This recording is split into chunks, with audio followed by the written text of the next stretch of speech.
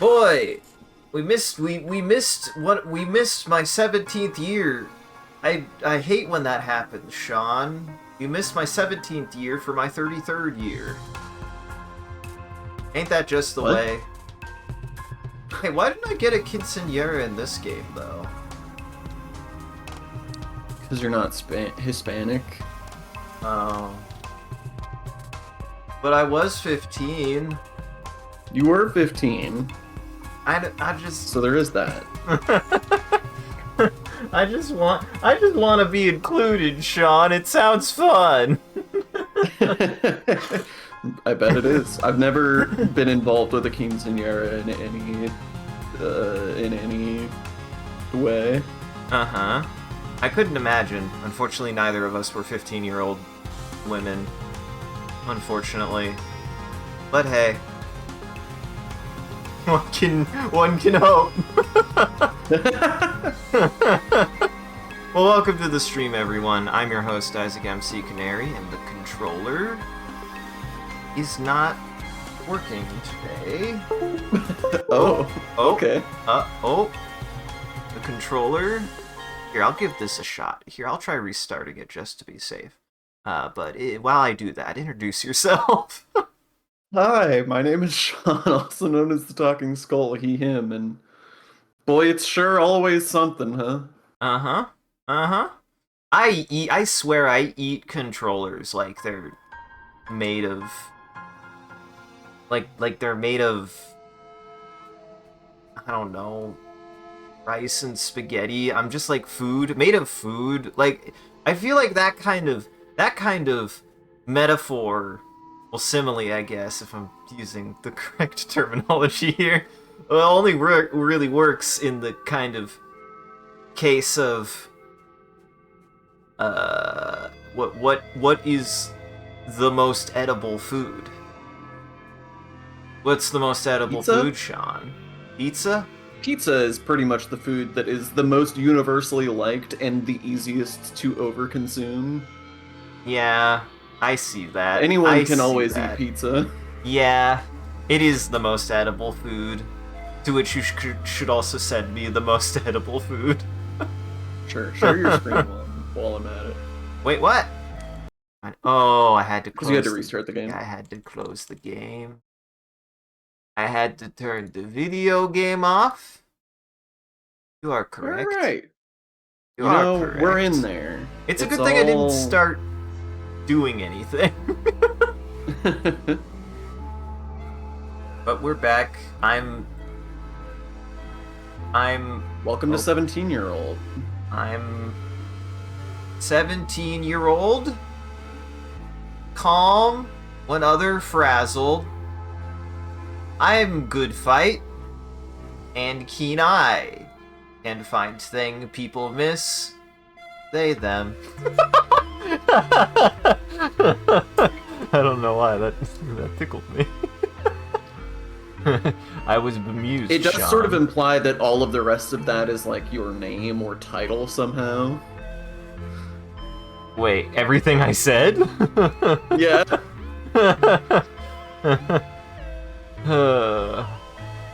I mean, I'm guess. Here, I got it. I know what my plan is. It's been 2 weeks.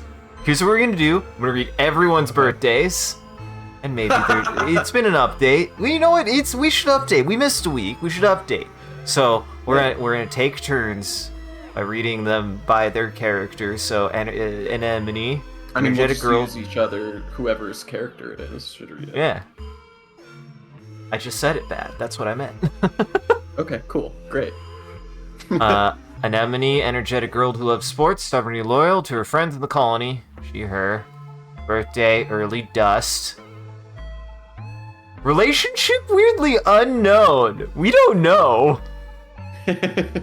We don't know. There's been some ambiguity there. Uh-huh. Here, I'll go to a switch. Tangent. Studious and mature girl, often too busy to play with the others. Devoted to helping the colony thrive via science. She, her. Late wet. It's good to know.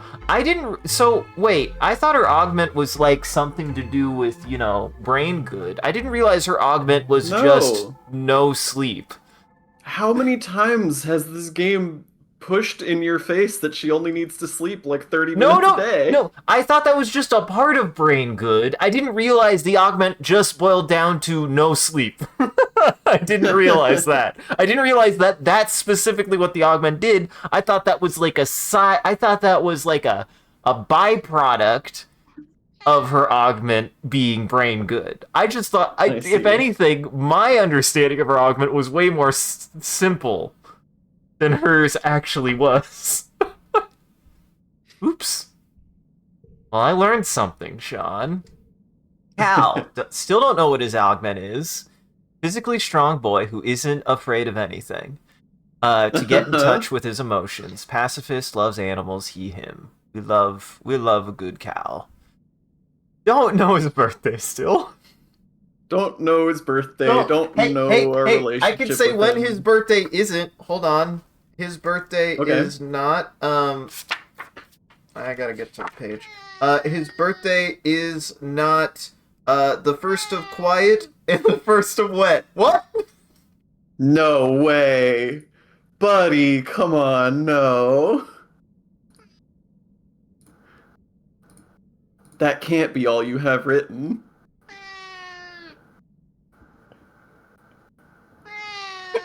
Milo's so mad at you. I can hear. I can tell.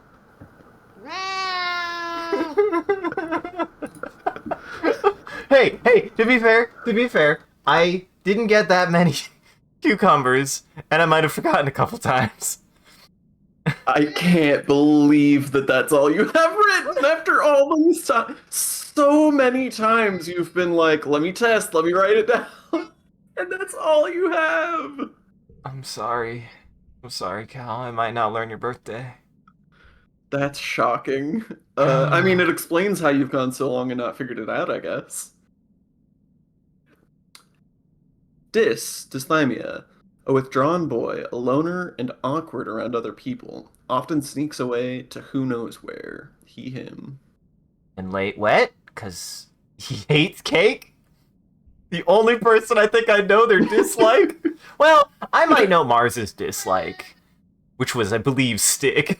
Yeah, I think Mars disliked Stick. Which, I think anyone could have guessed that. Marzipan.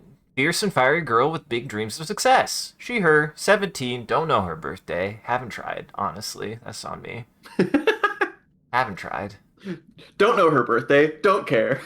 Yeah, sorry, Mars. I like Mars more than some of the new kids. So, that's I like Mars. I especially think Mars is one of the people who grows up the best. Oh, wow. Um, Interesting. So what you're saying is we should have a Mars run.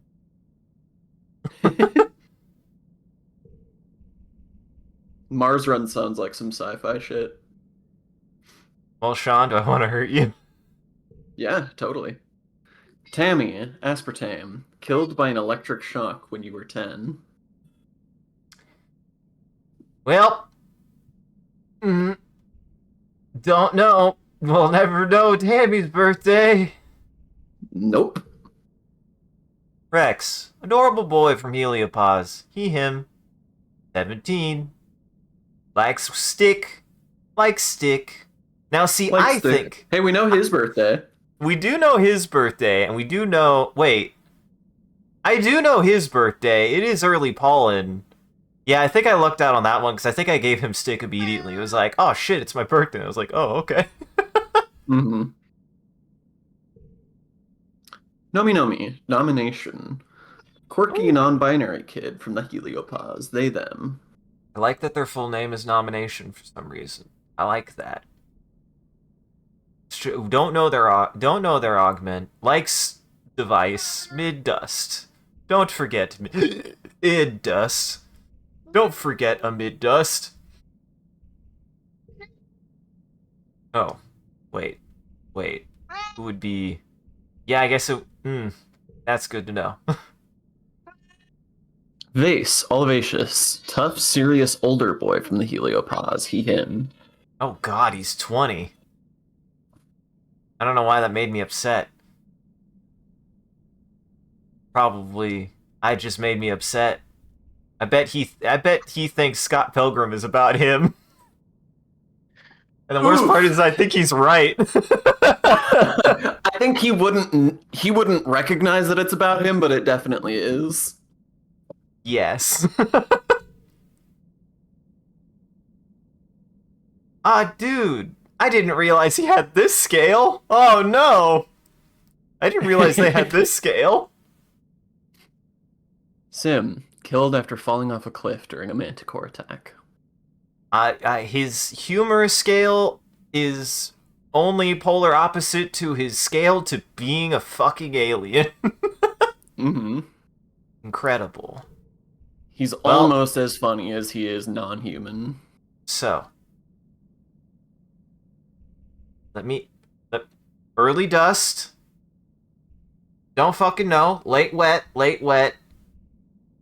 Early pollen, mid dust. Yes. I can remember that. I can do that. That can be done, Sean. Well, now I feel like regardless if they have a thing over their head, I think I need to talk to everybody because new art. I think I have to talk to everybody because new art. So we'll go in the only direction I know, which is left to right, because we read English. Cal and Rex are hanging out in the garden gazebo. You can hear their laughter echo through the garden long before you see them. Hey, solar plexus, Cal calls out to you, and Rex lifts his hand in a jaunty wave. Rex told me he wanted my help burying his bone in the garden. But when we got here, he said he must have forgot it back in his room. Do you believe it? Ha! Rex shoots you a long-suffering look and rolls his eyes. Rex, calm down. Rex, calm down. Cal is so pure and precious that he could not understand a sexual advance if it was smacking him in the face. If a bone was smacking him in the face, and you know what? It's okay, Cal. You'll figure it out. I'm sure he'll be a sweet boy to the end, and we respect this. Mm-hmm. Yeah, I like it. I like his art. Man, he got jacked. He got buff. He been done digging holes all this time. Yeah, he sure has been digging more holes than I have. I'll give him that. Wait, I guess Mars would be up there. Here, we'll do this the smartest, dumbest way. Nomi and Rex are talking together on the couch, legs intertwined. Rex spots you first and gives you a jaunty wave, and Nomi follows his gaze with a big smile. Hey, solar plexus, Nomi says, scooting over easily so there's space for you on the couch. Rex pats the cushion invitingly. We were just talking about whether we'd rather have a pet. We were just talking about what we'd rather have a pet. Uh-oh. But we'd rather have a pet. A hotbye as big as a unisaur, or a unisaur as small as a hotbye. What do you think? I wish I could answer that question. It's the classic one. Would you rather fight... What is it? Would you rather fight one horse-sized duck or 100 duck-sized horses? Mm-hmm. I mean... I might actually still go with the horse-sized duck. That's just like kind of a bigger ostrich. It's just kind of a bigger ostrich. Horses are fucking big, my guy. Yeah, like, that's true. Yeah, but like I feel like swarming horses don't have a lot of like weapons. The danger of a horse is that it's so much bigger and stronger than you are. But if they're the size of ducks, I feel like there's not a lot they can do to you. I mean, yeah. Even if there are 100 of them. Even if they're ducks, ducks are still birds, which are man's natural enemy. What? Would you not say? I wouldn't describe them as a predator of ours. No, but not predator, just natural enemy. Come on now. like an adversary. Yeah. They're man's I most see. adversarial creature is a bird. Not to say Yeah, that okay. birds are bad pets. That just means that you're willing to keep the enemy in your house. That's fine. Usually, I feel like, You know, listen, friends close, enemies closer, yeah. Like, and you can be friends with your enemies. They're still your enemies, though. That's fair. I mean, I don't know how else you could describe our relationship, so. Well, yeah, you're right. James and I are gaming buddies, so.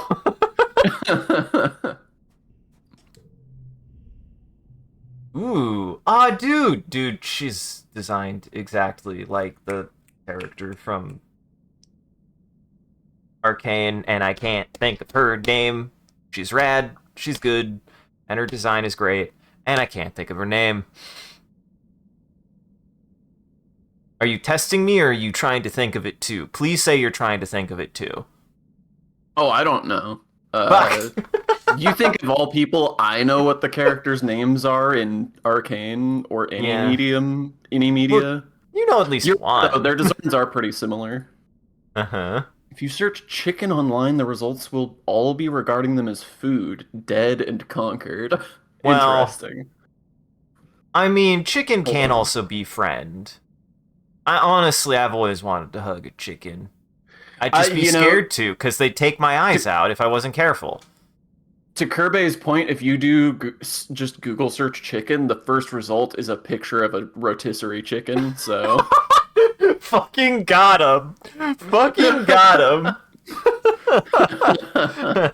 Eat shit, chicken, I guess.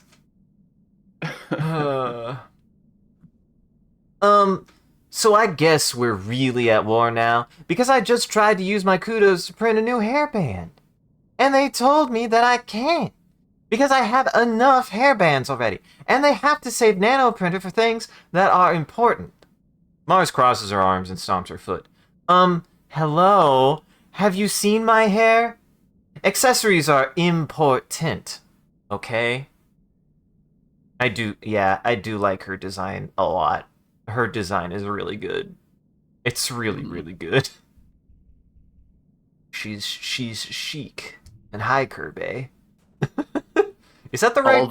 All those years caring about fashion paid off. Uh-huh. Is that the right... Chic is the right term, right? Yeah.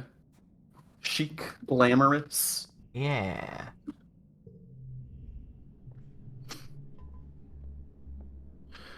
Vase and some other soldiers are standing in a loose circle and joking around. You see Vase make an exaggerated dog-like gesture, then a much more obscene one, and the other soldiers burst into mean-sounding laughter. Vase wipes mirthful tears from his eyes and hails you. "Hey, Solar Plexus! Got a joke for you," he says. "What's gray and furry and goes down easy?" I don't want to know the answer to that question. I want to know the answer to Nomiu's question, and I do not want to know the answer to whatever the fuck Base is talking about. Uh-huh. Unless, man, Rex is just getting around. That slut. I mean, that's almost certainly the joke Vase is making. Well, fair. That slut. No disrespect, though. I respect a good slut. You thought chic meant a fucking hell, Kirby. You catch alimony scarfing down some rations outside the garrison. I took a nap during lunch break and I ran out of time to eat, she says. Too much to do. Don't have egg for her. I need to get you egg. I need to get you egg. She needs an egg, Sean, in these trying times. Oh, damn. Ange looks really good, too. Mm-hmm. Tange is sitting before an array of hollow screens, all showing different graphs. Making decisions based on the mistakes of humans we purposely left behind on the Earth is foolishness, she says, between bites of her protein bar. We may as well ask the stars for guidance, like astrologers. No, I will not be taking questions at this time. Sorry, this is not a TED Talk. Go away, please. Why are you listening to me? This is not for you to hear.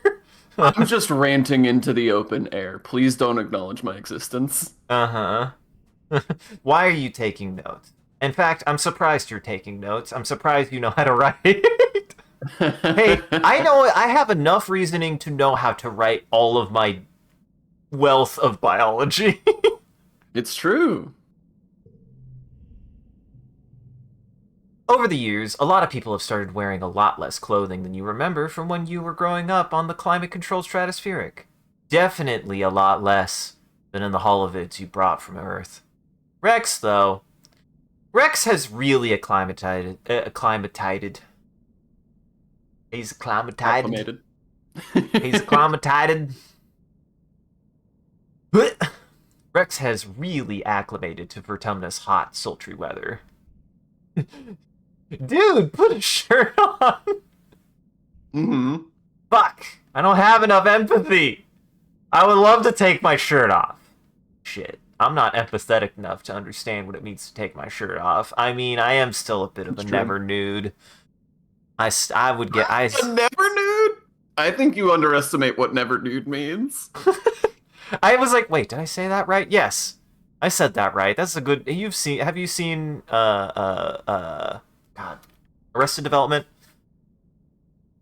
I've not, actually. We should... I feel like it's worth... At this point, I need to also watch some of it at some point if you'd be down to watch some. It's... From what I recollect, it's quite good, it's quite funny, and there's a very good joke about never nudes in it, and if you don't have any context, I won't spoil it for you then. It's pretty funny. It's a wild episode, if I remember correctly. Well, I don't necessarily want to flirt with Rex, not because he's not attractive. I just would be scared, even at this age. Mm-hmm. Listen, I have an unfortunate thing to admit, that I did not know how to flirt by the time you even met Misha. Let's be honest. It was not good for me. I was not doing great. One could argue that I still don't know how to flirt. It's tricky business. You just gotta figure out how to talk in a way that you can talk about something that you're into and it won't drive people crazy, or just assume that you don't care anymore. I think is what's more important. I mean, neither of those are flirting, but I'm glad for you.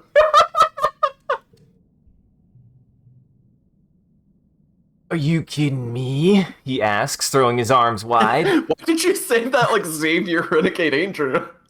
Are you kidding me? Are you saying he's not the peak of attractive form? I guess I would rather say they. I would rather say they for Xavier, because I would not want to attribute a gender to that creature. Xavier transcends gender. He truly you does. You only have one peni? Let me see it. It's still, oh my, I do What a love, beautiful nightmare. What a beautiful nightmare. I do love how they get so incessant on needing to know. It is need to know. The basis is need to know. Man, that phrase truly transforms into an upsetting form when you add the letter S to the end of need. Need to know becomes very different when it's needs to know.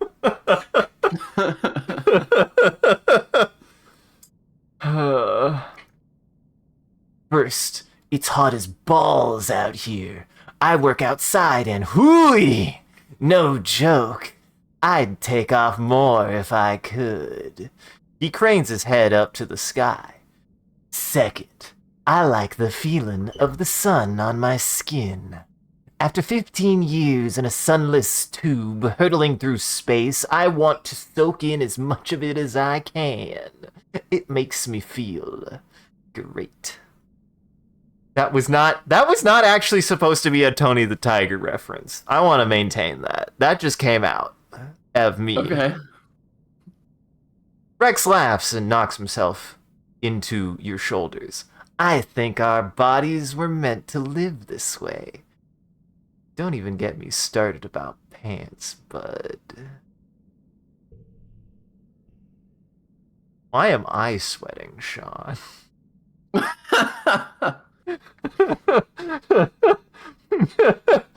You see now why I need to get Ari to play this game. It's yeah. Hell yes, I'm glad he has battle armor now. Hell yeah, he looks pretty dope. This war, Dis says, staring out into the wilderness. It doesn't make any sense. What are we fighting, anyway? Nature? So when will it be over? When the planet is empty except for humans? Dis shakes his head. Sounds awful. In the wise words of Zero, what are we even fighting for? Discord really hated that. I've learned recently Discord just hates my loudness in general. Discord hates cuts when you off a lot of my loud noises. Discord hates the screaming. I don't know how much Discord cuts off like my screams, but Discord does hate the screaming. It does. Discord does not like the screaming. Maybe Discord I should turn Crisp off after all these years. We need to hear the screaming. If there's no screaming on this stream, then we've betrayed our roots. What are we doing this for? Truly, what are we fighting for? Hey, that one actually kind of came up through a little bit. Yeah, that one I got a little bit of. I got a little slice of that. I was very careful and deliberate with my mic etiquette there. The fact that it still didn't all come through means that I probably should turn Crisp off. Because I really tried to get away from the mic for that. Have you been notified of the volume of your voice or something? What? Well, I said it like that. You just... I don't know what you meant. Listen, you don't scream that much, usually. Not usually. Not usually. But damn it, someone has to. Yeah. True. You're getting thirsty. You feel for your backup canteen, but it's missing. We did do this one already. Okay, we did do this one. Gotcha. Well, surely search for water. I think last time we toughed it out, but this time I think we search for water. Oh boy, oh geez. I mean, this isn't a bad starting hand. It's actually, this is a pretty good starting hand. Could work out. The calm temperament is not great, but... No, it's not. I mean... Yeah, I can't really get a straight. I can at least get a pair, which will be good. Only I could have had another red 6. Mm-hmm. If only my whole deck could just be red 6s. Uh-huh. Just the whole thing. If only I just had an entire deck of Botathlon champions, which I have so many of. That's the real secret to winning at this game, is you don't do anything except the Vertimnalia Festival. Uh-huh. You only get good for that, and that's it. Mm-hmm. Okay. Not bad. It's not great, but it's not bad. Oh, good! Oh, good! Okay, that's... We love that. 10.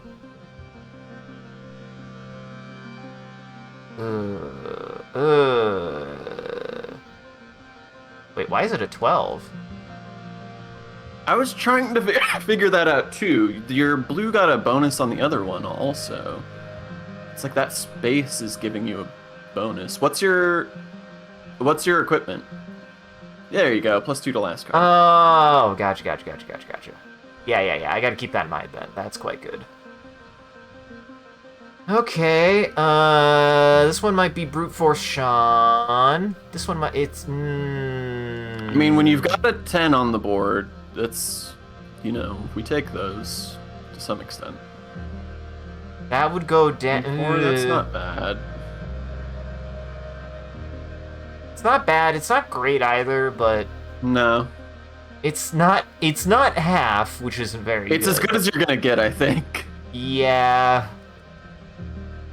Okay, Woo! okay. This I can deal with. This is good. Oh, this right here, Sean. This is good. Let's see. Yes. We do this. Right. Sure.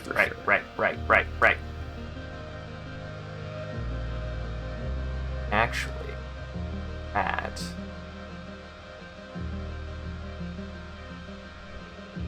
Bada bing, baby. Baba booey, baba booey. Bada woo, baba. Don't even need to get equal. Don't even need to worry about that. Hey, that Didn't gun even is need to cure the shimmer. good. Gun is good. I am concerned why I'm thinking about gun when looking for water, though. I am concerned about that, Sean. I know I did that to myself, but you needed to fight off the competition. There's no natural water around. oh, okay, so we did do that one. Yak. Let's see which way is probably gonna have the item.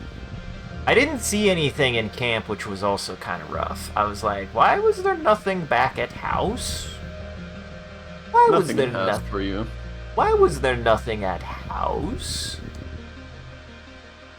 Okay, this is the flies one. Oh, wait. Yeah, this is how yes, this one normally goes. Yeah. You know, I probably should do them to. Oh, actually, this might be different. This might be different for reasons, Sean. Also, this bracelet is really gonna come in handy. Oh, what does it say about me, though, that I'm wearing the bracelet? After you rejected her? A really good... Giving friend. mixed signals, bud. Yeah, I'm a really good friend, Sean. I'm a really good friend. I mean, that still gives you a 2 there. Yeah, that's still good. That's just about as good as you could ask for. Yeah. Especially with this hand. Put the keep between rounds, and I got another one. Okay. Ooh, this is quite good. Ooh, this is quite good. Let's see. 3, 4, 5, 5. Yeah. Oh, this would be 5, 5, 6. That would be 5, 5, 6. There is a way to do 3, 4, 5, 6. That's 27. That's 27. You know, this might not be a bad place to use this, though. Yeah, that's fair. That's actually the better play. That's the great. way better play. That's silly that works that way, Sean, in fact. Wait. Yeah. Hey-yo. Yeah. There we go. That's using all of the brains inside of my head. All of them. That's unlocking 100% of your brain power. Just stirring it around. That's... But it's only 32. This is fine. Yeah, this is fine. Okay. Last one. We'll get +2. That last one +2 is really good, though. That last one +2 nice. it is quite good, actually. Ha ha ha. Da-dang. Even though this card is pretty mid, it still pays rent. Whatever that means. It means nothing. That's a bit unfortunate. I don't know why I thought that was going to get me more, but...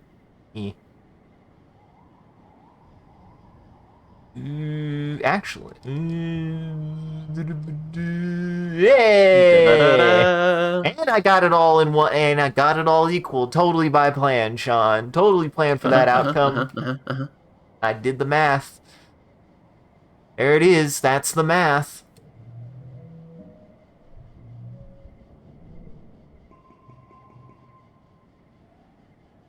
Okay.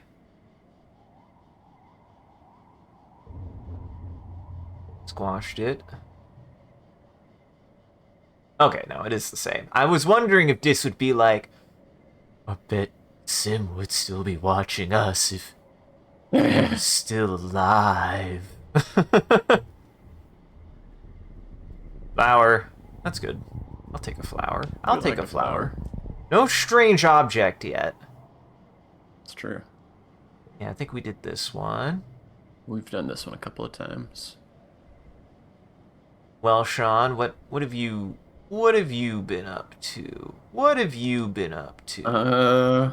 A number of things. I mean, we just rewatched one of my all-time favorite movies yesterday. It's true. Uh, It's so good. Anyone who isn't familiar with the film One Cut of the Dead, it is both one of the best horror comedies ever made and also the best presentation of what live performance is like, and I absolutely adore it. It is very, very good. Like it it holds a pretty special place amongst our heart. Oh boy. Sorry, that's just really good. Cuz like as somebody who didn't get into like kind of like live performance until honestly like later in their life, but always like had an interest in it. It's the kind of thing that when I watch it I just go, "Wow, this just looks like so much fun." And part of the fun is how everything goes wrong in that movie. It's so fun. Mm-hmm. Yeah, So, that movie is a blast, and it slightly boggles my mind how they managed to put it together. yeah, especially with the way that it works. Like it's truly phenomenal how that movie is like put together. I'm just trying some things. I'm just trying some things. Oh no, that would have been better. Okay. All right. The math was good. Wait, no. No, it wouldn't. I was like, what? For some reason I thought it was better. I thought it said 27. I don't know. I don't know, Sean. I don't know. Oh, well, okay. So if this one's last, now it's 4. But this would mean, yep, that would kill it. That would kill it. Hmm. Could always feed it a stick if you need to. That's true, but I've got 2 stick. It's true. We gotta preserve our sticks. Can't be throwing sticks out willy-nilly. We need them for... Oh, no.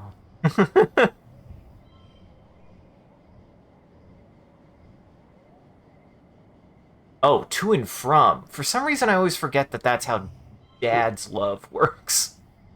Mm-hmm. Which is quite good. 5, 24, 25. That is better. That is better. I have a dumb idea. What if I... That... Oh, wait, no. That's not gonna work. Yeah, no. No, no, no. For some reason, I was like, it'll stay 4. No, it won't. That's not how any of this works. That's It's not the how... least 4 it could ever have been. Uh-huh. There we go. Okay. Alright. No, no, no. This is manageable. Alright. This is bad.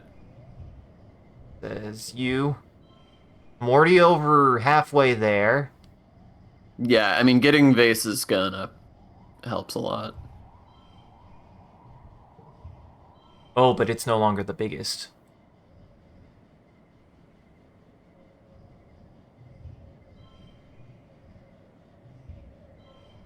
It might be worth it anyways, though. I didn't mean... no. There. Now that's rough. Okay, okay, okay, okay. Hold on. Hold on. Hold on. The math is mathing, Sean. The brain is mathing.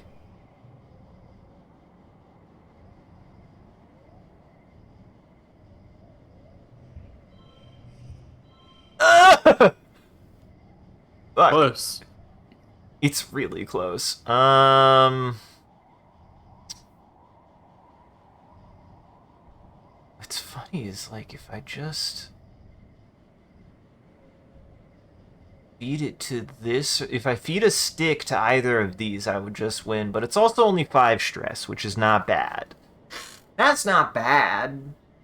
We eat 5 stress for breakfast. I eat 5. I eat 5 stress every day.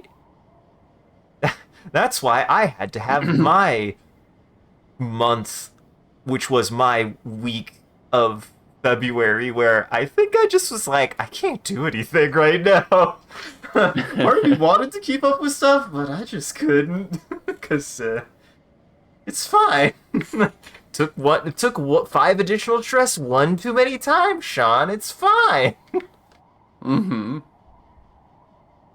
Yeah. But I max it, and we... No. The math there, that was not good math, Sean. The math there, pretty bad. Pretty bogus, actually. Was not ideal. But yeah, one cut of the dead is fantastic. It without like really any spoilers, because I think that part of what makes that film so good Not is even gonna talk to Utopia. I was just checking. I was just checking ahead. I will. You don't have to talk to Utopia. I mean, I do, though, so that way I can figure out what the stink swamp smells like. Probably. That's what I'm going to presume. But, we're not gonna talk that much about it. We just highly recommend it, because the less you know about that movie, the better it is. I think that one Cut of the Dead really only works if you do not know what you're in for, so... I don't think that's totally fair. Like, it holds up on a rewatch and stuff. Oh, but sure. yes, I agree that it works best if you go in knowing as little as possible. Your first viewing definitely should be, because absolutely there were things that I was laughing at that were different and even harder because I had a better understanding of what was going on. Holy shit. God, God, the mom. There's so many things I didn't realize, and it's so much better. Fuck. It's truly art. Truly, it's art.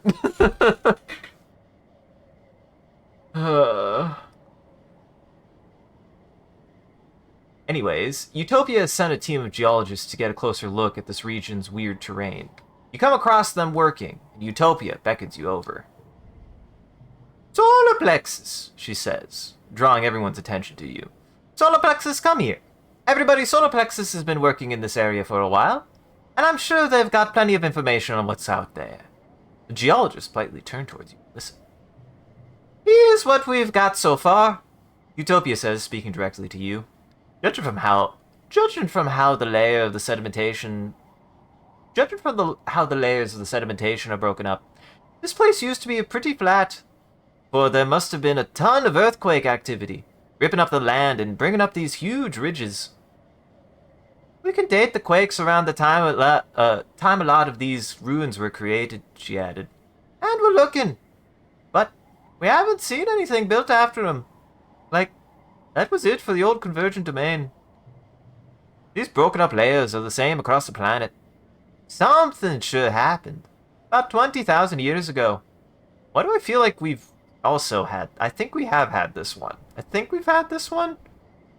Except I think this would be different, because this is what we discovered last time, right? I don't remember. You explain that below the sand, there's a thick layer of dark silica crystal obsidian stuff the convergent domain used. Utopia nods. Right. You could see it from the striations, yeah? It's one of the major landmarks in the geological timeline. Obsidian and earthquakes are both associated with volcanoes. But there are no volcanoes here. Not even a fault line, Utopia says, wiping her forehead. Just not natural. You set up a drone hive to measure the sediment layers along the cliffside and learn a few things about rocks. You learned about rocks. I Aren't you love happy? learning about rocks. This has been kind of a rough run. We have not gotten too much stuff.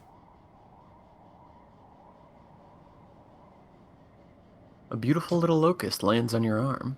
It calmly washes its face with its forearms and vibrates its wings like it's cooling off. Oh, poor guy's all alone. It's the locusts. Maybe this time I get eaten to death, Sean. I stress cry. Maybe.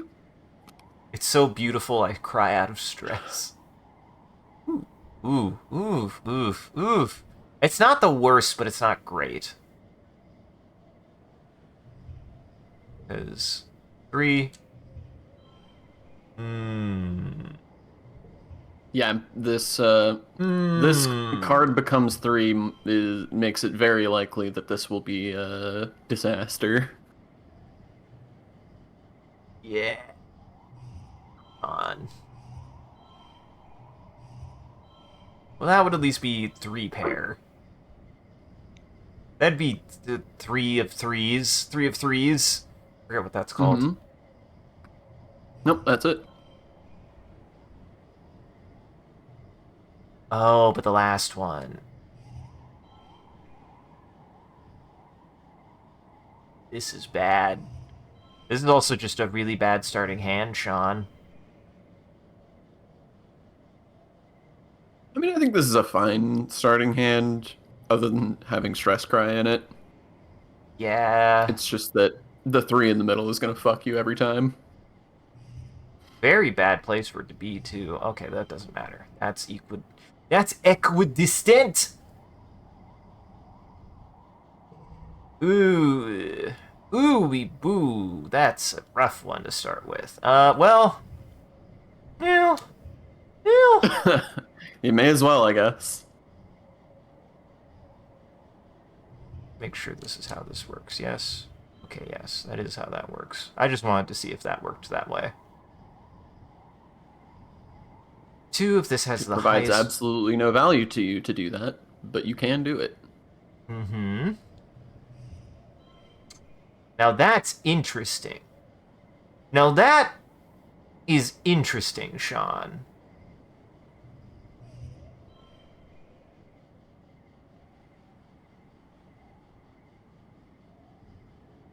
Wait. Oh, that's why. Interesting that that's also more... Oh, because of the wild? Because of the wild? Why is that? Yeah, making... Yeah, if they're wild, then you get the... Oh, but it gets +2. Yeah. That's 31. Yeah. I mean, yeah, that's probably the best. This is probably the best. This is probably the best I could do with this. That is hard 3 no matter what. And, I mean... Oh. Well then. I wasn't expecting better value out of that. Wait. Hold up. Because instead of having... Oh, they're all red. Because it turns it red. So you Yeah, get the yeah, extra 1 from Rex being red. Ooh! That's not good. That's not great. Sean, this isn't good. It's okay. Okay.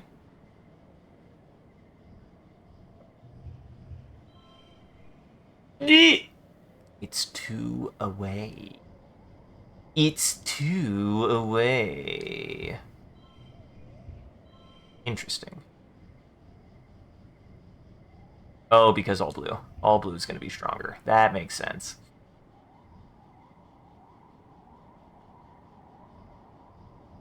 Yeah, that's not going to work that way. I mean, stick would do it, and I'm at 68 stress, which would be 23 stress. Man, this game actually makes me think about numbers. I don't know why that irritates me, but... It irritates you? I don't know why. God, that's so close. Ooh, it's so close, Sean. Ooey gooey, it's so close.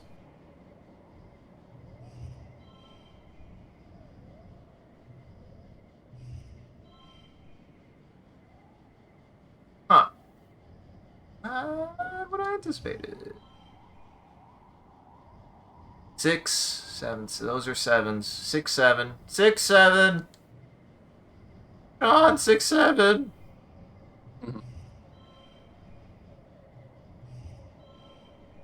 Yeah, I think that's the best I'm gonna get. That's the best I'm gonna get unless I use stick. I mean, at this point, I don't know if you even need stick. Right. Unless I use, if I don't want to take stress, I would use stick. But yeah, I might. It's 5 stress. Sean, we take 5 stress. Unless you're seeing, is fine. unless you're seeing a way to get 1 more point out of this, which I am not.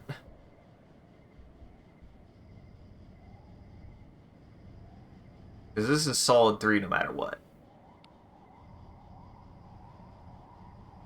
5 stress is totally groovy.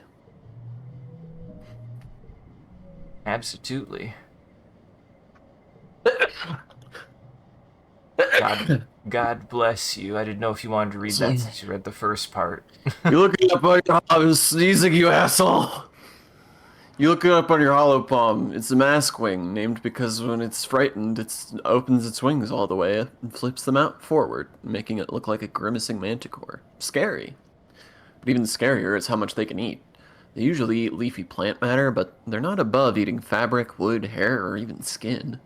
They swarm in dust and in hot places like the ridges. You see something out of the corner of your eye and look up from your new friend. Oh. In the distance, you see a haze above the ground. It's the locusts. Each one bigger than your fist. These insectoids can eat through their weight in under an hour. There are millions of them out there, and they'll be here soon. Your buddy takes off to join its friends, and you gotta go. You make it to your glider in time, thankfully. You come back to this place later in the week. What foliage there had been is now stripped bare. The only things still standing are the crystals, glinting in the sunlight. Well, I do feel like the deck has been much more consistent this time around, because boy, last time my deck was a bit rough, Sean. Your deck hurt. My deck hurt. My deck hurt. It wasn't great. It was not great.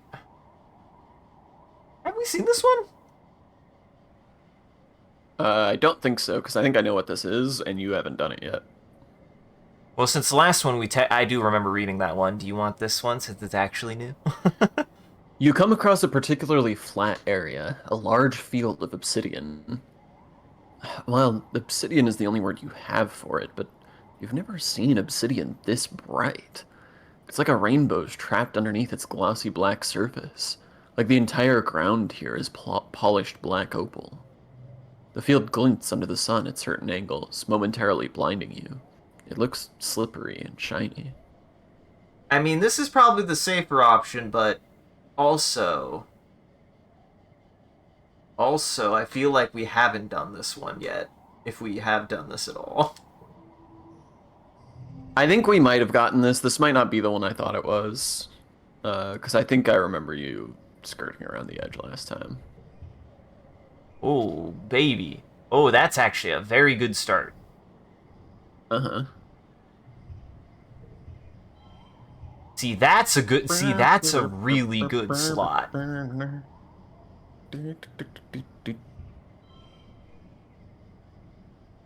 Having fun. Sorry. No, you're fine. I didn't. I just didn't know what you were. What you were. I didn't know what you were. What am I? What are you? Anyways. I mean, this is the perfect situation for Tange's focus, because, like, if you can buff that thing, it's really, really strong. Yes, now I'm seeing the advantage of having that buffed. That is quite good. Oh! Oh, jeez. Oh, jeez. I mean, actually, I might be able to get value out of this. Hell yeah. Mhm.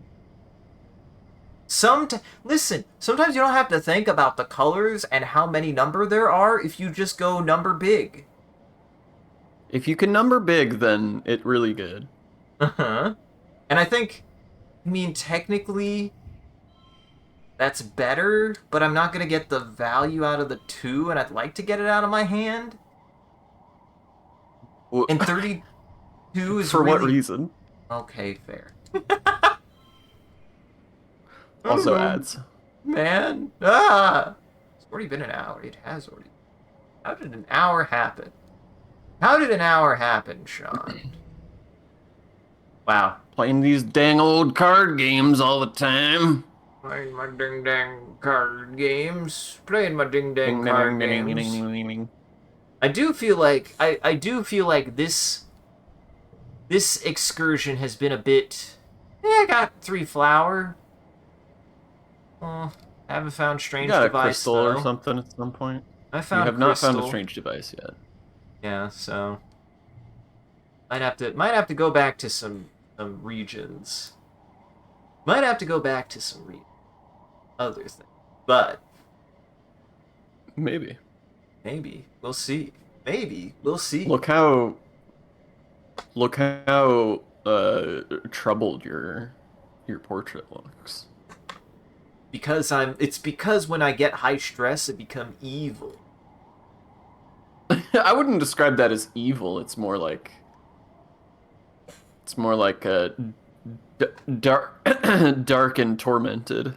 I was that's Shadow the Hedgehog. I was leaning back a bit and it looked like I was grimacing. See? You should have learned a thing or two about handling your stress. It's true. Uh-huh. Hi, Comfy. Comfy. Everybody's 17-year-old, so they're starting to grow into their young adult form, and they're all hot now. As every 17-year-old is destined to become, I guess. I would not describe myself as hot at 17. In this game? In this game, certainly. In real life, definitely not me. I don't think I turned hot until maybe I was like 25. I thought I was pretty ugly for a large portion of my life.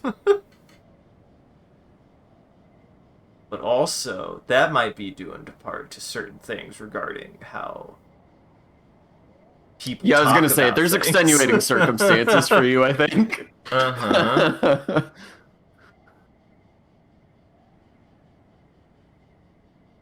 It's okay, Sean. It's okay, I suffered so the femboys now can feel good about their bodies. Damn it. I'm glad that you could bear this cross, Christ-like, for the entire femboy community. I sit upon the femboy crucifix.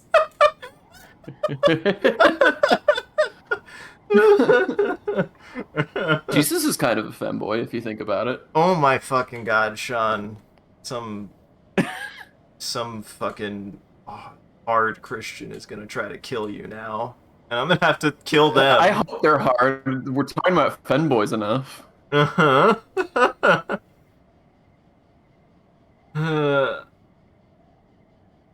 No, Comfy. I'm saying when you are 17 to other 17-year-olds, you're hot. There. I cleared it. Right, Sean? Except for Vase, who's 20. Except for Vase, who's 20, who's exclusively not hot. Because he's an asshole. I think Nomi Nomi's a little younger, too. I think Nomi Nomi might be 15 right now. We can find this out. Yes, she is 15. They are 15. So. Yeah. They are 2 years younger than I am. Welcome back from ads. Welcome back from ads, everyone. I'm gonna eat the tentacle. I'm gonna eat it. Can Isaac get 27 points for eating the tentacle? I mean, this one's easy. This It's one's easy. This one's easy, Sean. 27. Who even needs to play video games? It's so easy. It's so easy. Be my guest. Be my guest. My brain sucks. Oh? I Wha- just my brain Where did it go with auto-completed that? to go get fucked like all the rest. Whoa, that's powerful. Thank you. He's not hot because much like Garbodor, he's a garbage human being. Don't let Ari hear you say that. Ari and Lauren apparently stand Garbodor. They stand the Oh literal yeah, but Garbodor trash is objectively trash. Like that's not like a hot take. It's just literally true. No, you're right. You are correct. Garbodor is objectively trash is a factual statement. That is a 100% factual statement. You're not wrong.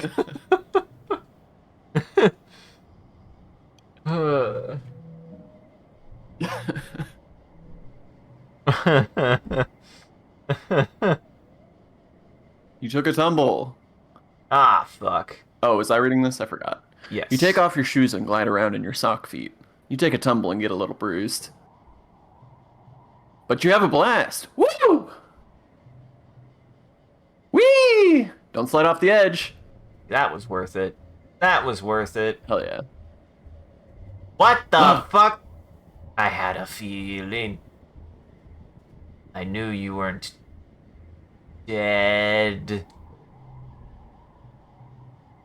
You're taking a sample at the base of a tree when you feel something patter off of your head and fall to the ground. It's a nut?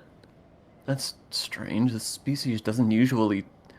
You look up and your stomach lurches when you realize you've been being watched this whole time. A pair of familiar eyes peers down at you from the branches. It's Sim? He grins down at you. Well, if it isn't the little human, have you come to visit me, Sugarbug? See, look! It's fine, everybody.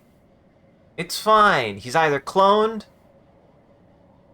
or he didn't die. I was trying to somehow make a joke. Comfy missed Sim dying. Oh, well. Tried not to let Sim die. You know, sometimes things happen. Now this would be... Why would I don't think I'd be this brazen, because I would be like, what the fuck? I thought you died. Uh-huh. Or I would think they're a ghost. Nah, I'd be like, but I saw you die. Did you? He says slyly. You'd think I would remember that. If you did witness my death, I apologize, Sim continues. He leans down from his branch, his long hair dangling just out of reach. I imagine I didn't enjoy it much either. Yes, I'm happy you're alive. Sim sighs gratuitously. Graciously. Huh? Just gracious sigh is funny to me.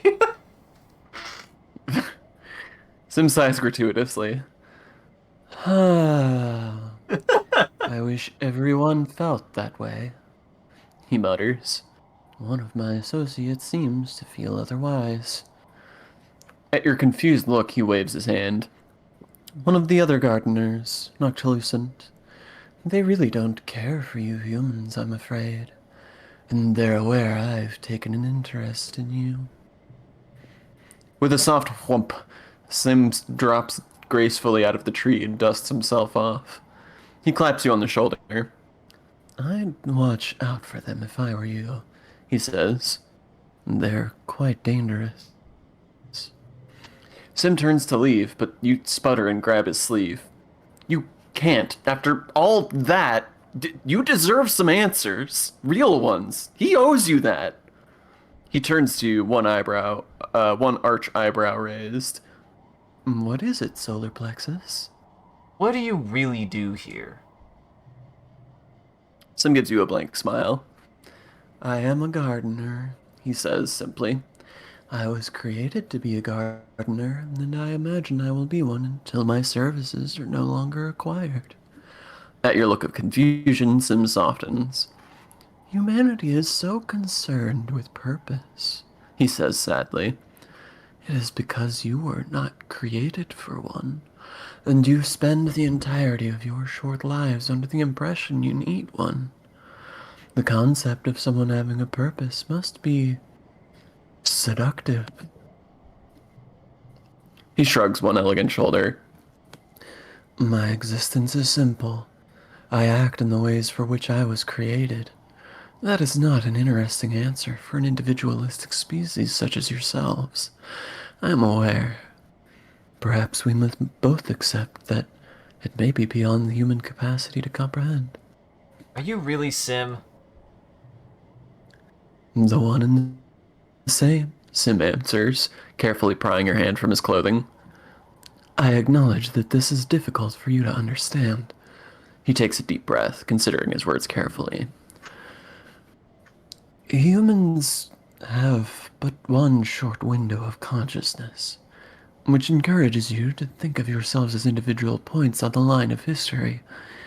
You are quite clearly not your parents, or your grandparents, or your unborn children. You are your own marvelous creature. He places his hand on his chest. I do not disappear when this form dies. I am eternal, in a sense. I am all who came before, and I am all who will come after. I am my own legacy. I am symbiosis. Ah, he was an elf. He tilts his head to the side as if listening to something and squeezes your hand. I fear I have said too much. I hope I can see you again soon, and that all may be revealed to you. Well, Sim loves me. Sim loves Thank you for being alive, alien elf friend. Uh-huh. Now I can decide whether or not we will become in a relationship. Oh yeah, you can probably give him your I could give him a vids stick. and stuff. That too. For not being dead, I could give you a stick. Oh my god. Oh, I can give him the data. Oh my god. That's what I was saying. Did you bring what I asked? Sim is standing in the shadows, wrapped up in his clothes like he's trying to blend into the jungle. He looks like a vid actor pretending to be shifty. You guess he's asking about the data he asked you to smuggle out of engineering. Yes, Sim. I definitely didn't doubt that you would ever be able to get it at any point, and I didn't forget at any point and thought that, I had all the time in the world to be able to get you this information. Ha ha ha ha ha. I knew it, Sim exclaims. I dreamed about it last night in my vat. And you're... Yeah. Yeah. Sim waves his hands dismissively. Never mind. Let me have the data drive. Yes, but answer a question first. Sim sighs and crosses his arms, but from a smile, you can tell he's amused by your little game. Uh-huh. Do a 360 no scope? I don't think so.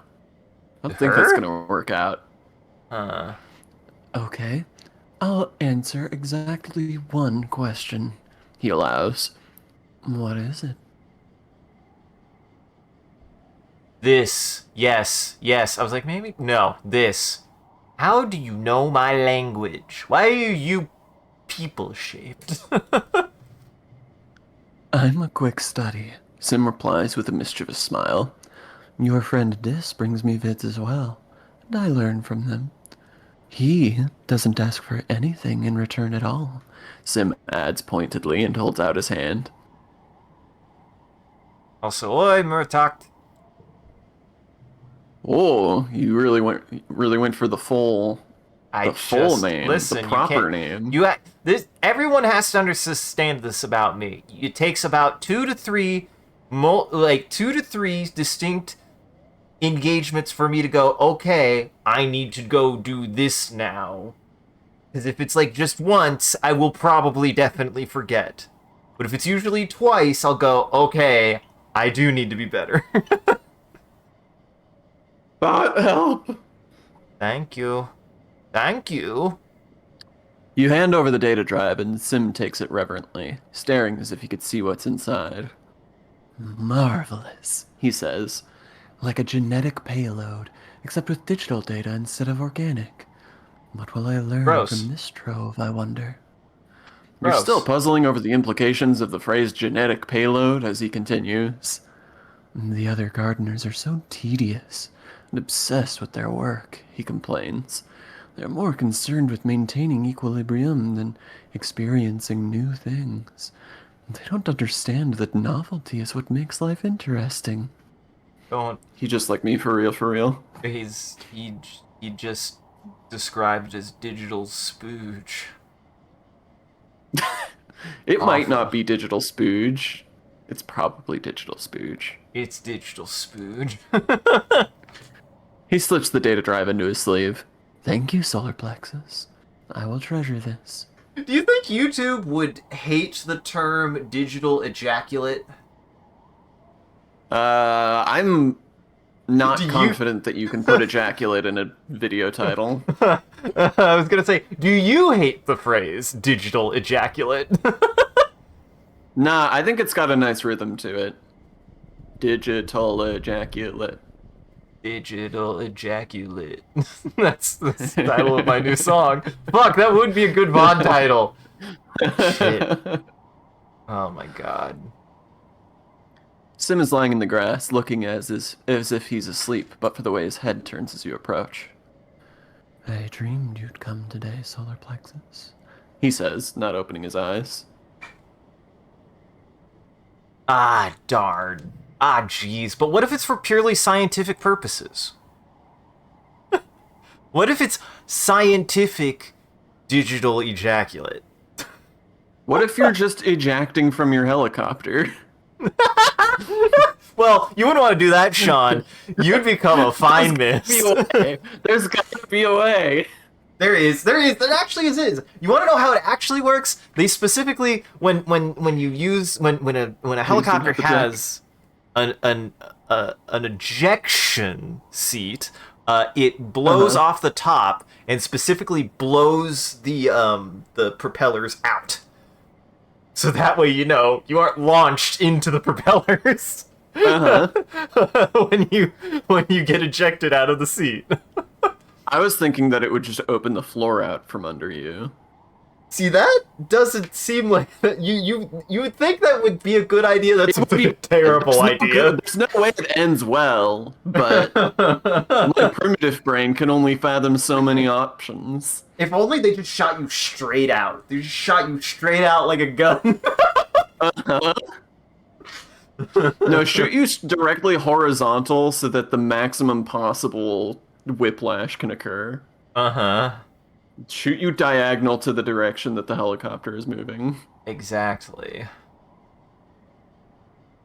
Or perpendicular, I mean, not diagonal. And please do not the jack. Please do not the jack. This time, you'll catch Sim doing something weird and alien. You send a survey drone to follow him and watch through your holopalm as he heads into the forest. He comes to a still pond and crouches by it, staring intently into the water. Then, with a flick of his wrist, he snatches an eel from the depths and bites its head clean off. Damn. Also, how do you feel about the correct spelling of your name, Jean? Jean. It does Jean. make me feel more important somehow. It at least I think makes it's you just more because it sounds Scandinavian. French. Yeah. Or Scandinavian, that's interesting. It makes me sound hoity-toity one way or another, so there is that. Mm-hmm. Wait, shoot you sideways like those what? That's a thing? I think where? I don't actually know if I know what Humphy's talking about. Then he looks up at the drone and gives you a jaunty wave, as if he knew it was there all along. Wait, does Sim usually eat raw living animals? Or was he just doing it because he knew you were trying to catch him doing something weird? John, should we tell them? Should we tell them? Dad, there's nothing to tell.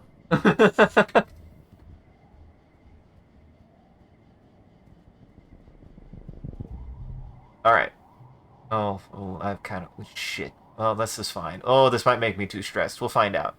Utopia sent you and Dis to study one of the large crystal outcroppings. Up. Up.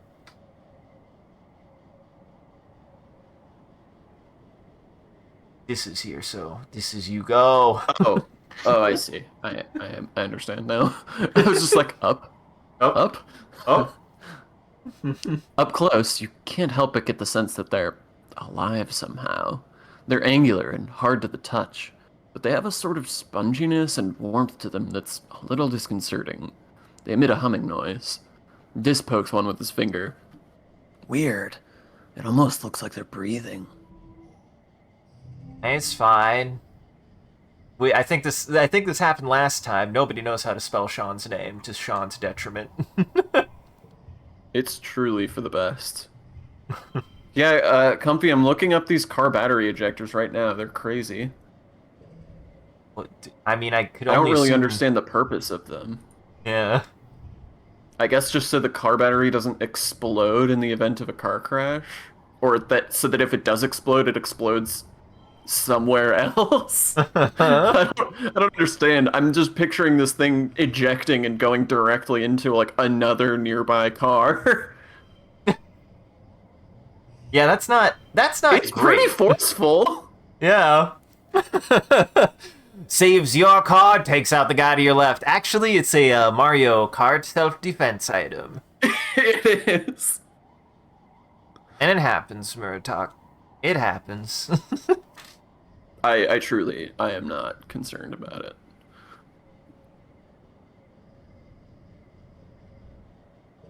I might not even need a straight to do this. Man, last time I was really struggling, and this time I feel like this time it's actually been going quite fucking well. Pretty well, it seems. Oh, that's not gonna happen. Why did I think that? You thought you were gonna be able to get that from a 2 to a 9. Uh-huh. I don't know what the hell I was thinking. To check that so the car doesn't burn down and allegedly prevents the doors from malfunctioning and keeping people stuck inside as the car explodes. That's so weird. Oh, that's silly. This is silly, what I just did here. Sorry. The math, it does work that way. Boy, that card is really good, though. Sean? Nomi's card? Nomi's card is so fucking good. It's incredible. It might be the best card that I have right now, yeah, especially I for wasn't a kidding red when deck. I said it was the best card in the game when you got it. I mean, it might not literally be, but it's up there. Yep. That's pretty good. Also, I want to... Oh, that's... Tutorial. Is this something that I just never picked up on? Do I get +1 to physical cards because of my stats? Or because of the challenge? I'm assuming it's my stats. I think it might be because of your toughness. Yeah. I don't remember. That would make sense to me. I mean, you can check what your perks are. Good. Yep. Yeah, that makes sense. You're so close to leveling up toughness and bravery. I really am. I'm literally You're 1 away from point toughness. off. And I'm 3 points away from bravery. But I want my empathy up. Mm-hmm. You notice that they hum the loudest at midday under full sun. The few crystals that have grown under shaded outcroppings are less vibrant than the others. They kind of look like convergent domain tech, don't they? This says. Like the organic obsidian, or the crystals embedded in the ruins. blocking the crystal sun, try uprooting one, try breaking one. Try blocking its sun. I need more of an emo pro voice for it. I'm sorry. I'm trying. How dare you? I don't know anyone really that I would describe as close to that than you. Oh, well, thank you. You're welcome. I don't know if I should feel good about being the most emo one. On a hunch, you cover up one of the On a hunch, you cover one up with the ferns. After an hour, it stops vibrating. Something deep inside it has gone dormant. The crystal turns clear, like the ones that were shadowed naturally. When you remove the fronds, its color returns. Oh, so it's like photosynthesis, Dis claims. But it's not a plant, right? I feel like, yeah, minor biologist is like, gotta take a specimen. They do indeed have roots, and they're really tough. You dig around the base of one and expose them so you can see. They're made of the same glass, but rough and frosted, and warm, much warmer than the surrounding soil. The roots go down deeper than you can dig. You won't be able to remove one without breaking it.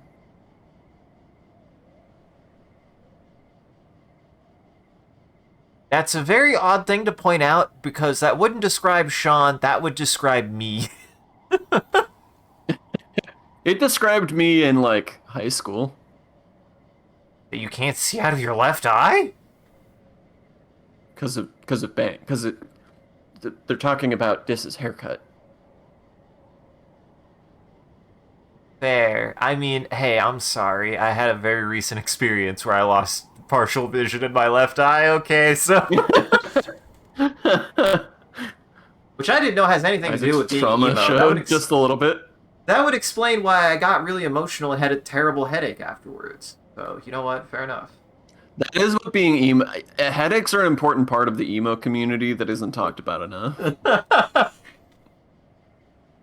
Had to break one. You wiggle one of the crystals loose, like a loose tooth. Wiggle, wiggle, wiggle, wiggle, wiggle, wiggle, wiggle, wiggle, wiggle. Boom. Well, shit. I'm not gonna get that sim stress buff. Fuck.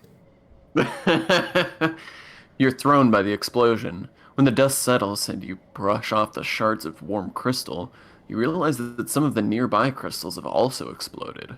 Are they connected underground? Oh, for sure. For sure, Muratakt. Yeah. Yes! I know my Corzal network when I see one, Dis exclaims. They're alive like fungus, but also kind of artificial like the convergent domain's buildings. I bet they were used to harvest energy from sunlight, like living solar panels. I wonder if they've been growing wild this whole time, or if they still power something. He stops. Wait, are you okay, Solar Plexus? I'm just fine. You dust yourself off and scribble excitedly in your survey notes. This is an important scientific discovery. Well, good. I'm glad it was worth it. Now you're tired and you need to go CP time. Now I need to go home because I was nuked. Fuck, I was one step away from strange device. It's your 17th birthday, but it's not just your birthday. Quiet is a time of new growth, a celebration of life and hope. Not just for this year, but for humanity's presence on Vertumna for years to come. You and your friends are the symbol of that hope. Quite literally. You are the future of humanity. As you're all beginning to take... That was oddly...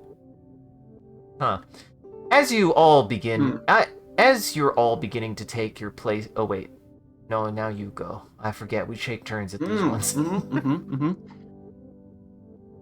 As you're all beginning to take your places as adults in the colony, the council has decided to throw a party in your honor. The Vertumnan Youth Ball. Mars is organizing it, of course. You get an embossed invitation, on real paper, slipped under your door.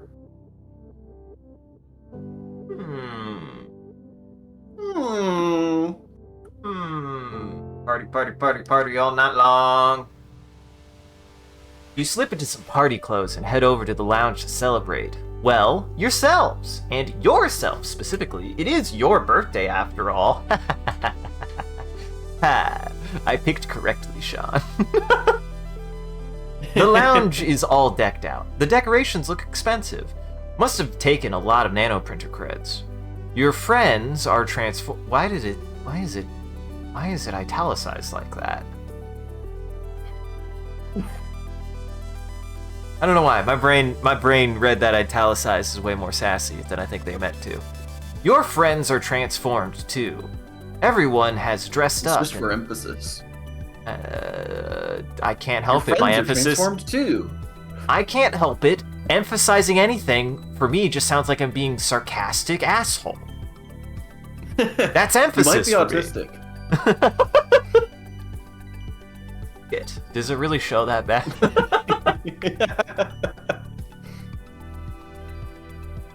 Everyone is dressed up and looking like the young adults you're becoming. You can hardly recognize some of them. Some of them are garbage people, that's fair. Uh-huh. Mars catches your eye and waves. Her bangles. Mhm. I know that's like a real hair thing, but it did fuck me up. It's not a hair thing. Oh, bangles are those the things you put on your wrist? Yep.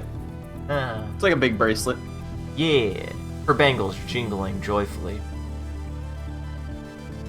I really thought that like her like side hair tuft, I thought that was the bangle. I don't know why. Interesting. Uh-huh. That my wife? Not necessarily.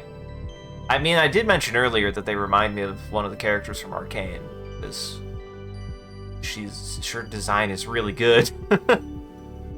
Both of them, they're both designed very similarly, and it's a really good design. Comfy. She looks like a model from her holo mags, every inch of her brimped, painted, and perfumed. I don't know if I've ever said that word before. Solar plexus, happy birthday! I'm glad you could make it, she says, over the steady thrum of the music. Drinks are all over there. Make your song requests a congruence, and take off your shoes. Look down at your boots, then back up at Mars skeptically. She rolls her eyes and does a little bounce. Sock hop, just like Earth, duh. That's Cal. At the refreshment table, Cal is stuffing his face in with party food, and Rex shoves 2 glasses of punch in your hand. Gotta stay hydrated, he says, pouring himself another glass. We'll be sweating it out one way or another, he winks at you. This is stressing me out. Look, Marat, you got it right just now, so I don't know what you're talking about. Also, get yourself some sleep. Mm-hmm. Wait. Comfy, I don't know if you were here for this part. You might have missed it, but Rex is trying to make that a gay couple. Uh-huh. Rex honestly just wants everyone. And I mean, look at him. I don't blame him. Don't let them fool you, Tangent mutters, joining you. She smears a glob of something pink and meaty looking on a cracker. It's a well-documented phenomenon that people inexperienced with imbibing alcohol will begin to act as if they're drunk even if they're completely sober. To Rex, she adds, I mean, of course, that I am not going to suffer any bad behavior. Rex grins as he pulls a flask out of his vest and pours a healthy addition into his glass. Who says it's gonna be an act? I'm gonna get fucked up. Mm-hmm. Let's get a little loose. Come on, it's a party. Music changes to something with a fast pounding beat. Rex throws his head back and howls. Woo! It's time to dance. I'm gonna tear up this dance floor. Check me out. I'm gonna tear up this dance floor. Oh, fuck yes. Interesting. You, Rex, and Mars take to the dance floor. After a while, Alimony follows, pulling bass behind her. You all dance until it feels like your heart is going to burst. From excitement, from exertion, and from the sheer joy of throwing yourself around the room with your friends. Nomi, who's playing DJ with Congruence, spins something up a lot slower, more romantic. Grab a partner and pull them in close, they announce dreamily. Or whatever distance you both feel comfortable with. Fuck. Is this even here? Think about Sim. That's pretty good.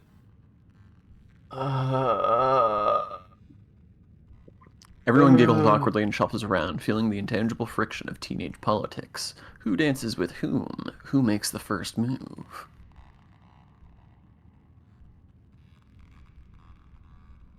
Fuck. Shit. Tell us your love story, lover boy. Yeah, tell us your love story. Fuck. Don't you do this to me? What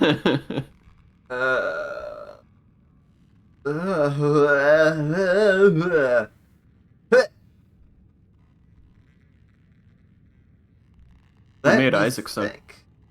nervous? Because this is Sean. Much like suicide, this is a very important decision in every teenager's life. Whoa!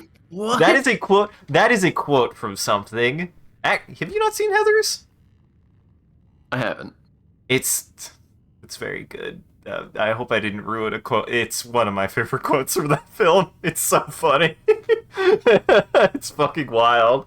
That is pretty wild. It's a good movie. I enjoy it quite a bit. That's my favorite quote from it, though. It's it's fucking rough.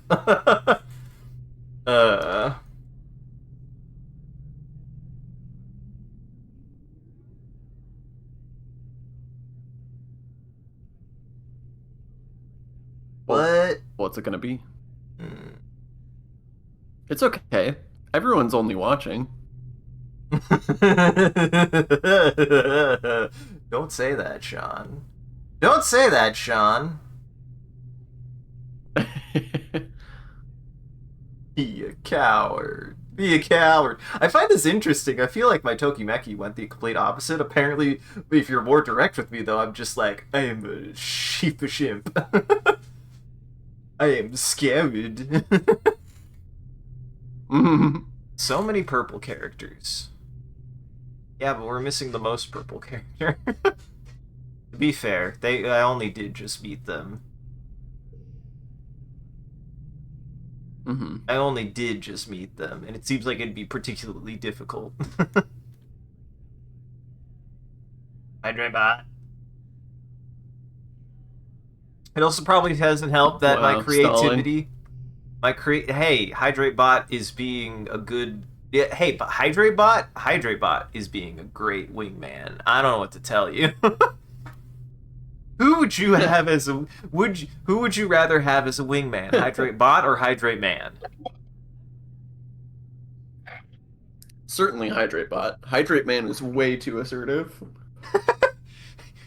We respect Hydrate Man, but you're not wrong.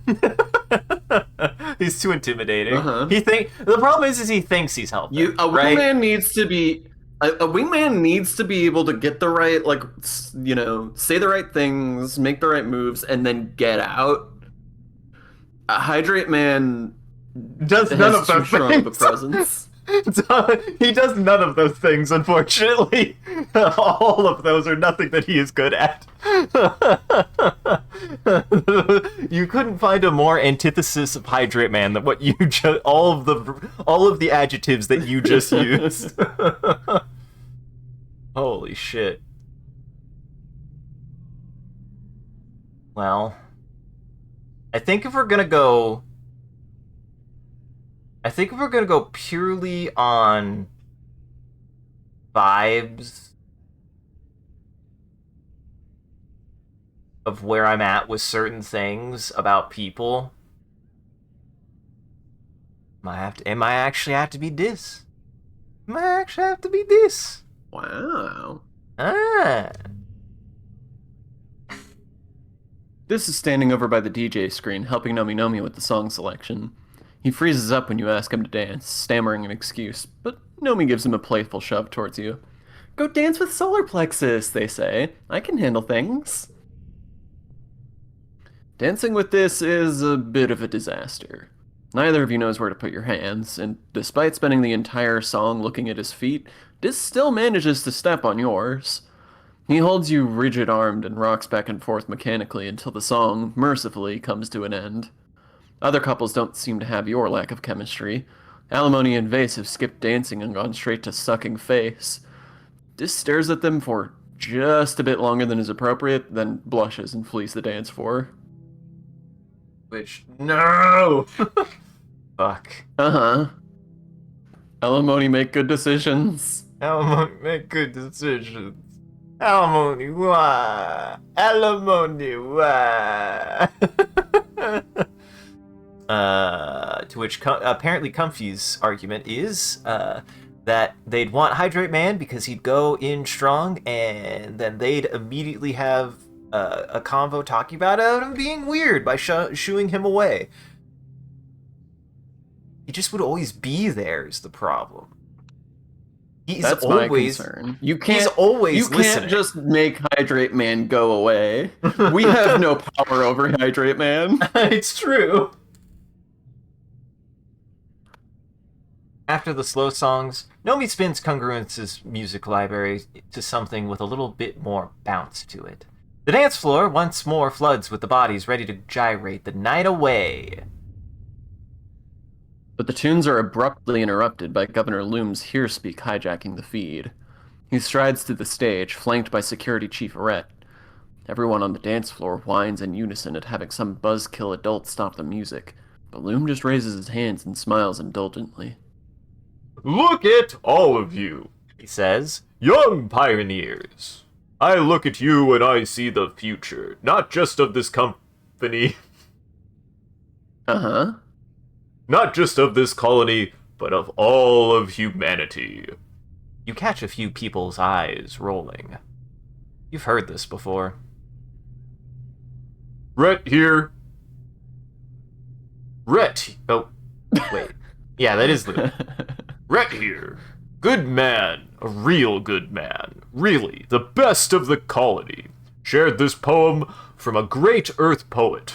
Loom continues. Now, I'm not one for poetry myself, but damn if it isn't something. Damn if it's not something I want to share with you kids tonight, on the eve of something.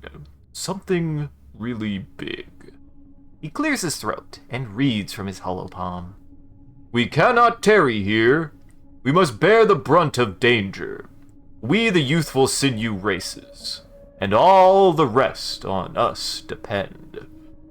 Down the edges, through the passes, up the mountain steep, conquering, holding, daring, venturing, as we go the unknown ways. Pioneers, oh pioneers! We primeval forests felling, we the rivers stemming, vexing, we and piercing deep the minds within. We the surface broad surveying, we the virgin soil upheaving. Pioneers, oh pioneers. No. Gross. Boring. The poem, not Comfy's comment.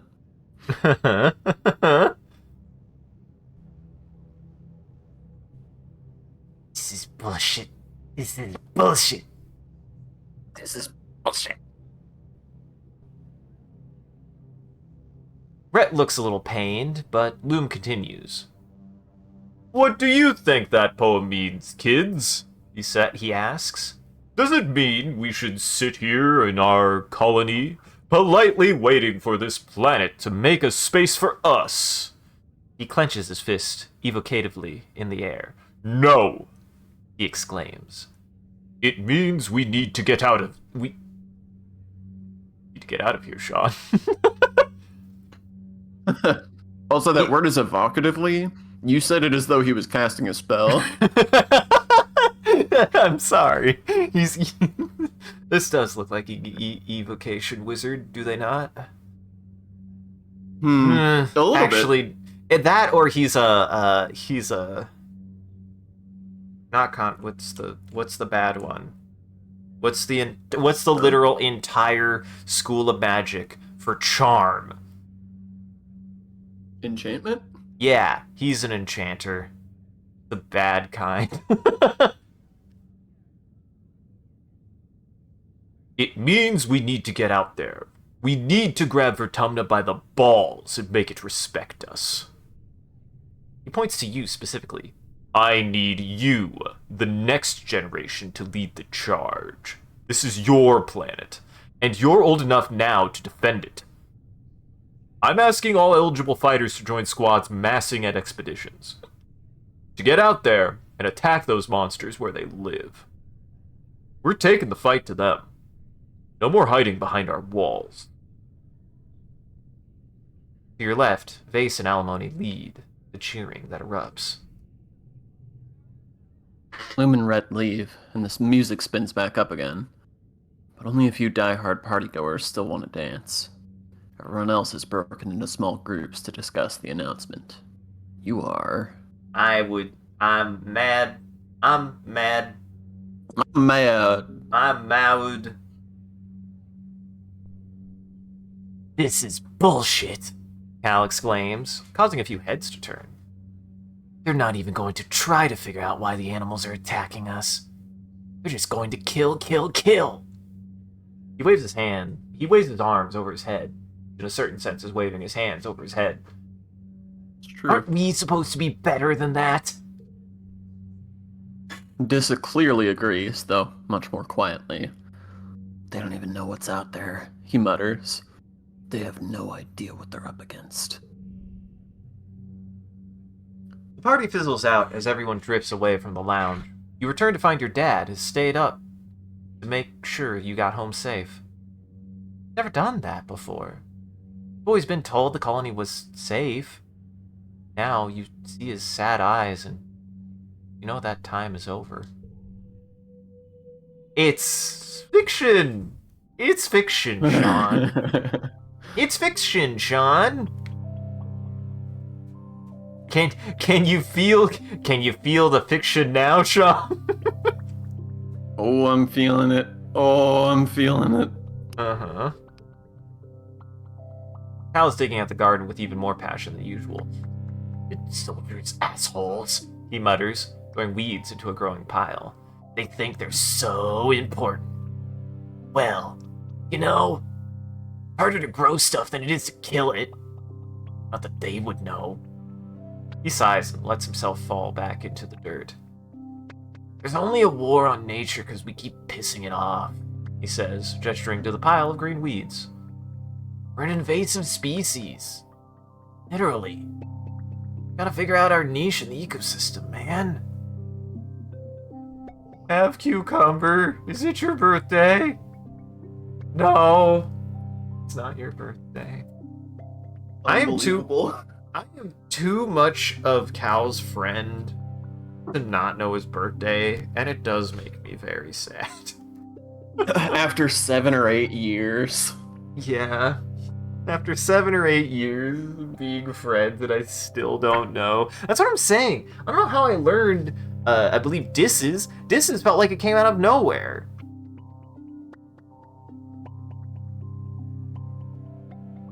Sorry, bud, you're just bad at the video game, I guess. I guess I am. I'm just bad at birthdays. Let's be honest. I'm just bad at birthdays.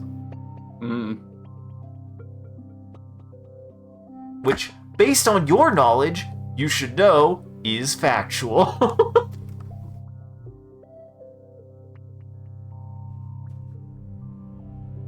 You're looking around for Cal when you overhear him, just around the other side of the geoponics dome. For the last time! Leave me alone! Doesn't sound good. You get closer and find Cal facing down Rhett and Vase. They've cornered him, their body language calm and relaxed, while Cal's so angry he's almost shaking. Cal, please listen to us, Rhett says, spreading his hands. We're not here to conscript you. I can't force you to join the army. All I'm saying is that I need good, loyal, strong men like you out there on the front lines. Rhett smiles.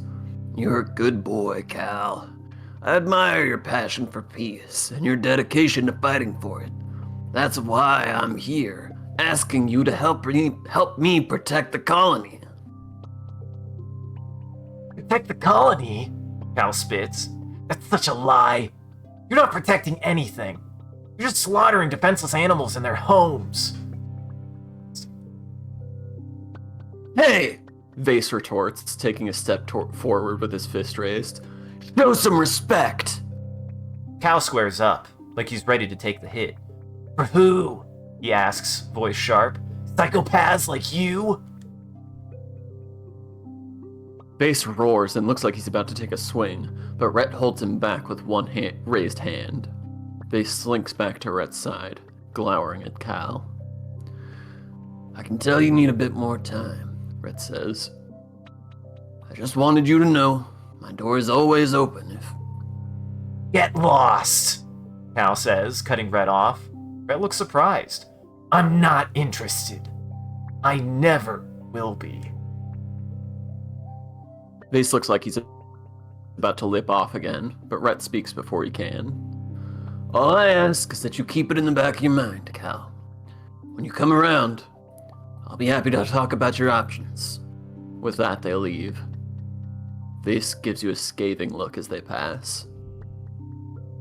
Cal sits down heavily on the stack of fertilizer he must have been carrying before Vase and Rhett cornered him.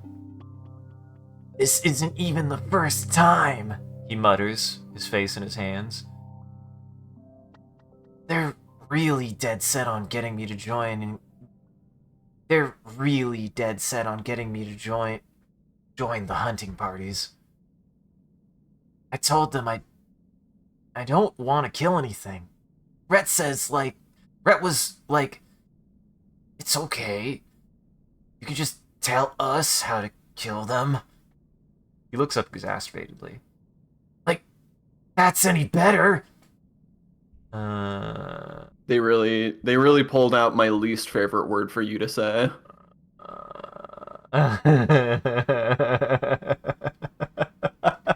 I'm sorry. It's maddening. It's truly maddening. I wish they would leave you alone. Me too. Cal sighs. They have a really messed up idea of what it means to serve the colony.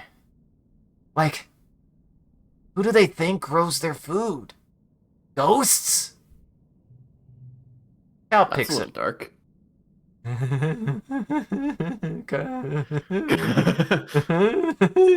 Mommy. Cal picks at a loose thread on the sack he's sitting on. Man, this whole war is light speed, stupid, he mutters. Luminous people come crashing in here. Think they run the place because they have bombs and guns. And nobody stops to think, like, maybe we're actually the invasive species here. I need to drink some water. This is hurting my throat. This is why Cal is the best boy. Mm-hmm. It's true. It's true! Also, I know that was a while ago, but...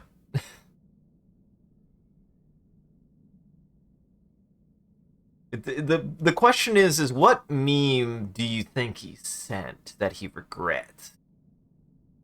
Because this is the thing about Rhett is a hothead, but you can tell that he still has loyalty to the original crew, so he's not just trying to go off the leash, I think. I wouldn't really even describe Rhett as a hothead. Like, Yeah. Rhett's pretty even keel. He's just aggressive. Mm-hmm.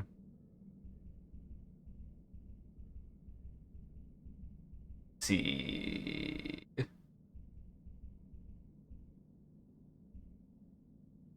You have a right to live here too. Cal will not like that. Cal won't like this. Mm-hmm. Cal will remember this. What can we do about it, though? I don't know, man. I'm just a farmer, Cal says. But even I know there's got to be a better way than this. He runs his hands through his hair. There has to be a way to live in harmony with nature. You're right. You just have to find it.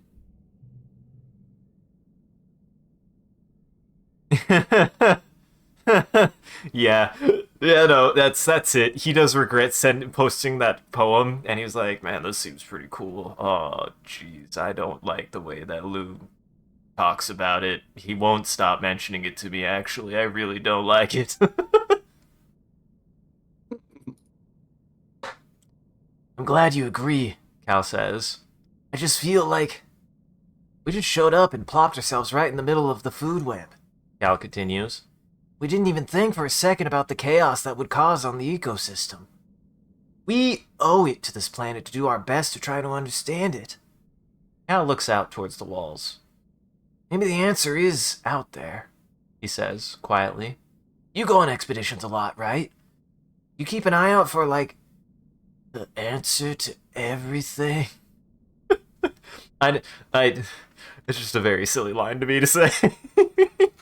Uh-huh. I mean, I think it's self-aware. I think he understands that he doesn't even really know what he's asking you to look for. Mm-hmm. Cal's shoulders slump in a sigh, and he pushes himself to his feet. Man, I wish I could still talk about this stuff with Anemone, he says, slinking the sack of fertilizer over his broad shoulders again. You can see why Rhett wanted to get him in the Defense Force so badly. That's a good line. That's a good detail. I like that, Sean, a lot. I miss her, Cal admits. I miss that we used to be so close when we were kids. He shakes his head.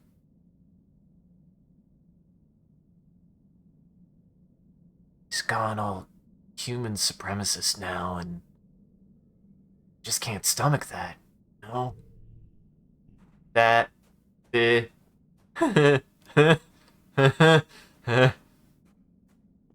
Sean, it's fiction. Sean, it's fiction. God, none of it is real. Oh, hey, Nem wants to talk to you. Hey, Nem! Buddy? Bud? How you doing, Nem? How's it going? You don't look so hot, actually. You look kind of upset. You're catching up with Alimony between her drills when she looks over your shoulder and frowns. Newton's bloody apple, she curses, seeming to shrink behind you. She's here again. You turn, and at the other end of the garrison, you see a small crowd of young soldiers forming around Chief Steward and Anicetus. She's handing out lunch tiffins, doling out hugs to anyone who comes within melee range, which is quite a few of them. You've noticed just from hanging around the garrison, even some of the transplanted Helios soldiers have started calling her Auntie. This must be why. How dare you? Don't you creepy-faced here. And yes, she does have... She doesn't have twin drill, she just has the drill. Out of the back of her head. That is true. She comes by every couple of days, Alimony grumbles. Like we're still kids in the creche, playing in her skirt. It's so disruptive. Eventually, the crowd around Antecedent thins, and she makes it over to you and Alimony. She greets you with a warm hug.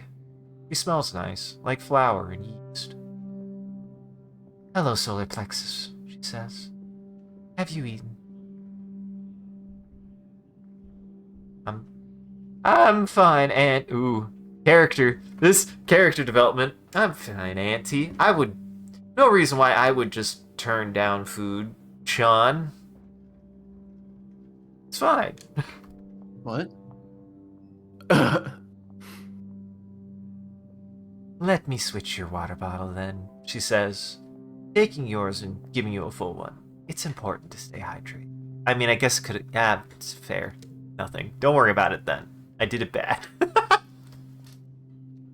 Okay.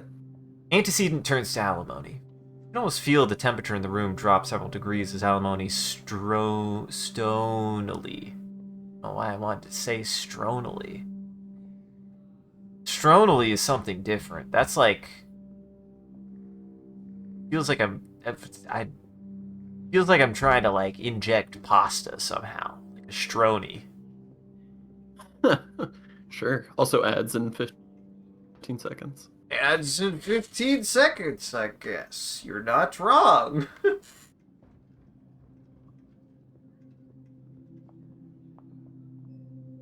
Oh, stonily. The word was stonily. It was stonily. I just can't read again. Don't worry, Comfy. This is normal. This was me actually reading it wrong. This wasn't the game. How would you use the adverb? Stronally? I mean, good job on knowing your parts of speech. It would be an adverb. Stronely. In a manner akin to strone. Or strony. Stronely.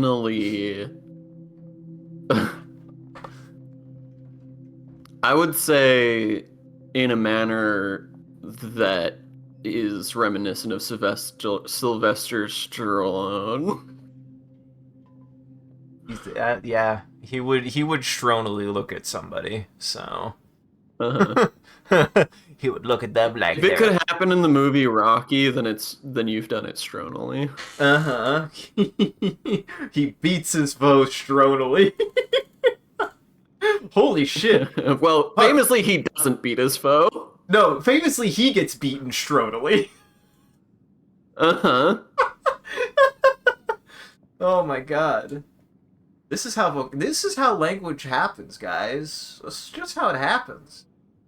Textbook. We just made a word. Mm-hmm. We're goddamn Willie Shakespeare now.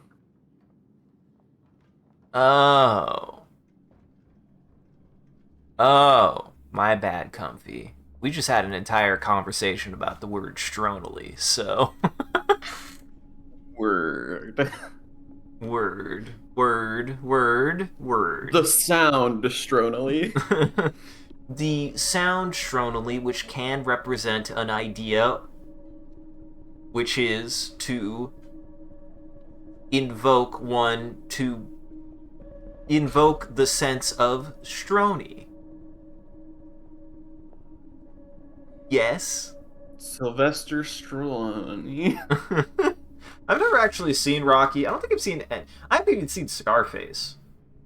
I remember friends Scarface watching is it. not Sylvester Stallone. It's not? No, it's Al Pacino.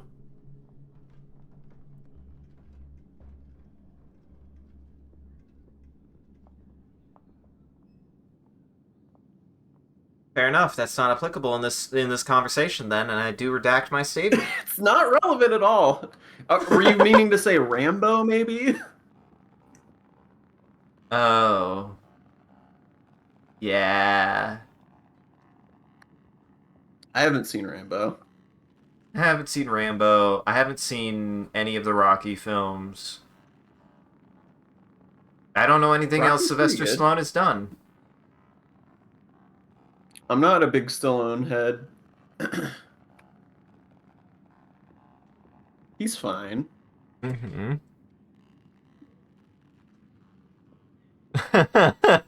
How dare. Listen, just because he made up half the words he used, just because he made up half the English language doesn't mean you can call us out like that. He made up the...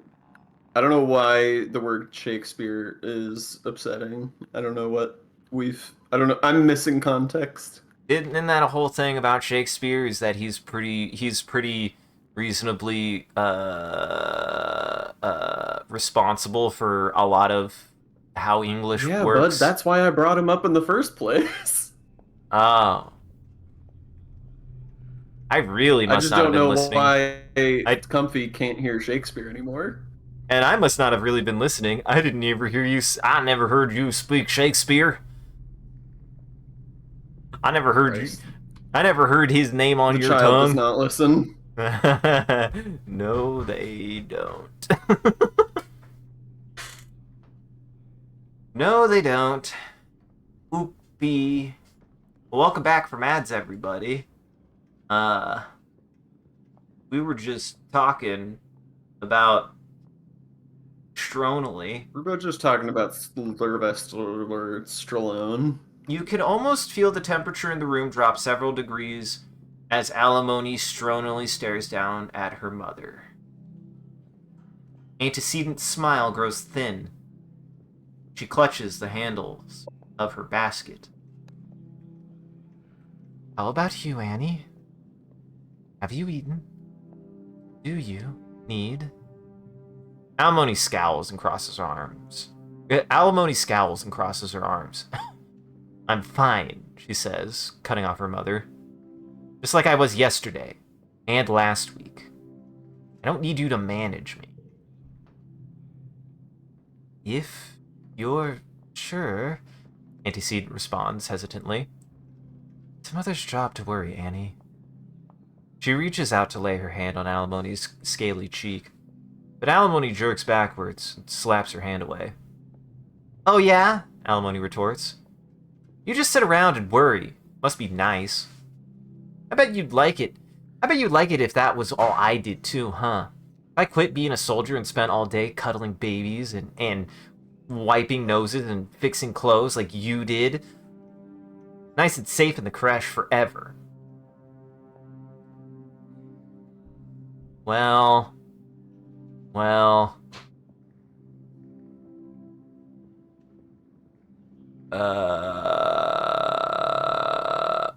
Wait.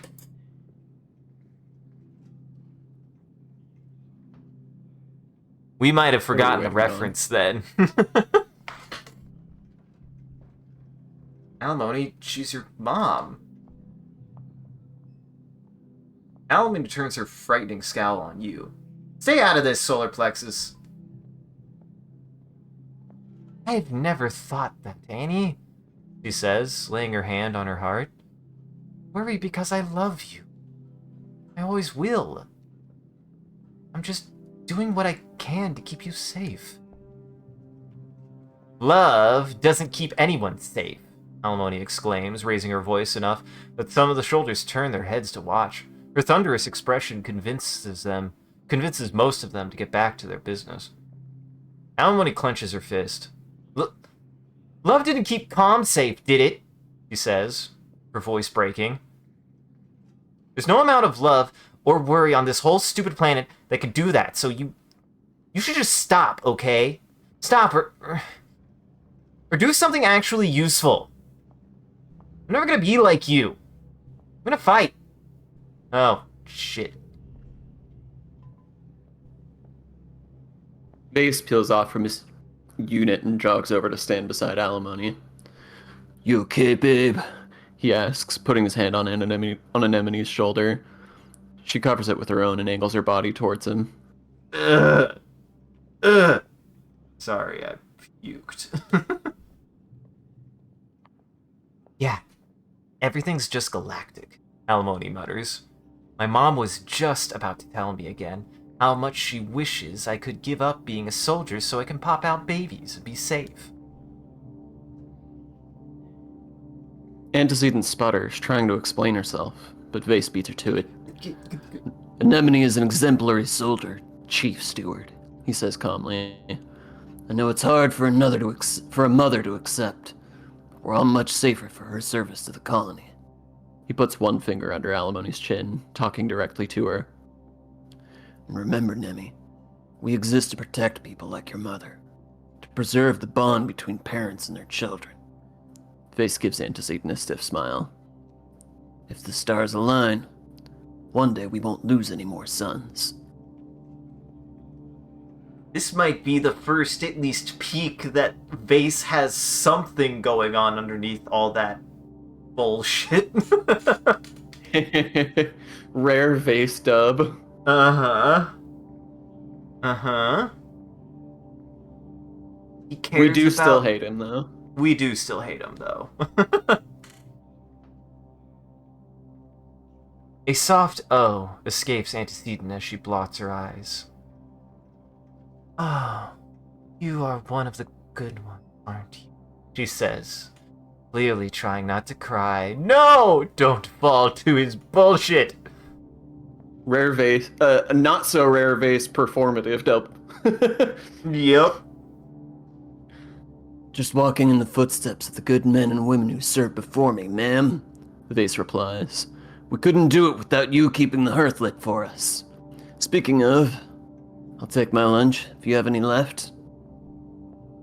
Antecedent laughs and hands him a tiffin from her basket, then goes up on her toes to give him a quick hug.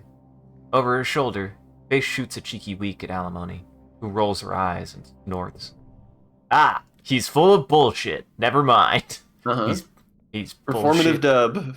Bullshit all the way down, you stack of eggs. You absolute piss mongrel.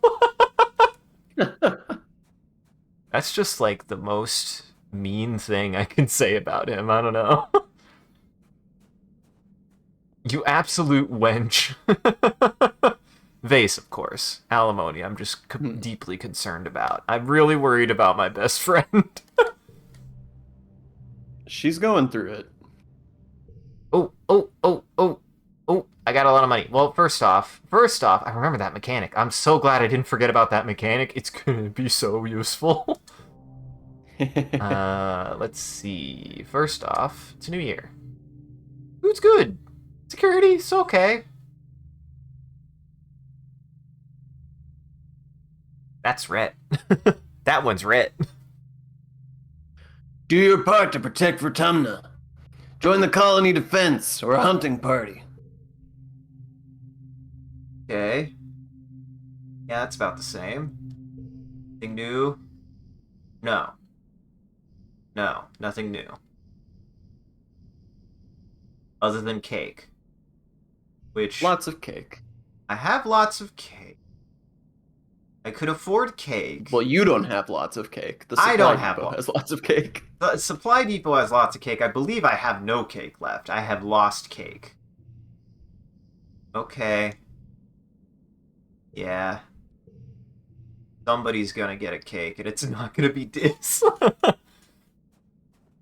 Dis just is like, why did you give me a cake on my birthday? Do you fucking hate me? Oh, Hi, hey. Dis. Are you asking for this cake? No. Dis is relaxing in the back of one of the expedition vehicles, absorbed in a hollow novel. You clear your throat, and he jumps and gives you an awkward but genuine smile. Hey, solar plexus. He says, pulling his legs out of the way so you can climb in beside him. It's getting harder to find places to be alone here, don't you think? I'd kill to be out exploring, but Utopia insists we have a rest day. He rolls his eyes. As he looks at me, completely disheveled. Uh-huh. Dis closes his hollow novel and sighs. It's just so crowded here, he complains, and it's boring. I'd rather be out there with Sim, learning about his planet. Dis continues, looking wistful. He folds his hands over his heart. He's so interesting. I could talk to him forever, you know? Like, we really connect. Have you gotten much out of him? Yeah, Dis exclaims, sitting up straighter. well, I mean, sort of. He still says there's stuff I'm not supposed to know yet, but I've figured out a lot on my own. The biggest thing is that the planet is basically all connected. Like a fungal network that's so old and complex that it's practically like a computer. He says, talking fast and excited. And not just the mushrooms, the trees, the animals, even the rocks in the water. Dis smiles. He didn't want me to know that one, He confides in you. but I guessed it. Remember how your dad got sick every year from the pollen and it was actually fungal spores? Well, I just started thinking from there, and yeah, it's like every year the planet refreshes its communication network with fresh spores. It's so cool. I didn't know that. Well, how about the fact that Sim is really old? Like, really, really old, discontinues. Like, probably thousands of years old. Sometimes he talks about stuff from ancient history like he was really there. 'Cause he totally was. Dis laughs a little, but he still acts like a kid sometimes, you know? Like he loves holovids and candy and playing tricks. Now I knew that. Oh, right, Dis says. He said that you helped him get access to the holovid archive. Good job, by the way. Oh, and I've seen other gardeners, Dis says quietly. They don't look like Sim at all. They look like... well, they look scary. Whoa, no way. Okay, one more, Dis says, his face going pink. The gardeners don't have clothes. Sim was naked when I met him. I had to bring him clothes from the colony. Are you blushing? No, Dis stammers, his face going even more red. It was just really embarrassing, okay? He was naked. I didn't know where to look. What about you? Dis asks. What has he told you? I think everything he's told me is everything that he's told Dis, it seems. Saw him bite off the head of an eel. Hey, well, yes, and because I might have forgotten something. Dis is listening intently. Sim can't die. You tell Dis about how you've seen Sim die, only to come back later in a different body. Dis listens intently. That explains so much, he says. He's told me that he's not afraid of death, like me, but that's so cool. I want to be able to do that. Don't we all, Dis? Sim's hair seems alive. Dis rolls his eyes. Well, duh, anyone who sees him knows that, he says. It, like, moves, right? I thought I was imagining it, but it's kind of like how plants move to face the sunlight. That's all I know. I wish we could tell people about Sim, Dis says. I feel like if people knew him like we do, they'd realize that what we're doing here is wrong. But I'm scared that if I tell someone, Sim will never talk to me again. He says we're not ready. Can't tell anyone what we know.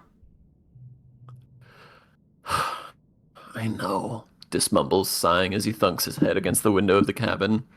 I don't want to mess up whatever plan they have. I just want to help, though, you know? I know. Dis nods and turns away, done with this conversation. I have nothing more to tell you, child. I have no more things for thee. I am out of objects. Don't say it like that. Don't say it like that. My objects have expired. All of my objects. You spot Dis listening to music and ask what band. He shares his playlist of something he calls post-punk mid-21st century. It's kind of whiny, but it sounds nice once you get used to it. Well, goodbye, fond memories of I ate them all. Goodbye. Not that fond. Apparently not. As long as it isn't Stress Cry. I am taking that to the end of the game. If Stress Cry doesn't happen at the end of the game, I will be disappointed in my build. Alright, I'm re-upped. I'm re-topped off. You are. And it's a new day, a new month. It's true. The problem is I was like the end of quiet. I was one step away Oh, interesting. I still can't.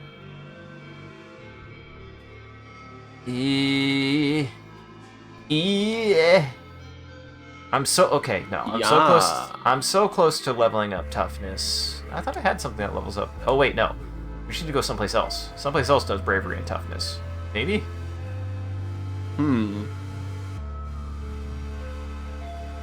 Perception and bravery. Perception and animals. Perception and biology. Perception and engineering. Never mind. For some reason I thought a location did any of that, but it turns out no. Oh, here, bravery and toughness. It almost does both. It almost does both. If you get a super goal, you might get both. Anemone! Rhett starts every practice talking about how everyone on the sports ball team should pick up some shifts at the garrison next door. He calls it cross-training. It's kind of uncomfortable, really. Cards with gems are wild. Hell yes. Frick? What the hell? What the hell? Sam Dollar?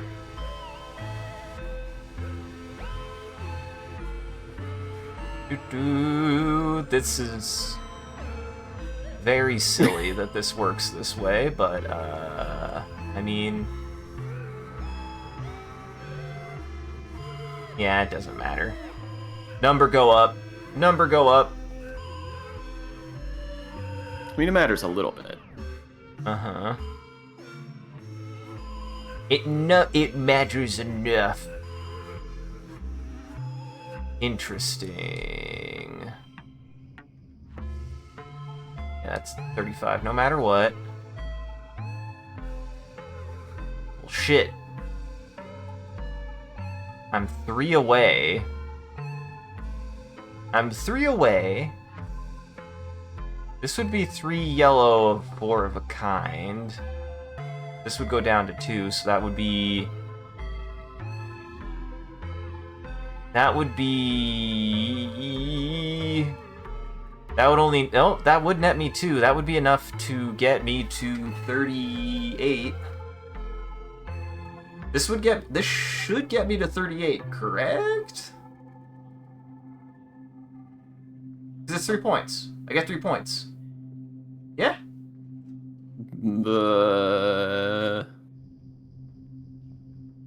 Yeah, the only other... Yes. Ugh! There you go. Well...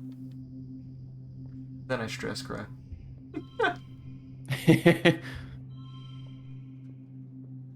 Yeah, I think...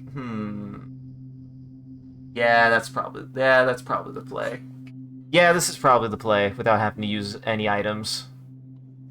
Boy, that bangle has been very good, though. Thank you, Nem. I care about you, I swear.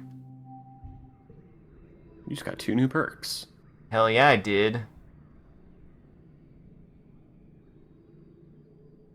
Wow, that would have been nice.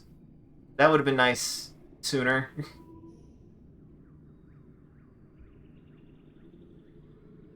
Update basic cards in the Garrison Gym.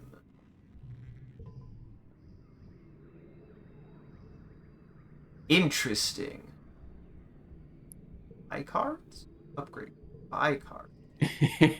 Yes, I could get back giggling, wondering, and crowding. Upgrade. If only I could upgrade. Why is Stress Cry not in here? I want Stress Cry in here so bad, Sean. It's only the babiest of baby cards.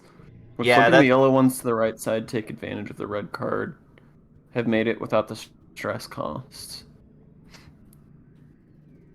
I don't think so. I don't remember the board enough to say. I would have lost the 2 pairs. Because I had 1 pair. You would have also lost... Yeah, I don't know. I don't remember the board well. An egg!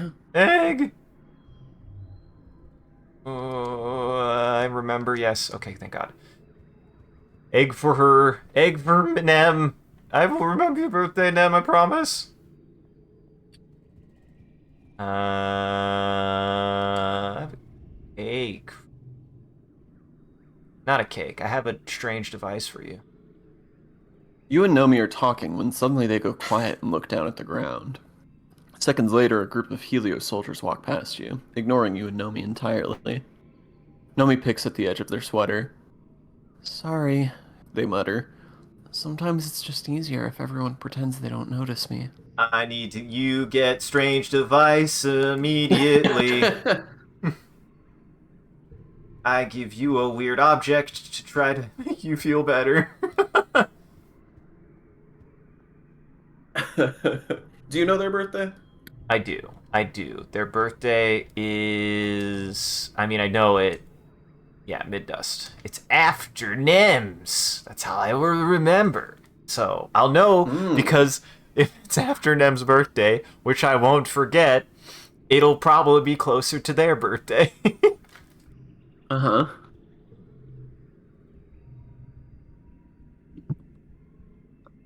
Yeah, I do think I want to still go to the... Yeah, I do want to still go to the ridge. There's 9 You gotta possible explore all that shit collectibles. you found last time. Uh-huh.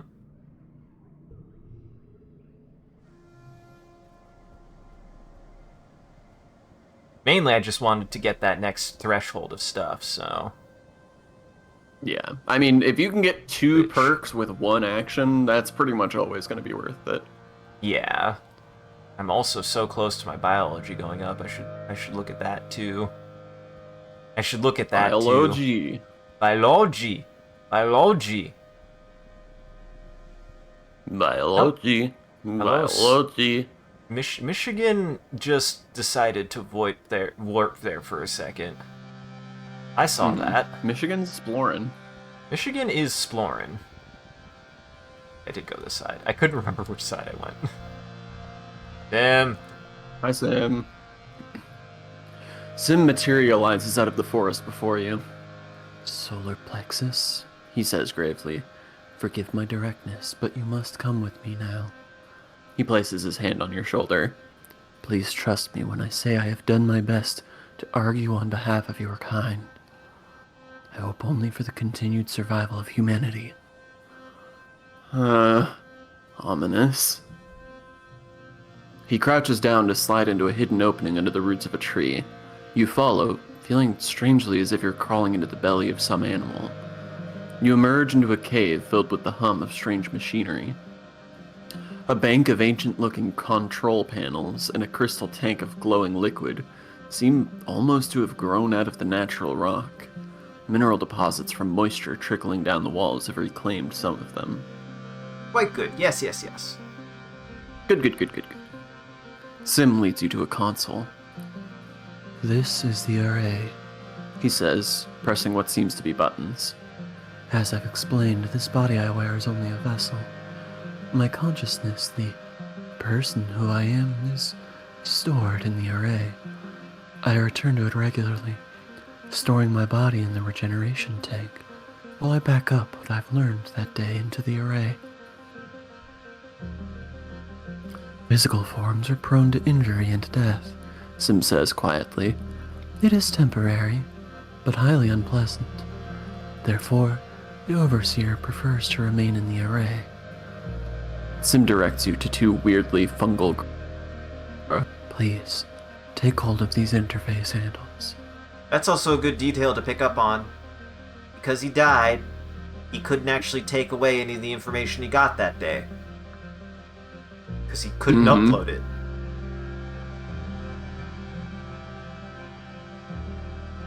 You cautiously touch the handles and say,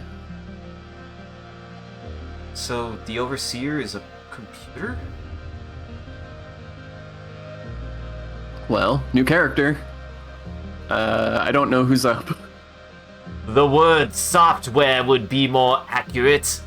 A strange presence speaks in your head. Holy shit! Holy shit!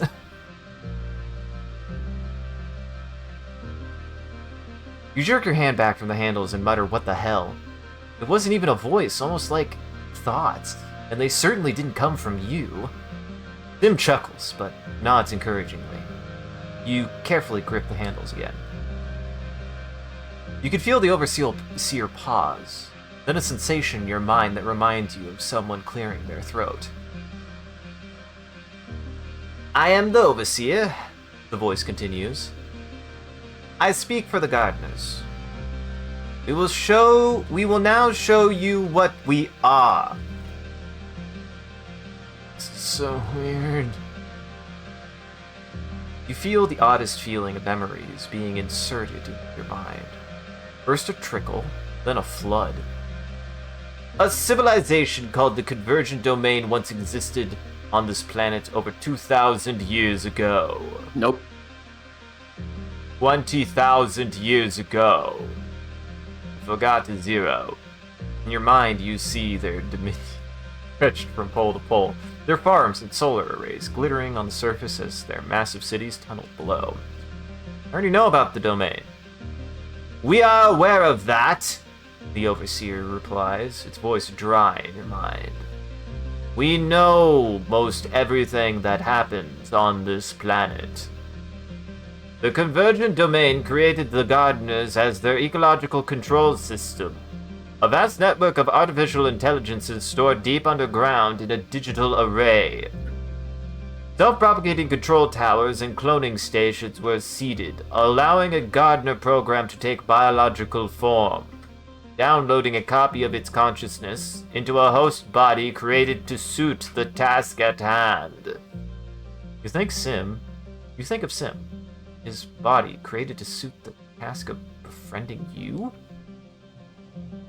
Under the direction of the Convergent Domain, the Gardeners controlled the weather, the acidity of the soil, the cultivated species in their farms, and the rapidly shrinking wide areas of the planet. The Wild. Overseer. What did I say? Wide. I almost thought I said weird. The Overseer doesn't quite sigh, but you get the impression it would. Over time, the domain nearly destroyed this planet. There were too many of them? Correct, the Overseer responds. They could not stop multiplying with a pride and compulsion that only come from evolutionary drive. Reading is hard sometimes. They paved the planet's surface with solar panels to run their massive underground cities. There were millions of them, then billions, then tens of billions, too many for the planet to sustain. The last directive the Gardeners were given by the Domain was to repair the planet's destroyed ecosystem. The Overseer says solemnly. The Gardeners tried, but it was too late. When the crops failed and the atmosphere became too thick for sunlight to pierce, the Convergent Domain perished by the billions. The last survivors took to the sky in colony ships and never returned. Try to imagine a tragedy on this scale. It's just too enormous, too abstract to wrap your head around. The Overseer continues relentlessly, new thoughts flooding into your mind. Over the millennia, the Gardeners took their task seriously. It takes little effort to render a planet inhospitable, with significant dedication, restore it. Under the guidance of the Gardeners and the final directive of the Convergent Domain, nature at last reclaimed the barren planet. The garden existed in perfect balance. And now, your species has invaded it.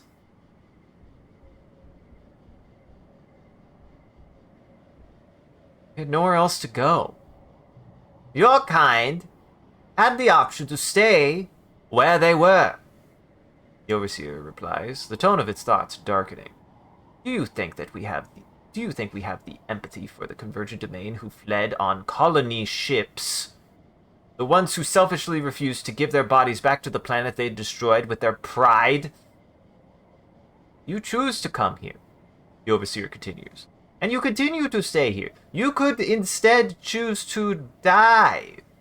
You shudder involuntarily. Some vertomnid species have a technique of future sight, which the gardeners harness to catch glimpses into the web of timelines. We see that you possess this technique too, alone in your kind. You have foreseen that humans pose a great threat to this planet. You are a monoculture, an invasive species. You throw our hard-won balance in disarray.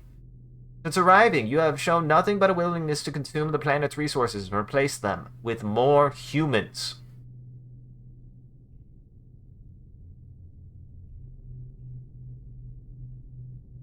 We have as much a right to live as anything. Your mind fills with images of species rising and going extinct over thousands of years. Animals with their short lives are ignorant creatures. They care only for survival, and for the survival of their children. They have no concept of a legacy that spans the lifetime of a planet. They cannot be blamed, for living is their sole purpose. But humans are animals with the power of gods. You consume recklessly, and your ceaseless fear of death fouls your every action. You shape the planet. You bend nature to your will, thinking only of yourselves. This is a power no animal should have. Most gardeners would prefer to stamp you humans out into, encroaching weeds, the overseer says, without malice. Indeed, we have tried, using ecologically compliant organic methods. We are impressed at your tenacity to withstand these eradication procedures. The yearly attacks, the famine, the pollen. Not random natural occurrences at all, but burner tactics to encourage the eradication of pests. But symbiosis speaks in defense of your kind, the overseer continues, and took effort to convince us that you are sentient, capable of communication. You present us with a quandary. You come from the stars, refugees of a catastrophe of your own design. One that you are intent to recreate here, on a planet which still bears the scars of the last time it was used carelessly. So we ask, what are we do with you? Just a kid? I'm just a kid. I'm just a kid, Sean. I think I would say this as an adult right now. I'm just a kid. What a cop-out. Yes. All of humanity are children in our eyes, the overseer replies. By your own logic, a child must submit to the guidance of those who are better suited to make these decisions. Holy fuck. Holy fuck. That's a hell of a card. There is silence in your head, and you only hear the sound of water trickling down the cave walls and the gentle hum of the machines. Eventually, the overseer speaks in your mind one last time. For now, you may leave freely. We will consider this quandary, and we will be monitoring you and the other humans. You feel a strange pull at your consciousness as you remove your hands from the interface. And there you have it, Sim murmurs. That is my boss. Boss needs to get out more.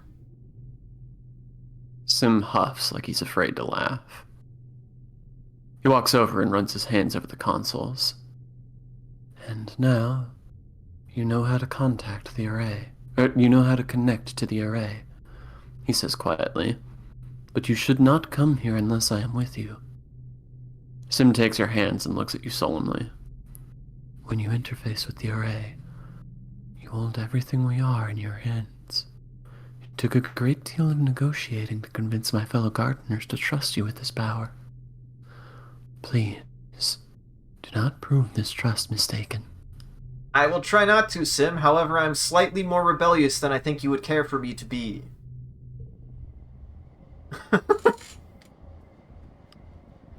Prismo? Who's Prismo? Who's Prismo? Sean, who's Prismo? Ooh, the Prismo. Oh, you don't know Prismo? No Prismo. I don't know Y'all don't Prismo. know Prismo? It's an Nope. Adventure Time character. Oh. Yes, I don't know Prismo. Let's see. How many? Actually, what's funny? How many? How many? How many strange object do I have? I don't think I need more than I have 2, and I have 1 cake. I might leave now. I might not need more. I might not need more. Is the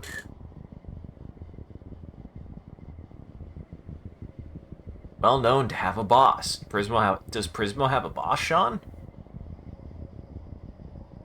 Look, I don't know that much. I'm not an Adventure You're- Time head, really. You're not a certified Adventure Time head. Uh-huh. I watched an amount of Adventure Time a long time ago. An age ago, some might say. It's been 80 years. Oh yeah, he's give me some stress back. Thank you, Sim. Thank you, Sim. I appreciate you. That's the opposite of a shortcut. So wait, what's your plan here? I might just leave. I don't. Because I kind of want to get my empathy up. I want to get biology up. Biology's about to hit a tick. You just wanted to talk to Sim? I definitely wanted to get the strange object up here. This is something I wanted. I wanted to get the strange object up here. And there's not...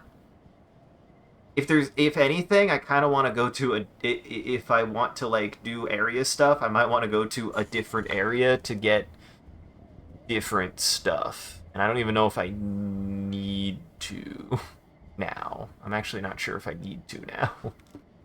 I might not need to. But now I have to very painstakingly walk all the way back because I didn't hit one of the shortcuts.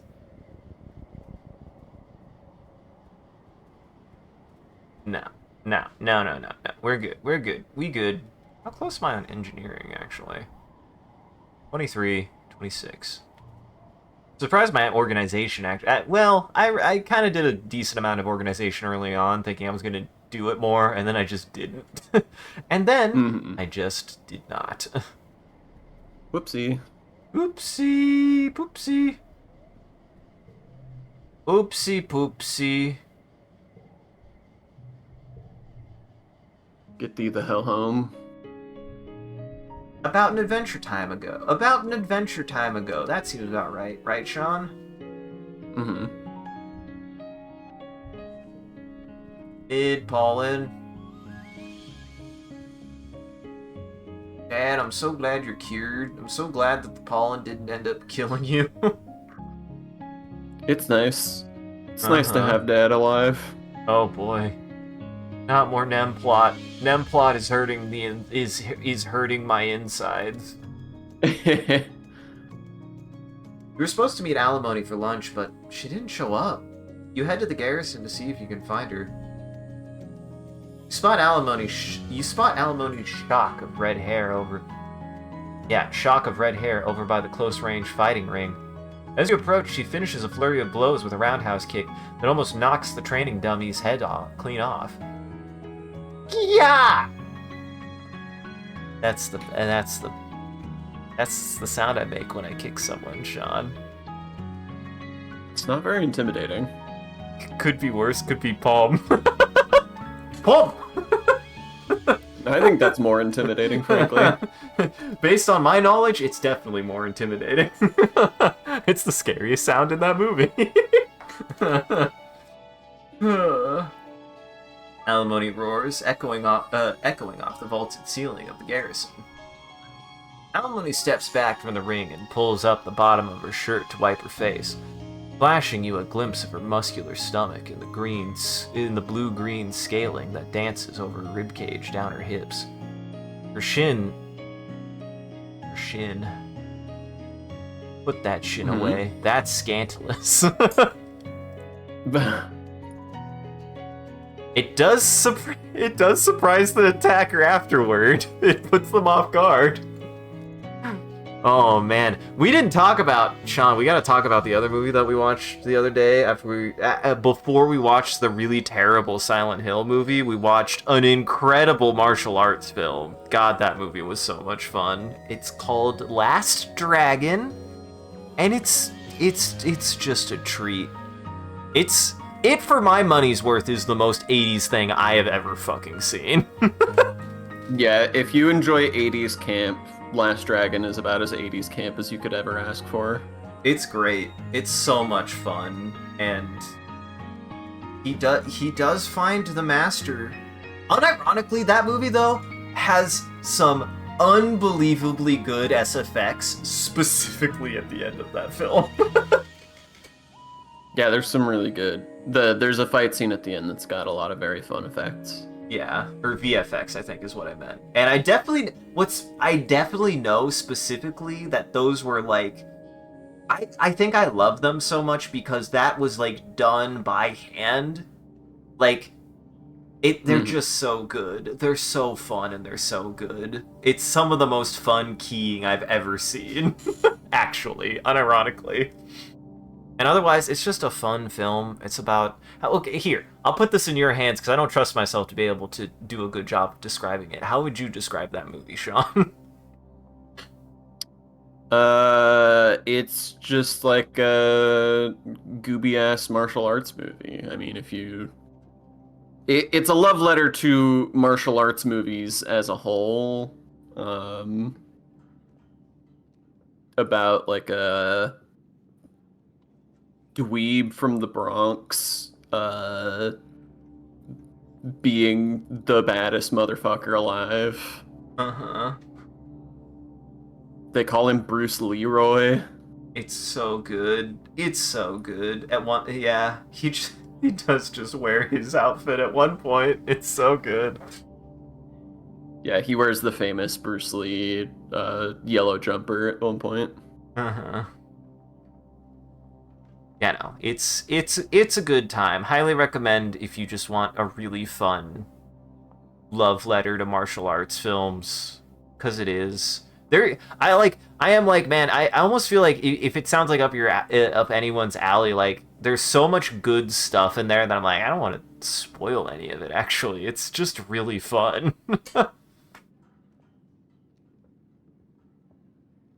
Anyways, her skin shines with sweat under the harsh lights. You catch her eye and she shoots you a smile, as quick and bright as the sun glinting off a metal roof before it disappears behind her usual bleak expression. She jogs over to you. What are you doing here, Solar Plexus? She brings up the time on her hollow palm, and her eyes go wide. Oh shit. Were we supposed to eat lunch together today? I'm sorry. It's okay, you were busy. Yeah, but that's no excuse, Alimony replies, seriously. I've been more aware. Alimony grabs her water bottle and drinks from it, then pours the rest over her head and flicks the water through her shaved side. We can still go get some chow if you want, she says. Just give me a sec. Alimony pulls an oversized sports ball sweater over her workout clothes, her thumbs popping through the holes worn into the cuffs. The lettering on the back reads kombucha. As you exit the garrison, you're stopped by a few of the other soldiers who all seem to want to give Alimony a high five or tell her about their day. Even though she's clearly exhausted, she musters up a few heartening words for each of them. They all know I'm dating Vase, she says apologetically. When you finally emerge into the sunlight, I, for some reason, thought that was the start of a new sentence. Don't. It was mispronunciation. I didn't mean shin. It's weird. All of a sudden, I'm like a hero to them, too. I haven't even done anything yet. I train every day, though. Probably like 6 or 8 hours, she says, rubbing at her shoulders and stretching it out as she walks. It feels good to work hard. Like, it's just wipes out all the bad thoughts. Anything that's bothering me. She makes an exploding motion with her hands. It just goes away. Oof. Can't afford to lose my focus, Alimony says somberly. I can't let myself get distracted. If I do that, and someone dies because of it. Null it, man, she says, shaking her head. The thought of it keeps me up at night. Sometimes I just get up and run around the colony until I'm too tired to stand. No one else is gonna die on my watch. You understand, right? She asks, turning to you. You work harder than anyone. How do you do it? What are you fighting for, Solar Plexus?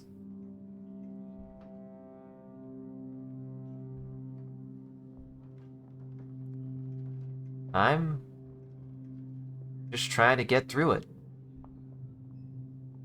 Alimony nods in solidarity. I know how that feels. She claps you on the shoulder. I know what it's like to not want to think about the future. About why we're here. Joining the Defense Force gave me a purpose. I get up every morning and I think, today I'm going to be better than yesterday. I'm ready. Her mouth twitches into a smile before it fades again. I know it's hard. But as long as I'm alive, you got me. I'm here for you.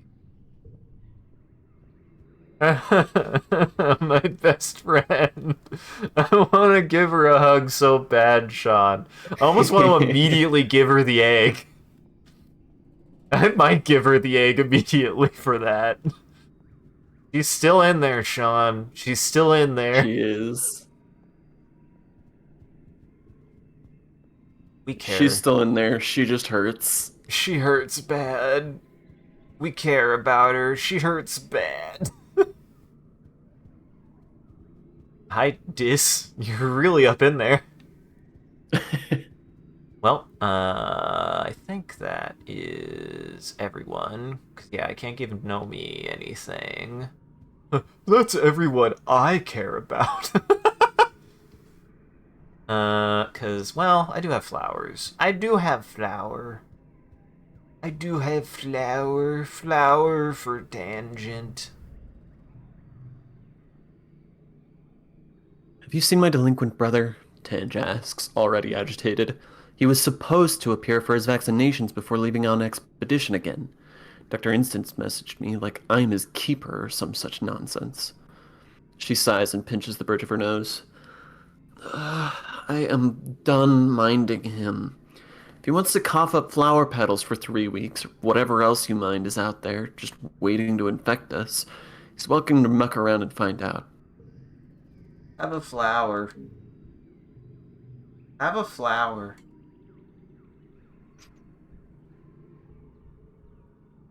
I hope you find it useful. I'm flirting with flirting, okay, Sean? Just like the real. You are. Just like the 17-year-old I was flirting with flirting.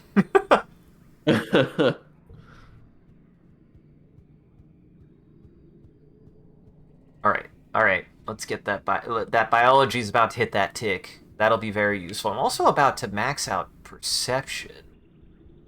It's true. Which is, I'm guessing, yeah. I'm at 100. I'll get it. So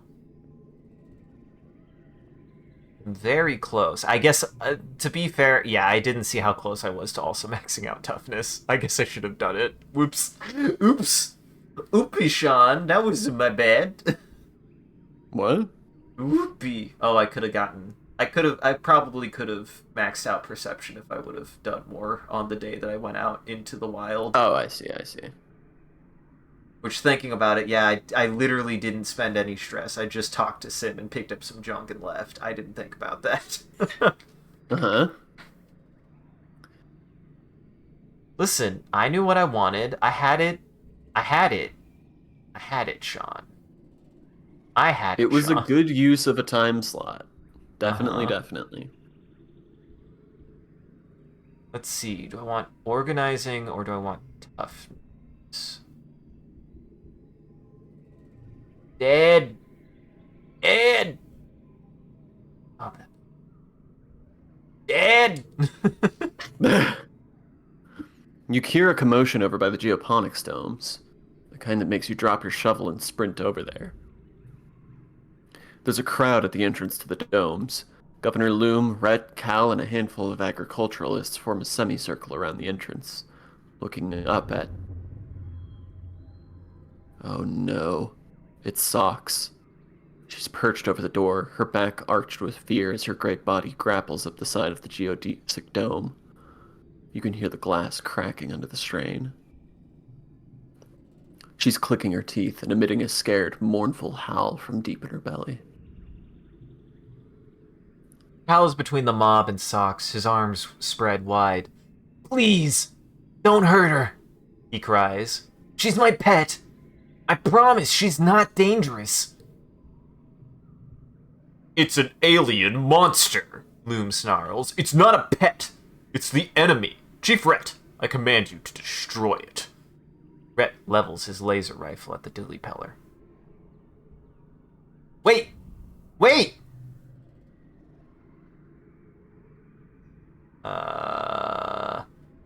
This is Loom. Okay. All eyes turn towards you. Governor Loom and Rhett are twin of avatars of fury.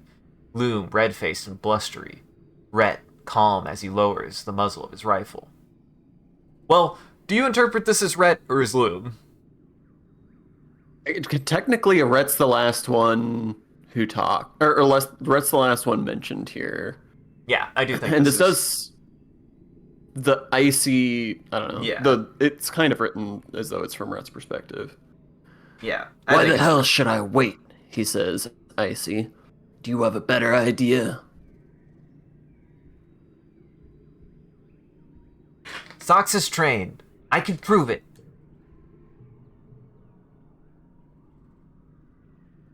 You push through the crowd and stand before Socks, who looks down at you with curious affection. You raise your hand and she chitters and shakes out her fringe. Socks, down, you command. Socks obediently slinks down from the geodesic dome. She circles her great body around you, watching you intently. Everyone takes a few steps back from the huge dilly pillar. Sit. You continue. The crowd gasps as Socks, as shocks. Uh-huh. You continue, and the crowd gasps as Socks leans back and pulls her front half to its full height, towering over your heads. Lie down, you order, and she flumps to the ground, spraying gravel and dirt at the crowd. Roll over, you say, making a rolling gesture with your hands. And Socks rise until her many, many feet are wiggling in the air. She looks up at you, upside down, her mouth lolling open in something like a smile. One more trick, you say, pointing at Loom. Socks, attack! Socks flips her feet with alarming speed and snarls, charging towards Loom. Everyone screams and scatters except for Loom, who freezes and cowers where he stands, and Rhett, who raises his rifle. Stop, you command, and Socks stops dead in her tracks, her face inches from Loom's face. Her breath wafts over him, rustling his hair. His hair. He'd think it's his hair. There's only shocked, still silence. Loom's mouth quivers with fear, then confusion. What are you waiting for? He commands. Shoot it! For a few tense seconds, you worry that Rhett will pull the trigger. The moment passes, and Security Chief Rhett slowly lowers his rifle. That's incredible, he says. You have this monster perfectly trained. Does it hunt? Will it follow directions at the expense of its own safety? Rhett turns to Loom. We could use this creature, he says. It may be useful in defending the colony. It may be useful in defending us from ads. Not the ads! Is this not truly the utopia you want? Not an ad in sight in this game. Not one.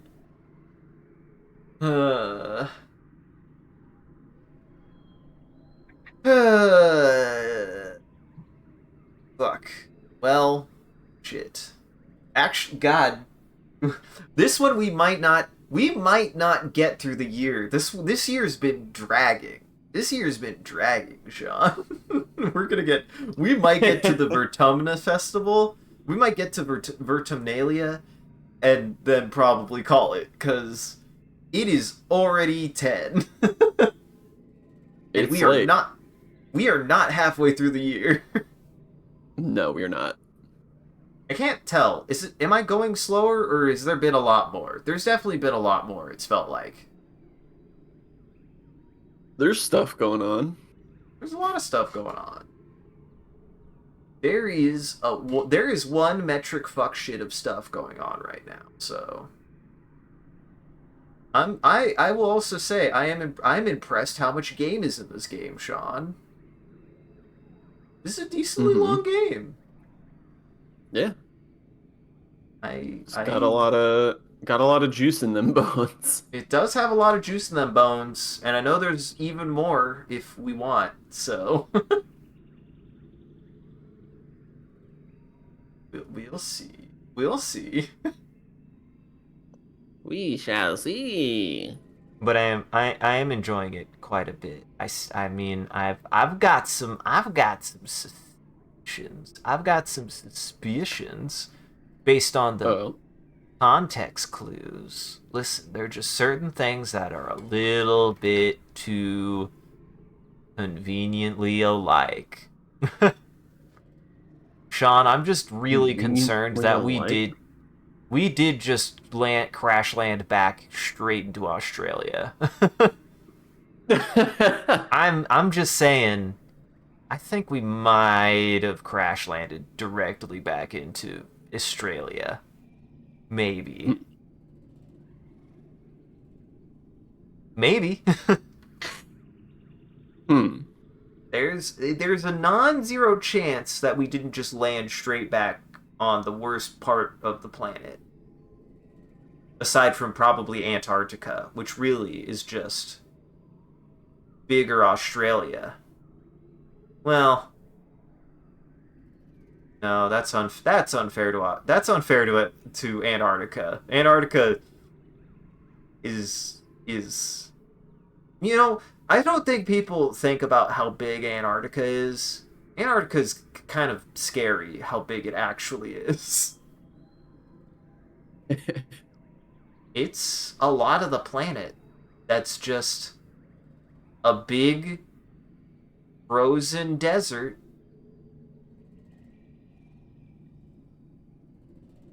Actually, slightly Oh, go ahead. You first. Oh, no, you. Well, I don't want to interrupt whatever thing you were gonna say. Go. Okay, fine. Did you hear about the penguin? Hear about the penguin? The penguin? Did you hear about the penguin? There's a penguin. There's apparently a penguin that was in a pod. I think it's called a pod. I don't actually... It's not a herd. It's not a flock. I don't think it's a flock of penguins. And I guess they're birds. Anyways, a group of penguins that scientists were following and watching. There's a group of penguins in Antarctica. One day, one of these said penguins just broke off from the group. It just looked at like some mountains that were like miles away and just went, I have to go. And apparently that penguin just walked towards those mountains and nobody knows why. Nobody knows why. He just went. He just went. And a lot of people were like, "Man, that's rough." It's like half inspiring, half a bit existential. He just saw it and just because apparently like Had even places some, to be. well apparently like some of the scientists tried to like stop him and turn around, and every time they did, he would just resume returning to the mountain. He just was called to the mountain, and they don't know why. He had business to attend to, and frankly, it's insulting that you're questioning him. I mean, the implication, unfortunately, Sean, is that he shouldn't go towards the mountain. That's what you think. Shouldn't we all go towards the mountain? Shouldn't we all go towards that mountain in the distance? We live in Kansas, so we don't have that feeling here, actually. What's the closest thing we have to that here, Sean? I'm occasionally called to a specific Mexican restaurant in town. Is that the same feeling? I guess so. It's in walking distance. I could walk there now, except it'd be closed.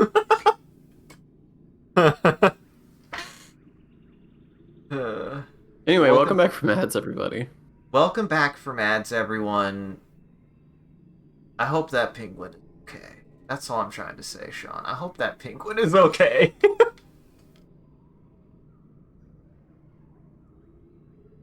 Only for defense. Cal pipes up. She's not a weapon. She's a living, breathing animal, and she has rights. I think dogs should vote. Cal would definitely think dogs should vote. Absolutely, Cal would believe dogs should vote. Loom sets his jaw. Fine. Fine, he says, backing away from Socks. Rhett, you're responsible for this creature.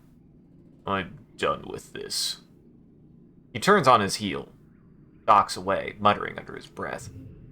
Yay! What a good big dragon guy. This is my favorite picture. It's adorable. I love it. Cal whoops and runs over to Socks. Cal whoops and runs over to Socks to throw his arms around her neck. She trills in relief and taps her many feet against the ground, her body rippling like a wave. Solar plexus. Thank you. He cheers, then laughs as Socks sweeps him off his feet. The crowd disperses. Though, some hang around to watch and wonder as Cal plays with his dilly pillar friend. Yeah, I liked that a lot too, Sean. That was a good one. Mm-hmm. This hand, on the other hand, is not very good.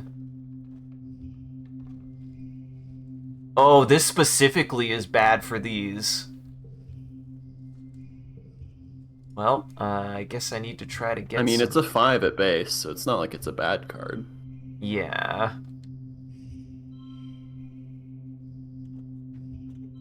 Yeah. Ooh. Ooh.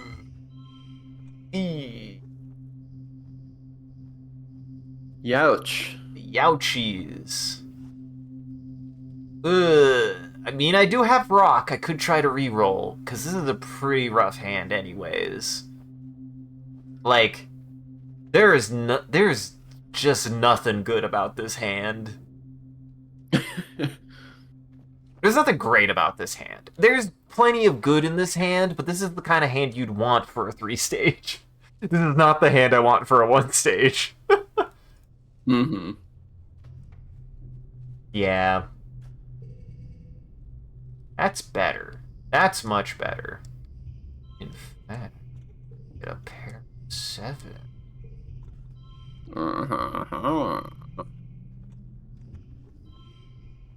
This was worse. Well, it was better. It was 1 point better. Yeah.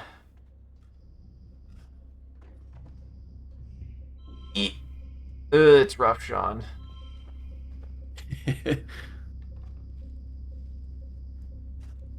God, I wish the bonus pair. I wish the +3 to bonus pairs also synced with the combat, but it doesn't.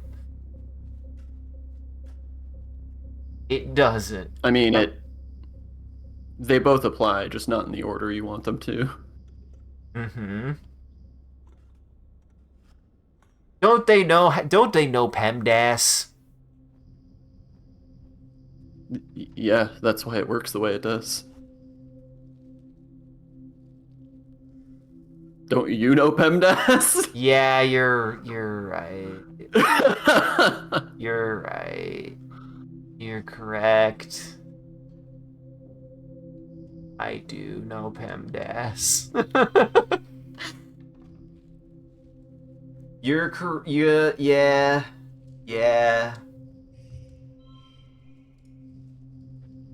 Yeah. Well, just push through with a little stress. That's fine. You just push through with a little stress. It's fine.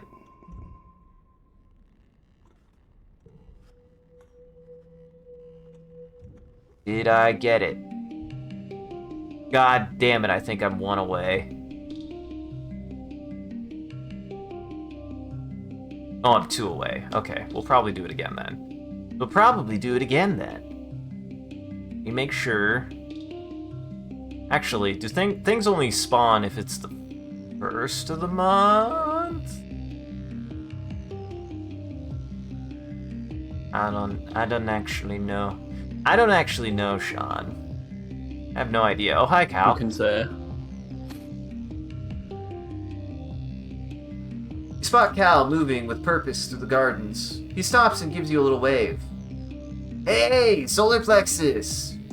Where are you going? Cal shoulders the sack he's carrying. I'm taking some food to Socks, he replies. You want to come and see her? You do.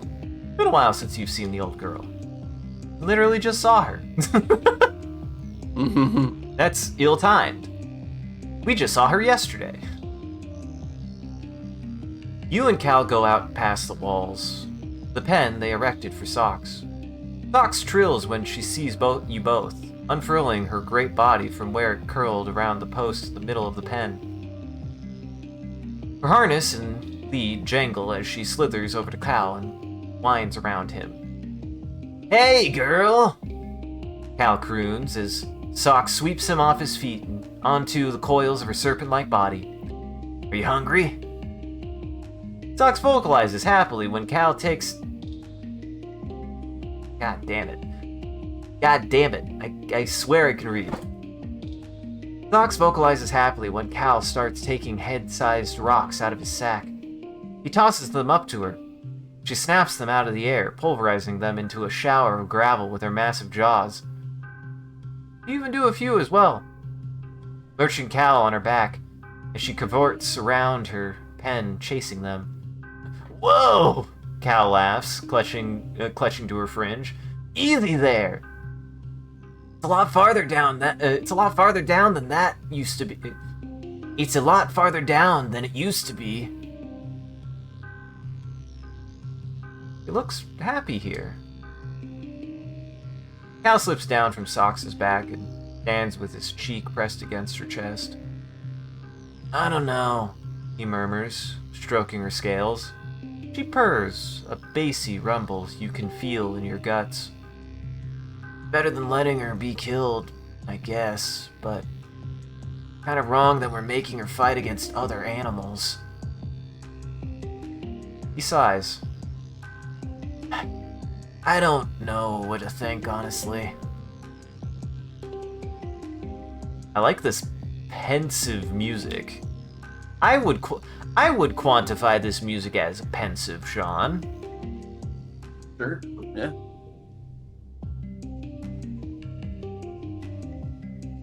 So, is the gym just not very good, because unless it, like, upgrades a bunch, I don't see this being very good, Sean. And I'm sad Stress Cry isn't in there. Why isn't Stress Cry in there? Because it's not a base card. Oh, shit. I didn't realize there was going to be a bunch more here. I didn't realize that Notice. that Palm was one of them. Go ahead, sorry. What? Don't worry about it. I was thinking out loud. Notice, please wear your masks when out of doors during pollen season. Ambient particulate may trigger runny nose, watery eyes, and mild cough. Vertumna is ours now and for all time. Vertumnalia Festival during the second month of dust season. Do your part to protect blah blah blah blah blah blah. Oh wait, the spa's... Sorry. The spa's here. The spa is here. I could never Stress Cry. I should get rid of discovering, though. Or doing paperwork. I know that those were pretty high on the chopping block.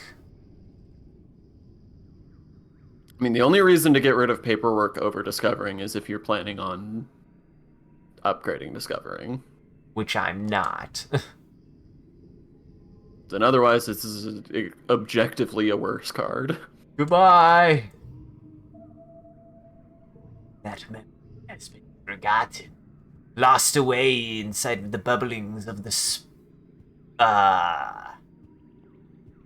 I've never actually been inside of, like, a spa or a bathhouse. I think I'm at least at this point that I've watched enough anime that I would at least try one. They do seem relaxing. I don't know. Yeah, I've never been in one. I like a nice warm bath. I like making a little bit of what I like to call a boy soup. It feels good. It feels nice to just turn myself into stock. It feels good.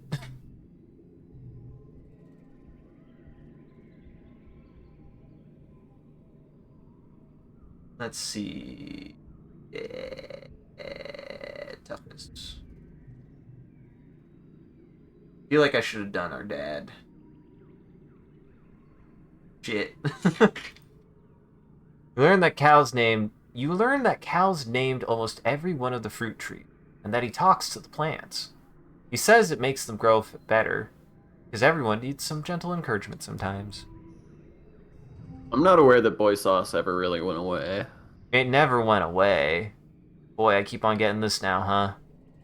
Huh? Huh?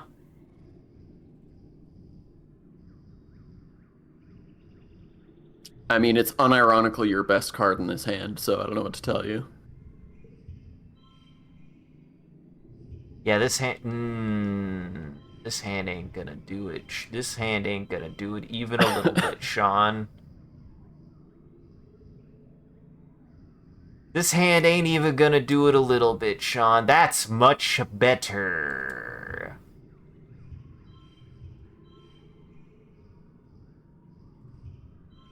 Yeah. Yeah. It's too easy. It's too easy. I don't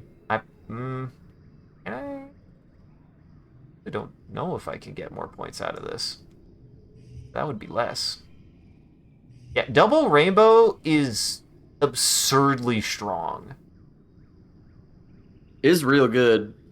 Yeah. I mean, it helped. This is a really strong field effect you had, so. Mm-hmm. Those happen to be unusually good rainbow cards. Mm-hmm. Too bad I didn't have anything to give gem buff, but yes, that is, yeah. Yeah. Well, that's the hand I was needing. Thank you, game.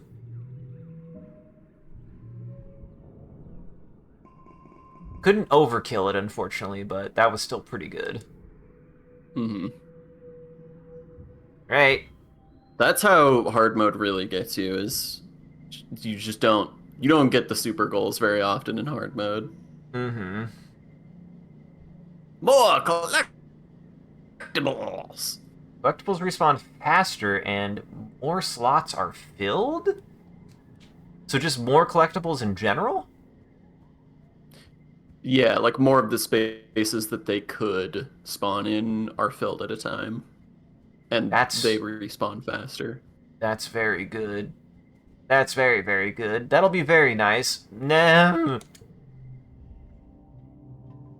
Happy birthday. You spot Alimony playing darts with a bunch of other soldiers. She throws a dart and it lands clear in the middle of the Faceless's, well, head isn't the right word, but the soldiers all cheer and clap her on the back.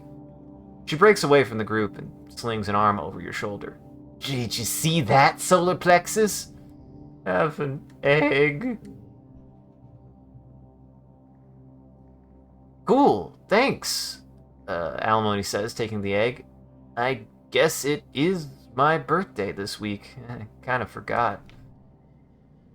At least she wasn't like, this reminds me of my brother. Mm-hmm. Okay, and then next month is Nomi's birthday, so I can't give them their gift yet. I can't give them their cake yet. I think. Oh, hey. Oh, hey, lemon and flower. Let me see. Reception is almost up. So I think we go. Want to know someplace we haven't been in a long time? I'd say we go here. This is way more perception, actually. Never mind. I can do good math. Should go to the plains. We should go to the plains. We should go to the plains. I'm dummy. We could have gone to the valley, though. Sean, I'm dummy. It's true. Sean, I'm dummy. I'm a big idiot. Oh well. To the plains. To the plains. Now, what the fuck are you doing here, Nomi? Hi, Nomi. When you report for surveying duty, Nomi is there. It's their first day as a surveyor. They smile widely when they see you smiling. They smile widely when they see you, smiling exuberantly. Oh, you two know each other already, Utopia says, looking to you then Nomi. That'll make things easier. Solar Plexus, I'd like you to keep an eye on Nomi while you're out there. Utopia continues. I am going to assign you to the same region for the next little while. Just make sure they don't wander into a nest of snap bladders, okay? Yeah.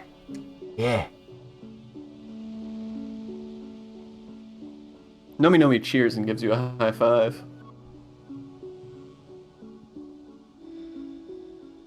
As Utopia explains to Nomi and some of the other new Helio surveyors about the surveying tools, Nomi starts to get bored and wanders a little bit away from the group.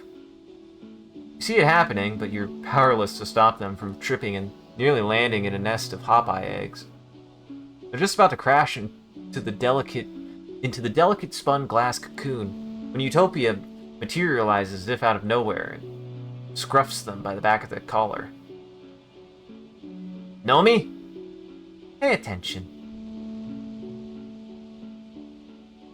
Nomi giggles, like they don't even realize the danger of being stampeded by the upset Hopeyes beginning to gather around them. Utopia ushers them back to the group before things can get, tramply. Nomi asks a million questions about the eggs. Are they edible? Do they have hard shells or soft? What is the cocoon made of? How long until they hatch? Utopia sighs. Just get out here, you two, she says, before the cute little varmints turn ugly. Interesting. That is not where I anticipated to ever see Nomi. Ever.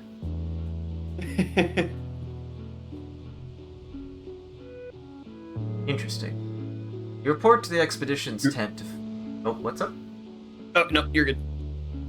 You report to the expedition's tent to find not just Utopia, but Security Chief Rhett and Vase as well. I promise, Sean, you're gonna get to read so much next. I've read for so long. I just can't spare any more of my people, Utopia is explaining to them. You've already pulled almost all of the foragers. We're already running skint crews in the ridges as it is. There's one person you can spare, Rhett replies, turning to face you. Hello, Solar Plexus. How'd you like to transfer onto one of my hunting parties? Utopia tells me you're one of her best explorers. We could use someone like you. He indicates Vase. I need someone who can keep up with this one. Vase puffs his chest out proudly. Why do we need to kill them? Vase laughs. Because they're killing us, Solar Plexus. Keep up. He clenches his fist. It's the classic struggle between humanity and nature, he says. Nature's not all flowers and rainbows. On Earth, everything and everyone was trying to kill each other.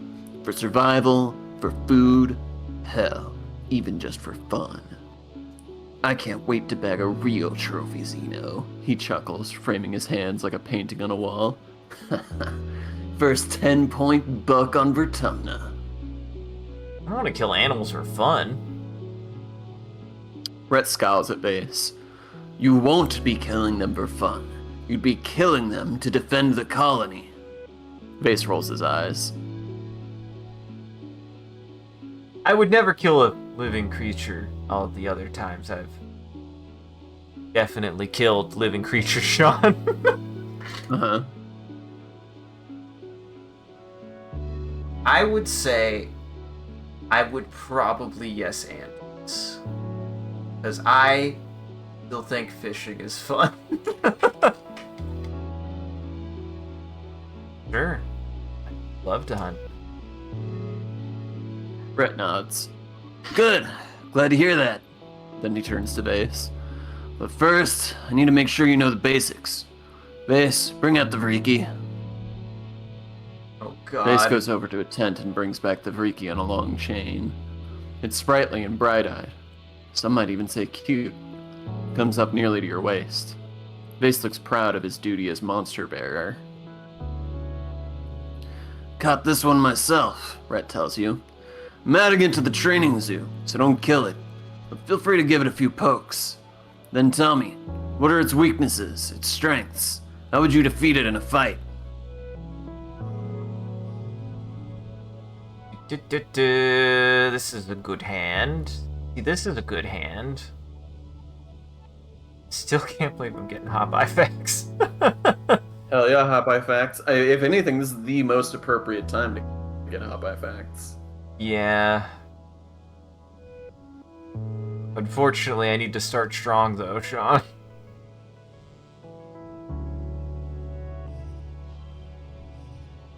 Yes, because that's a pair. Yes, that makes sense.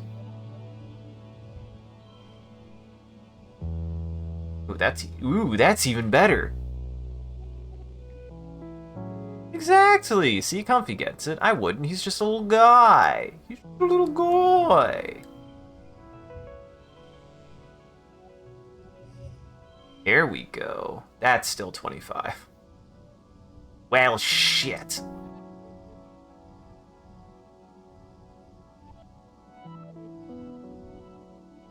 Wait, was that?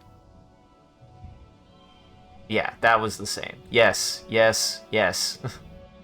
I understand how numbers work. This hand, not so good. This hand is not so good. It's Donna, fine. I don't like this hand. I mean, 40 6 is rough.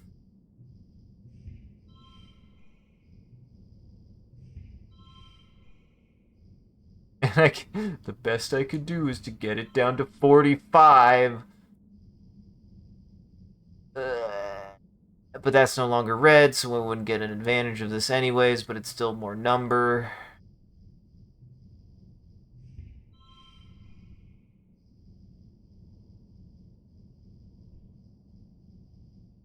Bleh, Sean. Blended. That would get rid of my pair. To get rid of my pair yep, that would get rid of my pair to only make it that would be a net of 2. I did that. I don't have any gem left, so it's rough.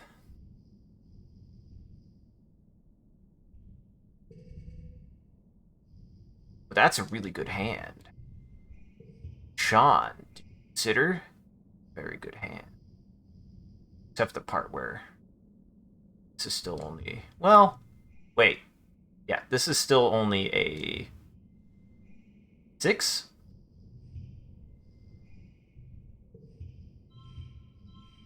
Oh. Maybe I can't count. I don't know why that didn't affect anything, but I'll take it. Apparently I can't count, Sean. I don't know why I can't count, but I can't. Don't know what to tell you, bud. Very close.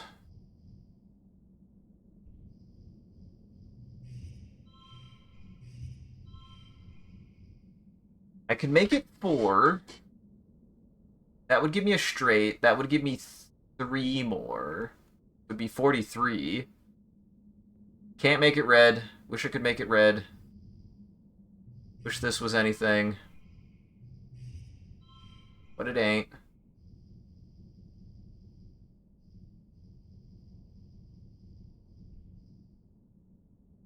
Yeah, I think I just make... I think I make this a straight, and it would be 43, correct? 40... No, it'd be 45. Yes. I know how it works. Yes. Which is pretty good. That's just 5 stress. That's just 5 extra stress. It's just 5 stress. I could live with that. I won't get the extra kudos. But I don't think I would know. I don't think I could get them anyways.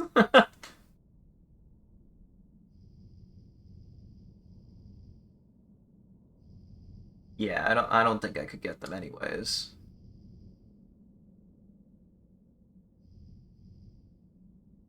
Yeah. Stick. Yeah. I am curious though, Sean. Do your seeing eyes see something I don't? Nothing that would have gotten you there without using an item. Gotcha.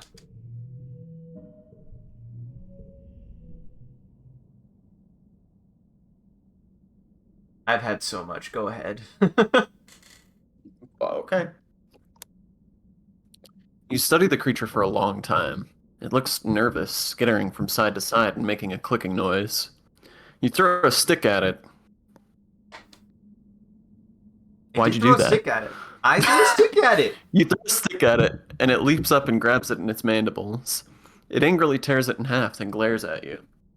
You do some more tests and think about other times you've seen a Bariki in the wild.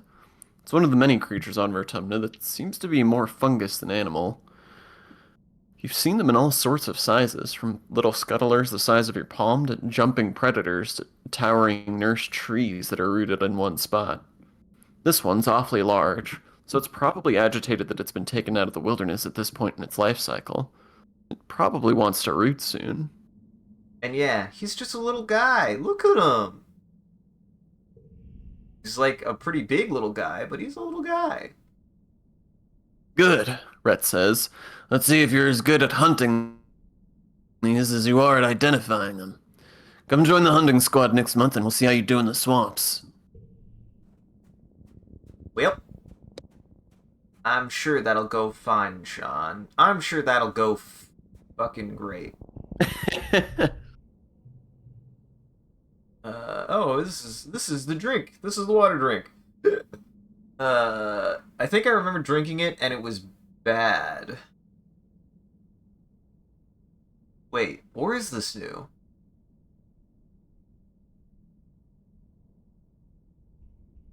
Do I decide to drink a lake? Do I decide to drink a lake of piss? Sure, let's drink a lake of piss. It seems to be what I want to do for some reason.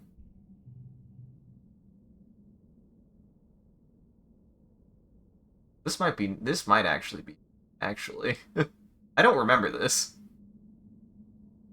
Water in this pond is slightly greener color than you're used to seeing. It smells sweet, but kind of acidic too. That's odd. Oh, not a lake of piss. Good, drink some. You want to test your stomach, but be a bad idea. Water tastes sweet. Real piss going hours down, indeed. and not sweet come back up an hour later. But doesn't kill you, makes you stronger, right? Look at how tough I am drinking piss.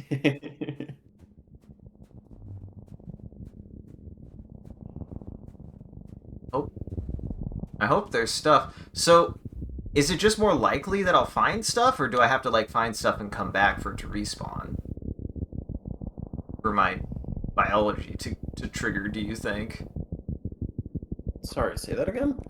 So do you think it starts like stocked more now, or do you think I have to like case an area before stuff respawns and there's like more of it?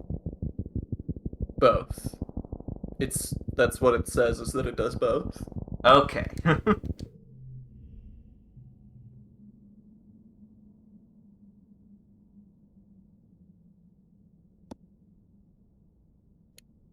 You're crossing a clearing when you hear a terrible cracking, pounding sound. A bushbub bursts through the tree line, barreling straight towards you. Whatever's making a bushbub run, you're pretty sure you don't want to be on the business end of it. I'm a brave lad. Look at how brave I am. Boy. I'm a braven. Ooh, that's an interesting combo. That's a very good combo, in fact. Boy, this is a very good opening hand. If I use my brain.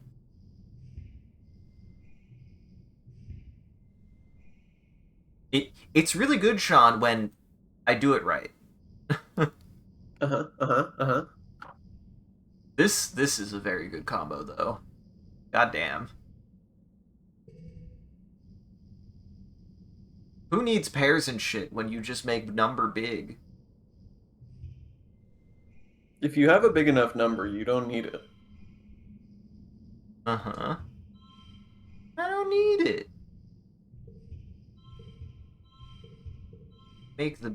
I make the biggest numbers of them all. Well, it's already a +7.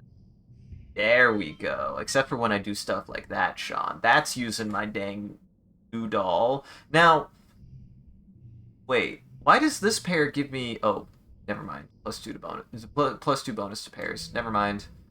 Boy. Dang. I kind of ate this one for breakfast. I turned this challenge into dinner garbage. It did say it was easy. Yeah. You are correct.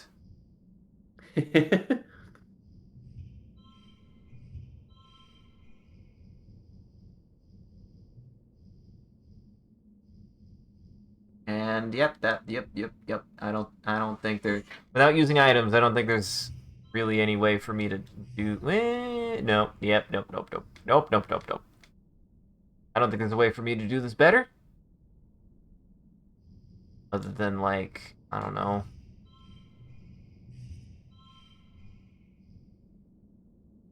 Yeah, there's No way in fuck. No way in heckin' fuck.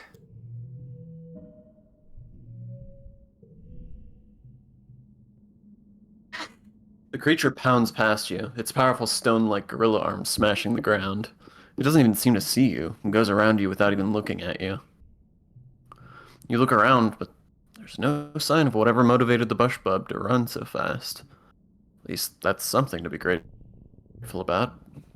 That's not concerning at all, Sean. It's probably fine. Stick. Recovered stick. I've recovered stick. You stop to admire the light glinting off the water of a shallow circular lake when you notice some strange rocks near your feet. They're pink and red, bobbing in the shallow water at the shore. I've seen these colorful floating rocks before, but when you brought Dis back to show him where they were, you couldn't find them again. Keep the pattern. Play a memory game with them, touching the stones of the pattern they give you. Feel emotions coming from the rocks. Affection, interest, gratefulness. Somehow you understand they like the contact. Creatures or rocks. Sometimes the line between the two can be blurry on Vertumna. They can't move, but learn about the world from creatures who pass by and touch them. The way animals rub to leave their scent. These rocks entice animals to play with them and leave information around the world. You get the sense that they're excited for your new scent. What end? Don't know. Well, I have an idea. I might not know, Sean, but I have an idea. We have thoughts. I have thoughts on such things. Oh, god damn it, I missed a flower. Do I want just a flower? Do I want just a flower?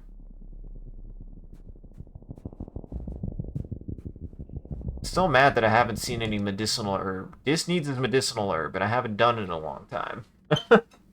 This needs his medicine. He needs his medicine.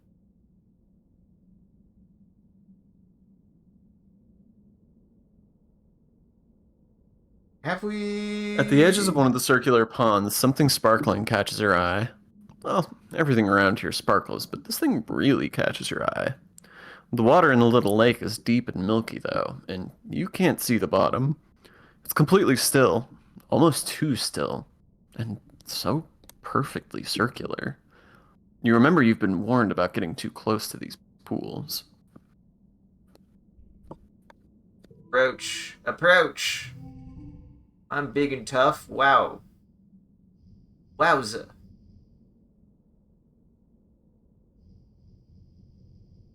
If equals goal.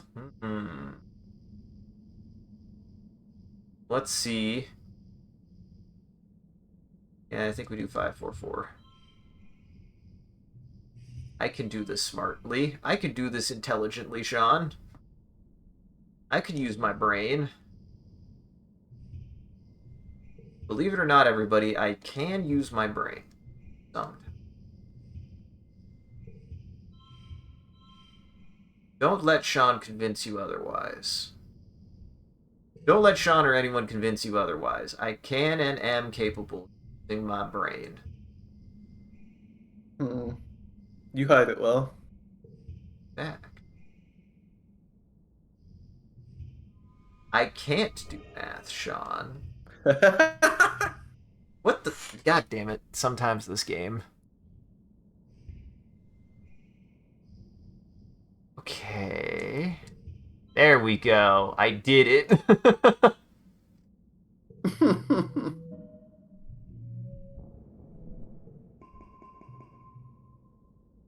You aren't scared of some pond, or whatever might live in it. You march up to the edge, keeping your eyes on that shiny prize, and paw around in the snow looking for that shiny whatever it is. Looks like it's a pretty crystal. Just sitting on the ground.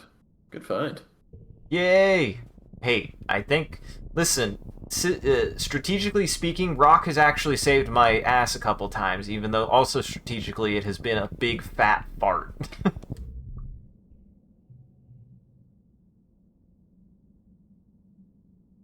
A series of small circular pools chain together to form an impassable body of water.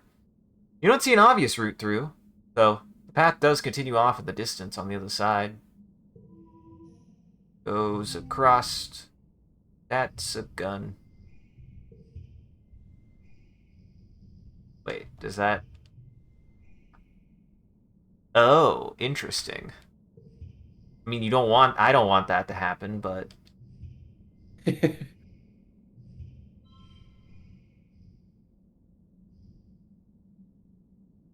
Yeah. Yep. I think that's the best use of that. I think that's the best use of that. It's funny. Gun has become quite good, I find. Gun has become quite good for me, I've noticed.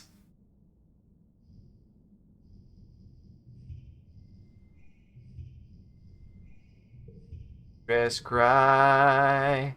Stress cry kind of coming in clutch here.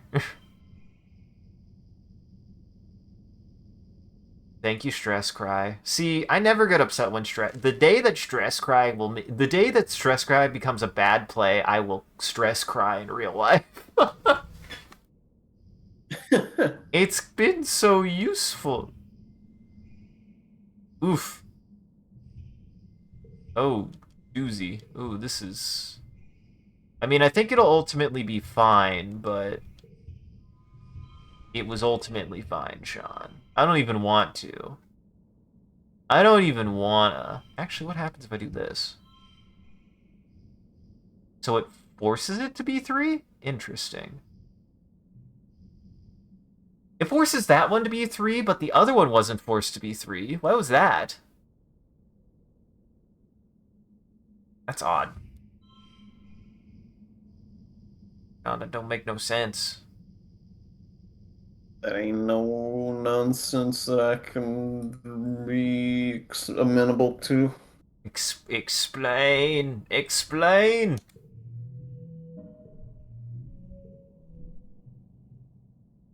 There's a narrow place where two pools meet that you think you can leap over. These little ponds look too small to house anything really dangerous, you hope. You approach the water's edge. Leap of faith! You make it over the narrow gap. Nice. You feel empowered. Dick. Wow, yeah, there's a bunch of shit out here now. I'm flush with shit again. I feel like I haven't had this much stuff in a long time. Ground here is oddly familiar. Some kind of smooth rock covered in lichens and tiny plants. Is it alive? Like that big rock creature you found before? Oh, I'm so tempted to rush over to the rock monster, though, Sean. So tempted. Gotta rush over to the rock monster.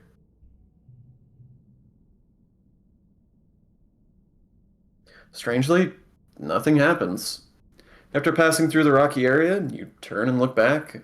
Maybe those two boulders kind of look like a face. Or maybe it was just regular old ground and you're just imagining things. On this weird place? Surely. Hey, there we go.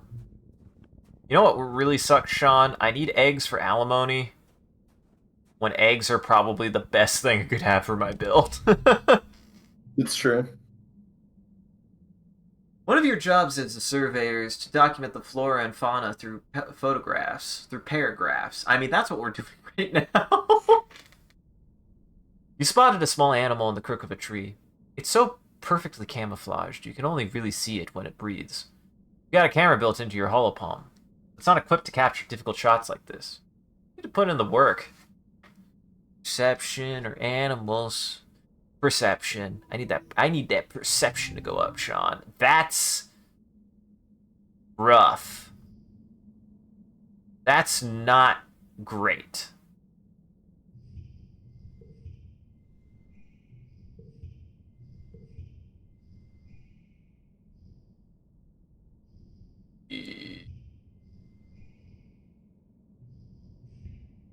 This kind of sucks. I mean, I think I'll be fine. Ah, beans. Oh, this card is fucking useless. Oh, Sean, that card is actually useless to me now.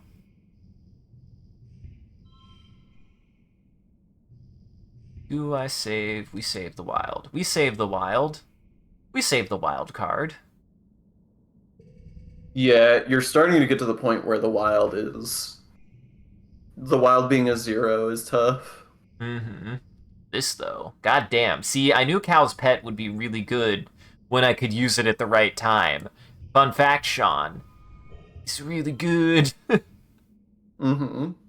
Oh, fuck. I might completely annihilate this, actually. Hold on.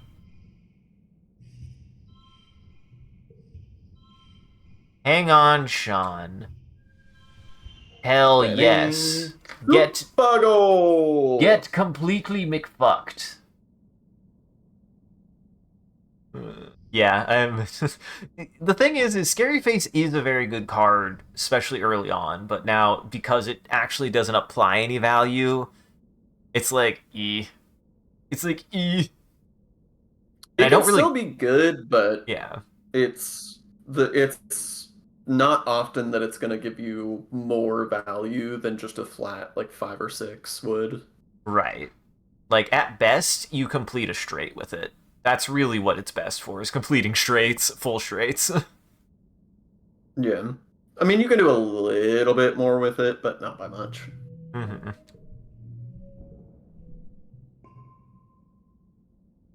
You climb up a tree and get an angle from above, not disturbing your subject. Comes out great. Very avant-garde. Very avant-garde. Utopia is glad for the shot. Oh, fuck. I didn't realize I ran around outside so long. You pissed yourself. I will go piss myself. I might go piss really fast, actually. Especially with ads. Aren't we about to end the stream? Kind of. Kind of. Listen, it's still like at least... It'll just take me a minute. It'll just take me a second. I've been drinking so much water. Well then. Hope everybody's doing alright. Everybody take this opportunity to take care of your body.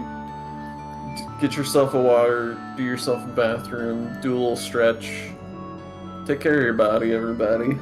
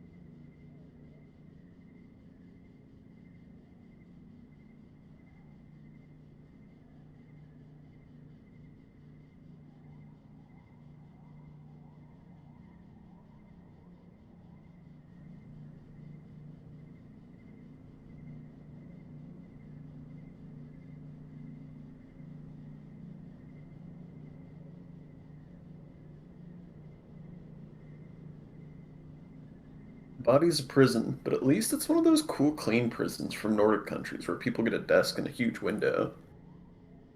And don't you get to, like, read and shit? That's a pretty good prison.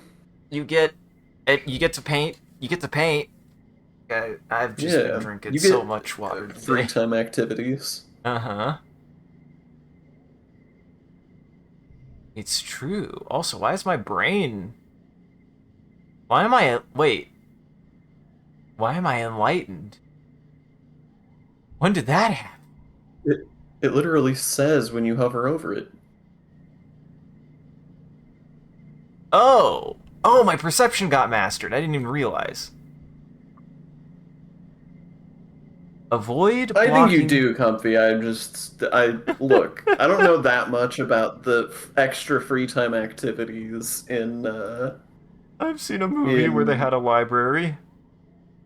fancy prisons, but I Mm-hmm. know there are. All I know is that there are more free time activities in humane prisons. Uh-huh. Now, this is So, does this mean I just can go wherever I want and then choose which events I do? Or does this mean it only it gets rid of events for me to do? I'm not sure what this means. You can just walk past them. Oh, that's nice. And you just choose which ones you want. That's actually very nice, actually. Holy shit.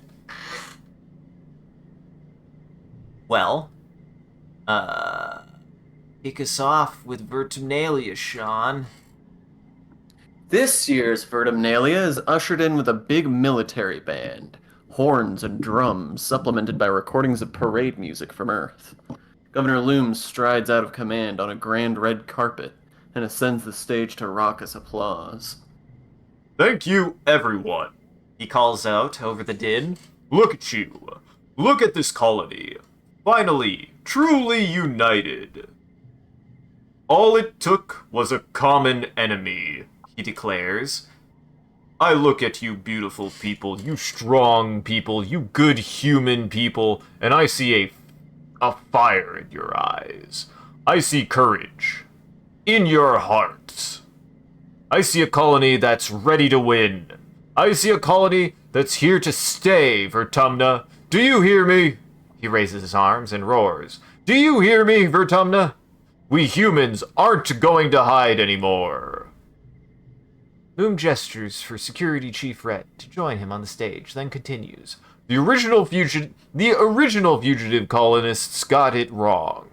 In Roman mythology, Vertumnus was the god of cultivation, not of rampant chaotic growth. He clenches his hand into a fist. We need to clear the field before we can plow it. Vertumna won't be safe for human life until the aliens are eradicated. Rhett crosses his arms and nods his agreement. Maybe there's more to this plan than Loom is letting on. Loom descends from the stage and does a receiving line of handshakes and fist bumps. In the vacuum left by his presence, Chief Administrator Seek takes the podium and clears their throat. Ahem. I want to announce that this will be the last year that the festival contests will be held. What? A sound of protest arises from the crowd. Near the front, Loom just shrugs theatrically and mouths, Not my fault. Seek looks down at him pointedly, then continues. This war will use our colony resources at a tremendous rate, including the most valuable time. Uh-huh. Uh-huh. Yes. Comfy? Yes. Loom takes the stage again and soothes the crowd. I do have some good news, he declares. Starting today, the colony is going to be granting requests from people who want to have children.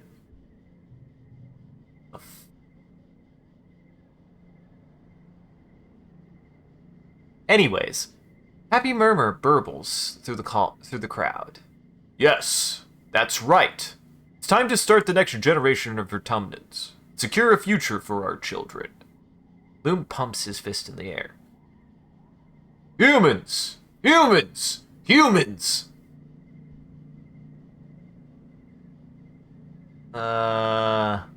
Anyway, about this war on nature? They think it's stupid, Cal says immediately. I know survival is important. We don't have to kill things to survive here. Mars rolls her eyes. Duh. Of course you'd think that, she mutters. Personally, I think Loom is a total nullhead. He's not much older than me.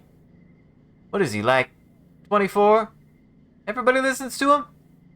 She flips her hair over her shoulder. They should listen to me instead.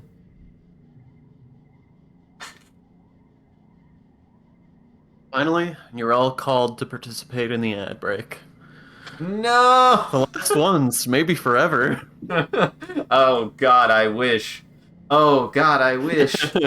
Dude, what would happen if Bloom is just like, good news, I brought this wondrous thing from Earth. You'll you'll begin to understand. Dude, Mars would fucking love advertisements though. She would love advertisements if she doesn't already try to do them. Mars would love. She would become an advertising mogul, that's for sure. I was like, she would want AI generated advertising. God, I hate our future.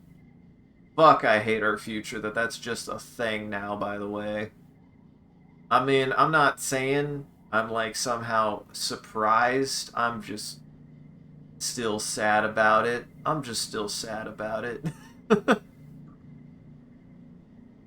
It's awful. It's the absolute worst. I hate it, Sean. At least at a time, advertisements were made by human beings, and I don't know, that's at least tolerable, I guess. Hmm. But I don't know. I think it's sort of. I think it's perfect because, like, truly no one on the receiving end of an ad gives a shit about it. That's So why should the fair. people on the creating end of an ad give a shit about it either?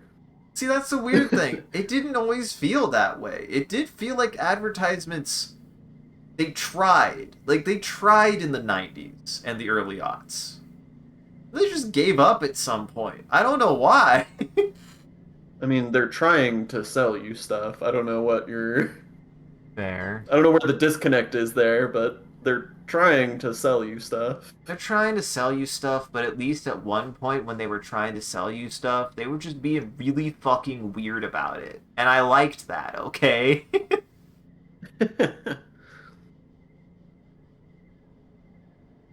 Ultimately, ads have always been bullshit. But at least there was a point that they were weird about it. That or I was just a kid and I didn't fucking realize. Probably the latter. Probably the latter. When you're a kid, you just see ads and you're like, this is normal.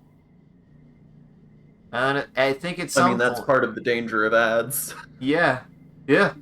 Yep. Yep. I'm trying to remember if there were any particular ads that I did enjoy, though. I mean, I was always... I did like watching infomercials. I did like watching infomercials, Sean. I wanted that chocolate melting pot. I wanted the Cutco knives. It's working. It's working on you. I don't want them now. I don't want them anymore. I wanted the ShamWow, though. I think I asked my parents why we didn't have one.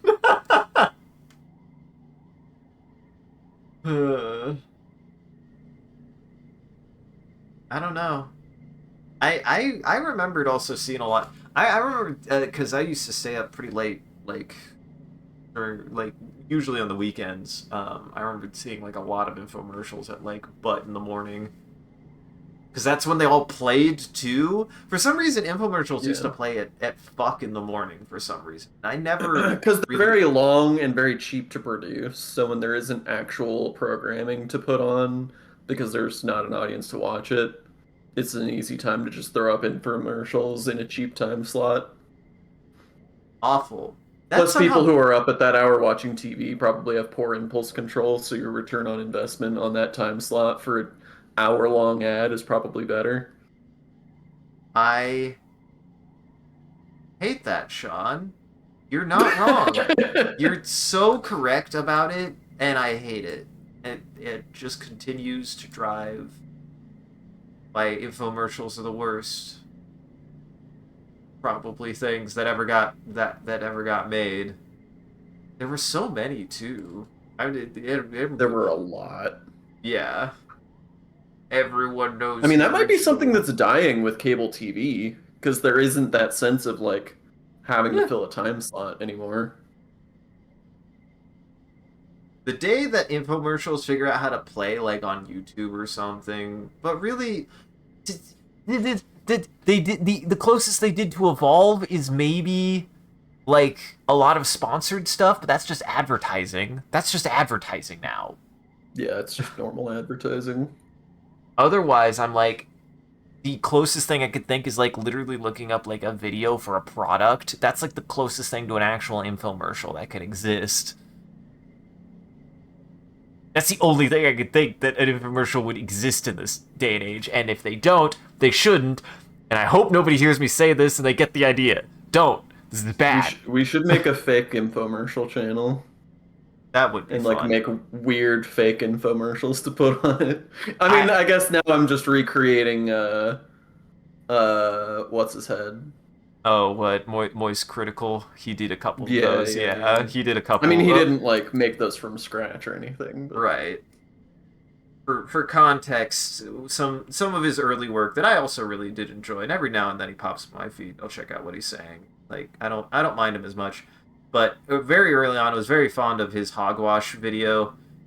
It's pretty fun. It's just him redubbing over an infomercial for something called the hogwash, and he makes some pretty good jokes. It is very weird to me how he pivoted from the like just corny comedy editing like to common just like unadorned commentary, like Yeah, social commentary. It's really weird. it is very weird. I don't get it. Also, maybe we will, Silos. Maybe we will. Maybe we will. We'll just have to go around different. I'll just have to go around finding a bunch of. We do have Sean. We should go to the. We should go to the big flea market. God, I can't think of what it's called now. What the hell are the places you go to buy other A people's thrift store, an antique thrift shop. store?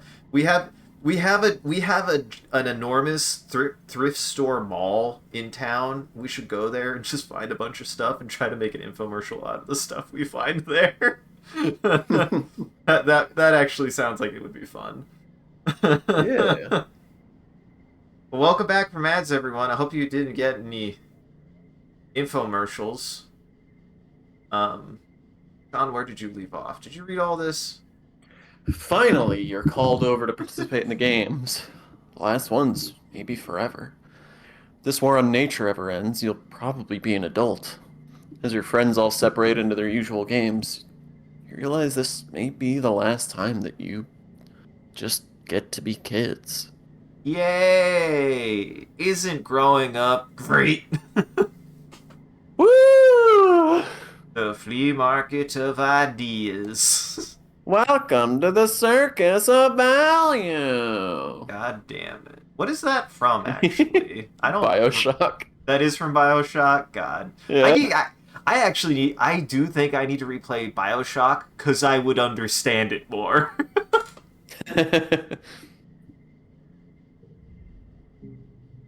God, I hate you like this, Vase. God, I hate that you like this, Vase. Vase, I just despise that you like that I do this. I'm a Vase, little surprised you did it this year. I have to, Sean. It might give me a good card, and I still have my pride. I think you lost the last one, so I this lost is your the last redemption two. I lost the last two. I haven't won one since Vase has gotten here, and we've been doing these. Well, bad news. You have no stress to work with. It's true. I gotta do this in one. Crowd goes silent as the ranchers bring out the most dangerous animal the games have ever seen. A fully grown manticore. It roars and thrashes its mane, stalking around in a circle on the lead lead, like it's on a lead. Okay, okay, okay. Uh-huh. It roars and thrashes its mane, stalking around in a circle on the lead hammered into the ground. It's got a muzzle on, Base complains, but its claws are filed down. Chief Red, this isn't a challenge. On the sidelines, Rhett shrugs and spreads his hands. Base, you sack of eggs. Also, apparently you scared Comfy with the Circus of Values. It really, like, playing that game will drill that phrase into your brain on a Yeah. visceral level. And now thinking about it, yeah. It's a pretty upsetting thing for the game to drill into your head for what you're doing and what you're buying. Fine. Fine. It's fine. Vase and Alimony go before you. Vase is an accomplished wrangler, and manages to wrestle it to the ground easily by mounting it and looping a rope behind the joints of its claws, pulling them behind the manticore's back. Alimony manages to do the same thing, but it's a struggle. She limps out of the ring with a wrenched shoulder as the wranglers free the manticore again. It snaps its claws and grins hungrily. Well, will I get my They ass pissed it off kicked? for you. Ooh, that's a very good start. I'm glad they pissed it off for me, John. I'm glad they Mhm. pissed it off for me. To help! As a Uh-huh. favor. I want to start with a straight is the question.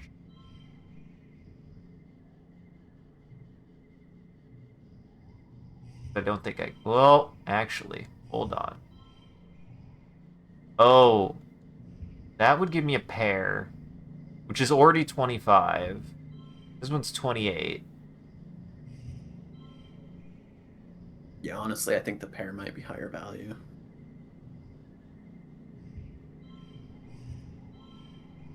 Especially if I could save this card.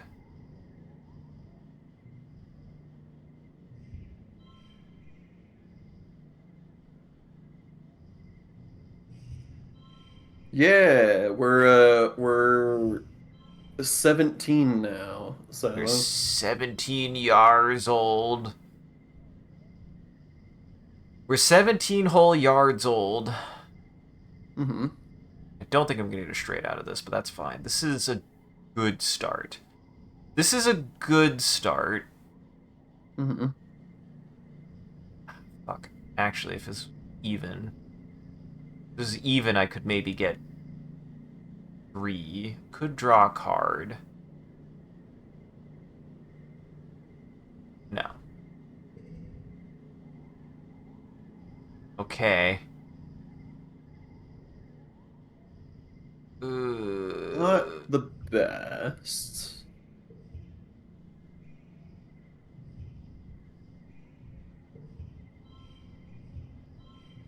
Oops.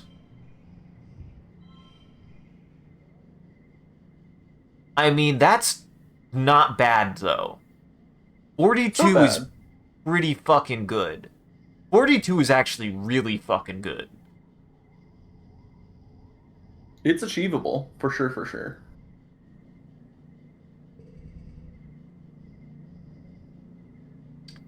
But with Hmm. this hand... But Hmm. with this hand... But with this hand, Sean... That's achievable. That's Now better. this is achievable. We like this. We like this. You like this?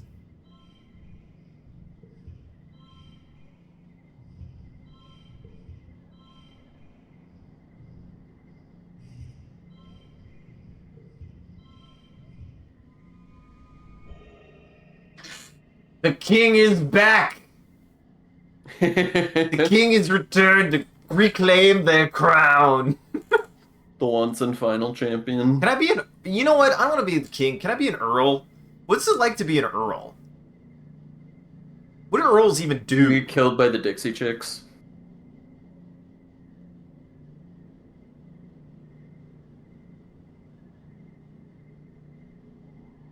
Did I What? hurt? Did I break something with that Yeah, comment? my brain was trying to process what you fucking said.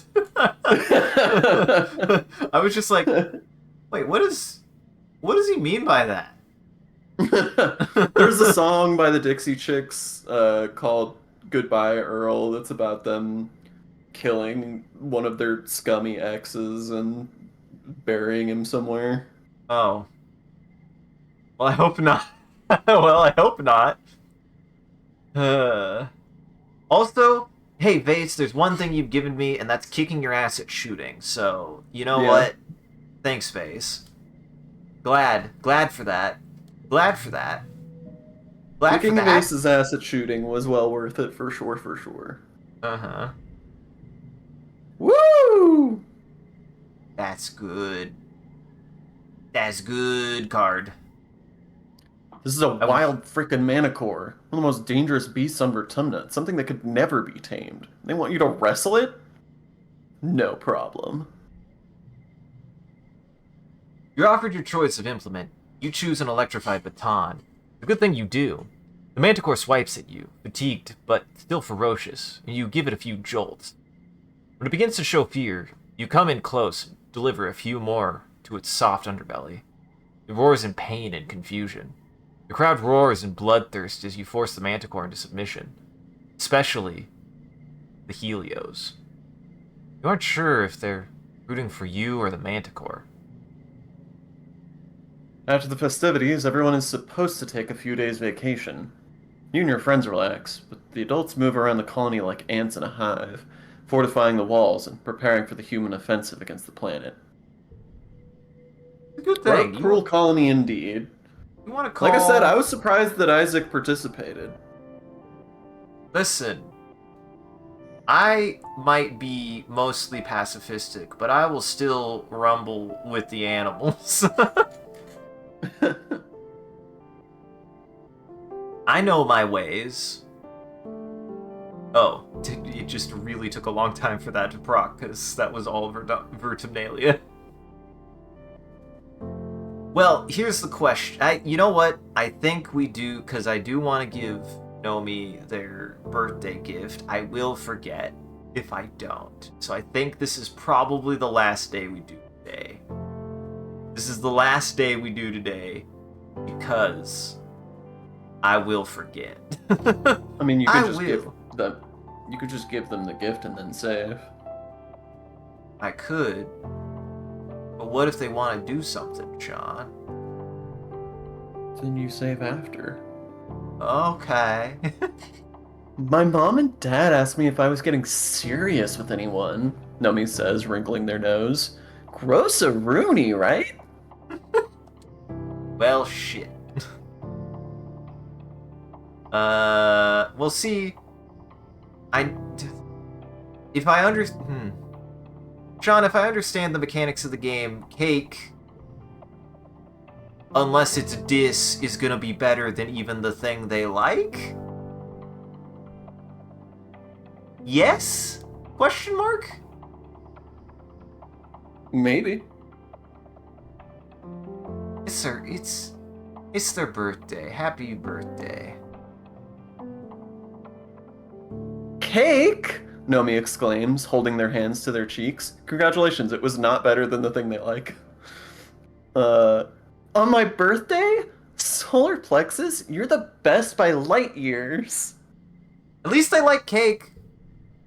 Uh-huh. I'm not surprised that they like cake, but I'm glad they like cake. God, I do want... both the art on this card and this card The are art's both really so good. good. Nomi's cards are really good. Hey, Nomi might have the best cards in the fucking game. Oh, yeah. Oh yeah, we did read that one earlier. But Sean, alimony's gonna make me cry. You want to end on You me can cry crying? before we go. You want to end on me stress crying? Something's off with alimony today. You can just tell from watching her train. She's moving more slowly and seems distracted. Every so often, she breaks form to stare at Vase, who's working with a group of trainees on the other side of the garrison. Her unit leader singles her out and chastises her. For some reason, that word has always fucked me up. I don't know why. Chastises. Just too many syllables. Gesturing for her to take a break and get her head on straight. Alimony scowls as she slinks over to the rest area, where you hand her a bottle. Hey, you, she says, shooting a little flicker of a smile. As she takes a drink. I want to maintain, it's not that words with a lot of syllables are hard for me. The longest word I know, I think I still know it. The longest word that I know, it has a lot of syllables in it. Ultramicroscopic silicovolcanoconiosis. Hey, I still know it. Yay. It's a big word. It's the only big word I like. I think, if I remember correctly, it's a disease that you get from inhaling volcanic ash, I believe. It's like a condition you can get. I think that's what it is. Okay. Just that, yeah. This is just a big word for you. Don't ask me to spell it. I don't fucking know.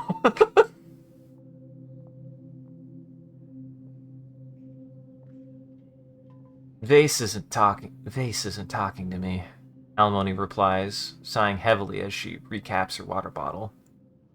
It's been 2 days. Just acts like I'm not even here.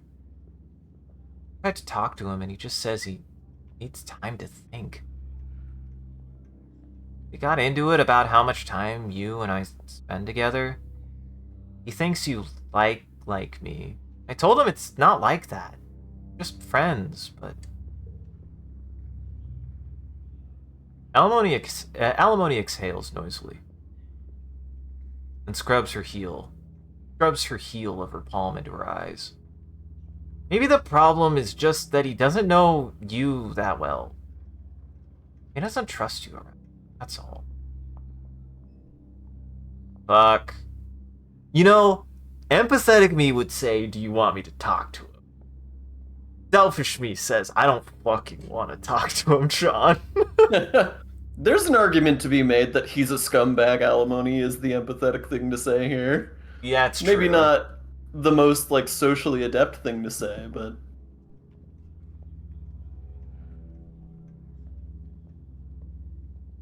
Vase is right not to trust me. I would never say this in a million trillion years. Sorry, that's just not me.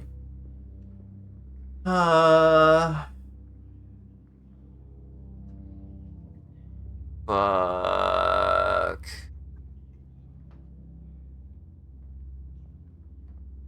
Yes. It's a lung condition brought upon due to... Yes. What the fuck? When did Silo say that word? Just a minute ago? What do you mean? I don't see it. I see it's like fighting a tiger with no teeth and claws. And I see Comfy say the response to ultramicroscopic silicovolcanoconiosis, and I saw that Comfy responded to a word that Silos posted. It's definitely not in chat for me. It's in chat for me. What the fuck? Silos shadow banned. What does it say? I guess. I'm sorry, Silos. I didn't realize you got shadow banned. I can't pronounce that shit. Well, type it again, I guess. Just type it again. Maybe I can read it this time. Twitch is gonna let me read today. You wrote something different. It's different. It is. There is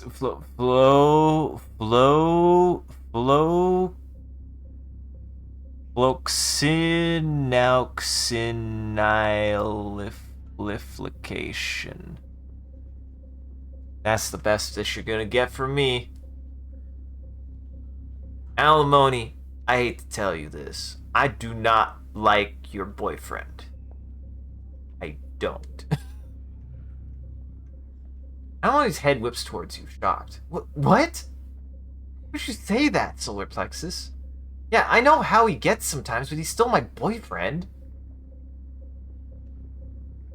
Interest. Boy, you just barely met this bar. Yeah. It's this how close? Hey. The way he treats you isn't healthy. Almoni's eyebrows furrow. What do you mean, solar plexus? You like when he accuses you?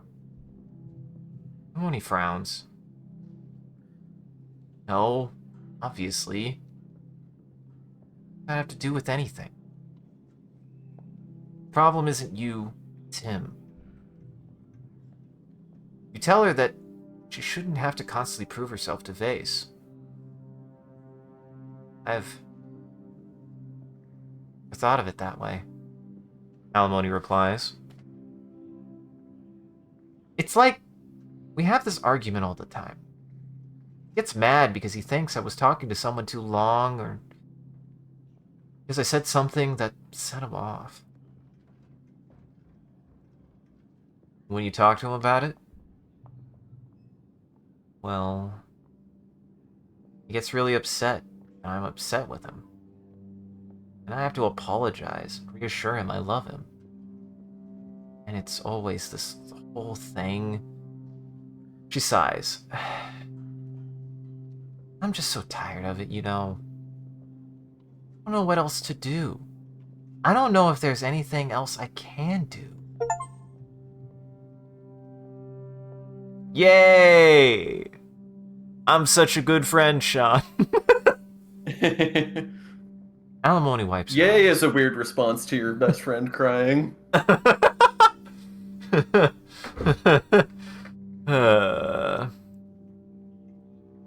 Alimony wipes her eyes.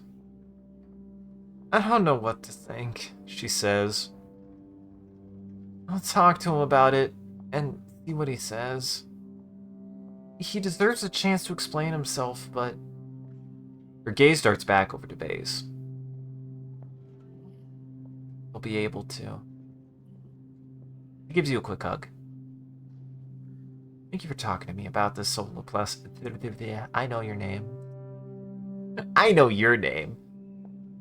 Thank you for talking to me about this solar plexus. You're my best friend on the whole planet. Yay!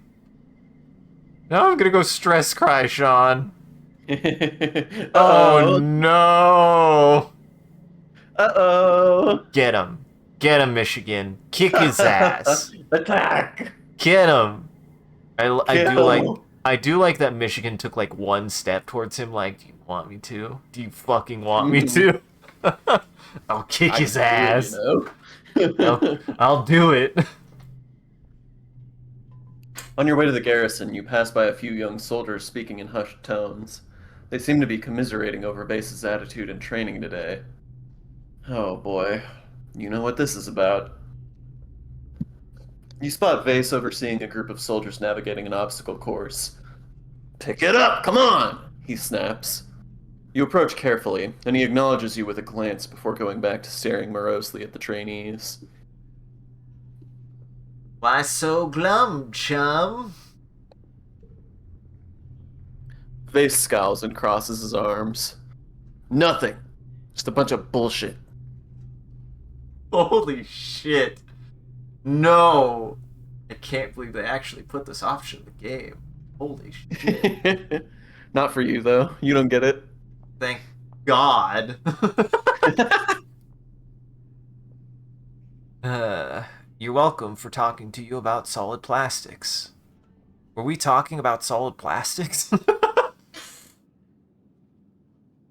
Solar plexus, because you mispronounced your own name. Yes, I understand. Fine. Be that way. I will. Face glowers and goes back to ignoring you. You know what? That went well. You know what? Went better than I expected. Honestly, I thought There will we were definitely be no repercussions for this.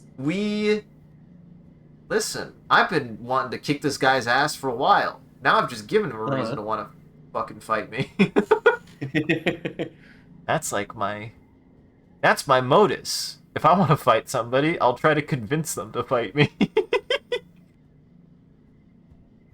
For some reason, it's not working, Sean. I try You know, so it's a hard to. mechanic in Morrowind. Uh huh. It is? Yeah, That's fun. I kind of like that. I do kind of like that, actually. it's pretty shallow, but it's fun. It's fun that it exists. Uh huh. I mean, this is the thing that I'm just. I just wish that. I just wish that. I always get the feeling that Elder Scroll games get like very ambitious in some ways, but they always seem to fall a little bit short in other ways for me. I do still think I really want to play Morrowind because it's god damn it. It's the one that seems to at least succeed the most on its ambition from everything that I understand about it. They just have different ambitions.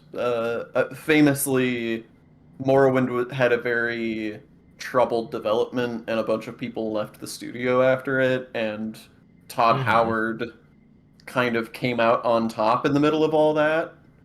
And so Oblivion and Skyrim are more so his vision than Morrowind, which was more of a like joint effort between sort of Creatives. conflicting creatives. Yeah. Which, hey, that's something to be said of the value of conflict and creativity, even if it still Oh yeah. sucks in a very real sense.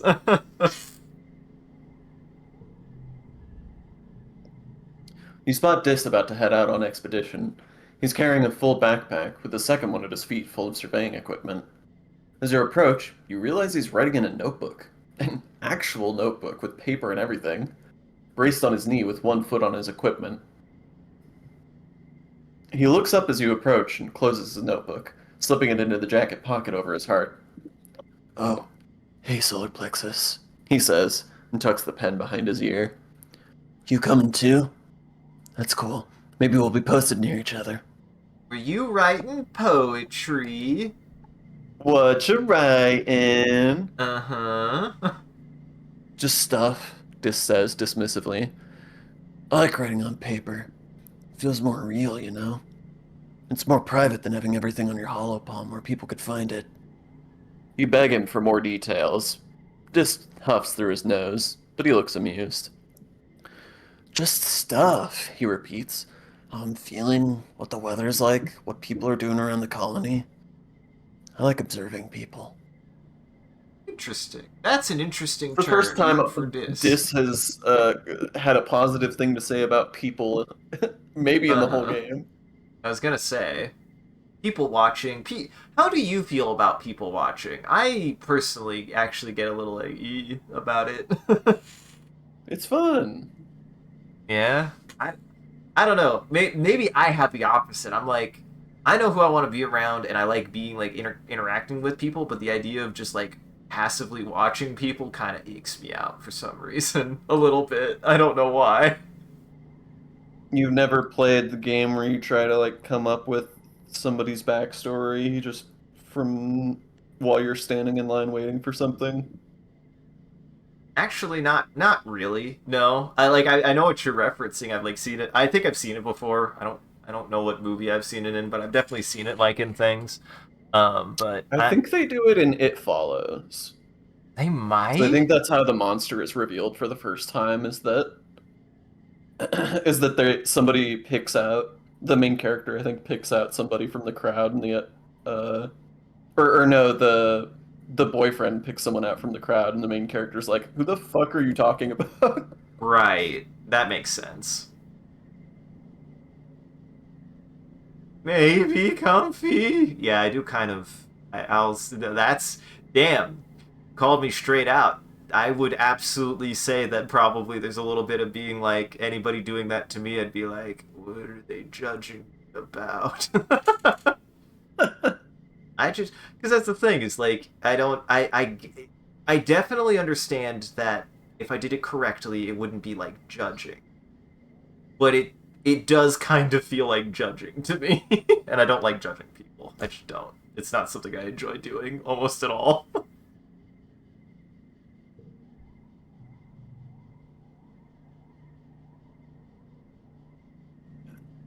Sometimes I pretend I'm an alien, he continues, and I'm studying how people act so I can blend in. Fuck. I did dance with Dis. You did. I did dance with Dis.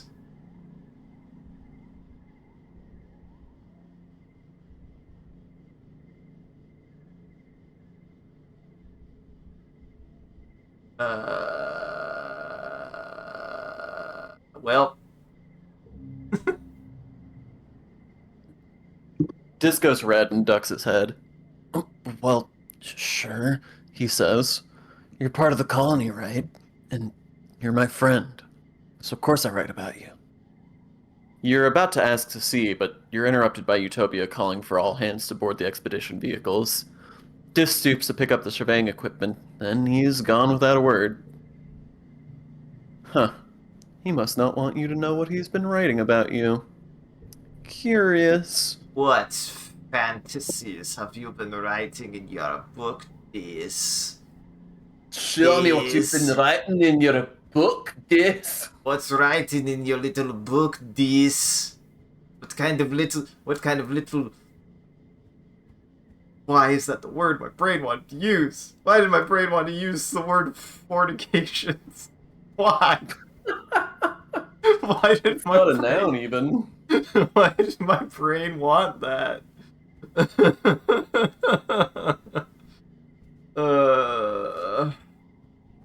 How dare you? And how dare you plural it? Sean's fine. I'm the one flustered. No, Dis is the other one. Oh, fuck you.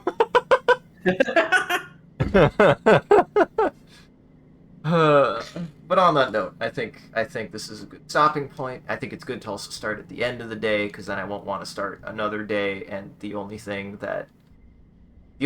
that'll be left. Where did I? Did I not? Okay, I was gonna say, did I not? I just want to save over it.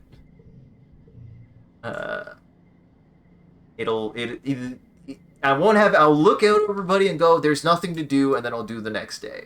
That'll make it easier for me to not try to remember anything. Sean, I think I give people the impression that I have a very good memory. It's not a very good memory. I just know how to prep myself for the next time to not have to remember what I did last. Does that make sense? Is that like a crazy thing to do? Well, it's pretty normal. I don't know. I just get the impression that people think I have a very good memory when I think I have a okay memory. I'm just very good at making sure that I can just pick up where I left off without needing to remember everything. Because I don't want to remember everything. I don't know why I don't, but I don't. Well, on that note, we made it halfway. We made it halfway through this year. We made a little over halfway through this year. I was surprised. This year was chock full of stuff. Year 18, I dread how long that's gonna be. That's gonna be 3 streams, I bet. Not if you die right now. Not if I die right now. Right. Hydrate Bot is trying to save you. Truly, Hydrate Bot being the best wingman yet again. Mm-hmm. Truly. Well, either way, thank you for joining, everybody. We're going to do one more thing before we go, though. We're going to make a prompt together. If you want to participate in chat, you can type in chat. What do I mean by this? We're gonna come up with the phrase. We're gonna come up with an idea, and then and the way that you can contribute is you just gotta type like a word or two in chat, like silos, like a noun. Give me a subject. There, chat. Give me like subjects. That probably is the best way that I could actually phrase that. I figured it out, Sean. But I'll take all those subjects. I'll make a prompt out of them, and then I have to draw it in paint. And then I'll share it before we raid out. So, Sean, space pants. Socks. Putting on my space pants and socks made out of mushrooms. I feel like I had one of those days where so much happened that I can't think of any one thing that we did today. I can't think of any one thing that we did or had happened today. You talked Like to I Sim's said. boss. Socks had a big encounter. True. Vase and Anemone had a big fight.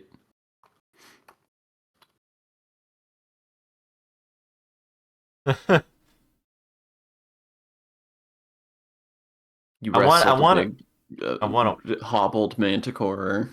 I want to work in there pissing off Vase. There you go. Pissing off Vase.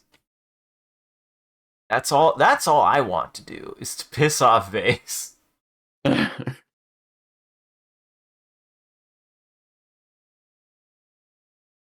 And how dare you point out that my actions had consequences? Did it ever occur to you, Sean, that maybe I accept those consequences? What did I do?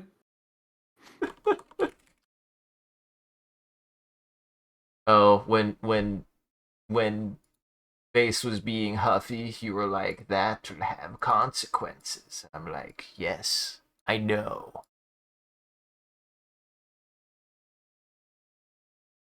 I want to kick this guy. I want to kick my boot so far up this guy's ass that he can taste it. I don't know the actual quote for that. I'm pretty sure I was quoting something though. You basically got there.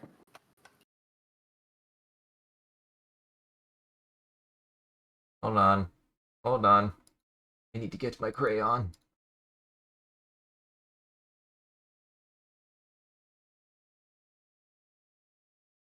The problem is I don't know what's gonna make them stay. Oh shit! Oh fuck! I tried to fix things and it made things worse. One more ago. I believe. I bayleaf. Bayleaf. I bayleaf.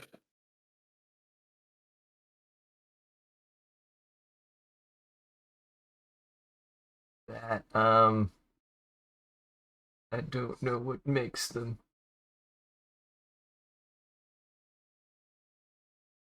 There we go. I don't know what makes them space pants.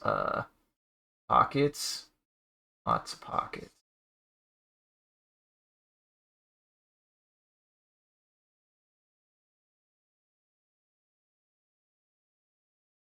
So you're saying cargo pants or space pants? Cargo pants are space pants, is what I'm trying to say.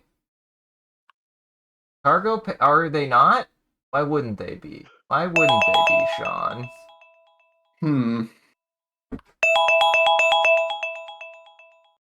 Alright. Well, stick around for that. I also do a bit of a closing bit, as well as raid after every stream, so that way the vampires in our chat can keep watching. Just everybody else out there, make sure to go lock your doors and windows. It's almost lunchtime for vampires. And thank you so much for joining everybody again. Once again, we appreciate it. If you're able to join the live show, thank you for stopping by, chatting and watching. If you're watching this in the future, though, thank you for taking the time to going back and rewatch the VOD. We appreciate it.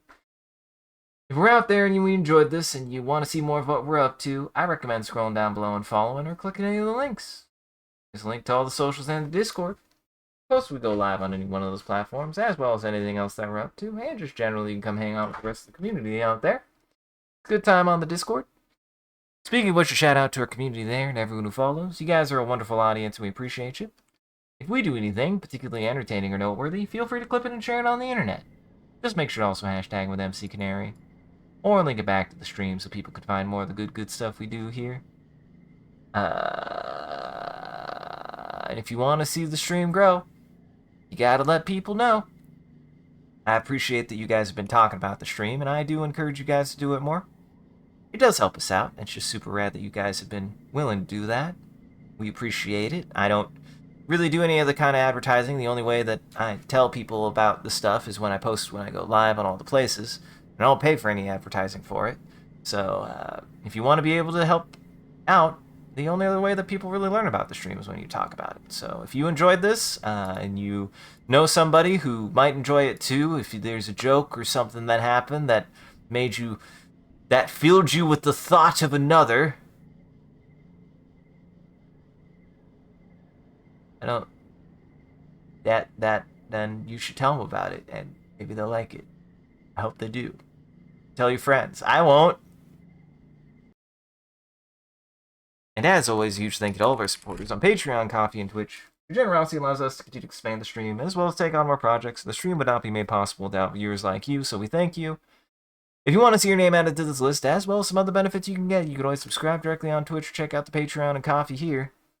They'll show you everything that you can get, and any amount is always appreciated. Once again, thank you. I'm working on getting commissions set up, and I'll try to keep it posted on that and get the word out on the block about that.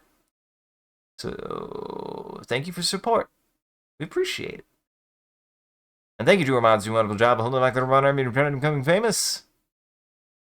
Thank you, Sean, for playing through more teenage years with me. I had a good time.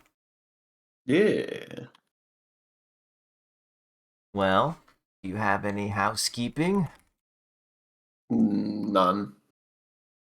Well, go check everybody else's stuff in Goblin Entertainment here. That link tree has links to everyone's channels and everything that they've done, they've been up to. And you can check out everything that I've been up to as well in here, if I spell it right. That has links to everything that I post to everywhere that I've been. I do recommend checking out the VOD channel because it's doing something. It's doing something. So if you joined in late on this, I want to see what we got up to earlier on in our playthrough. You can find the VOD for this and other episodes of this playthrough of I Was a Teenage Exocolonist there. Otherwise, just real quick, Wednesday should be hopefully doing some more animation. Thursday, probably some more space with James, Aqua, and anybody else who wants to join. Friday, something slightly different. We're not ready for the bigger thing yet, but we'll do some. We're doing something. Him, Sean, and our other Jackson.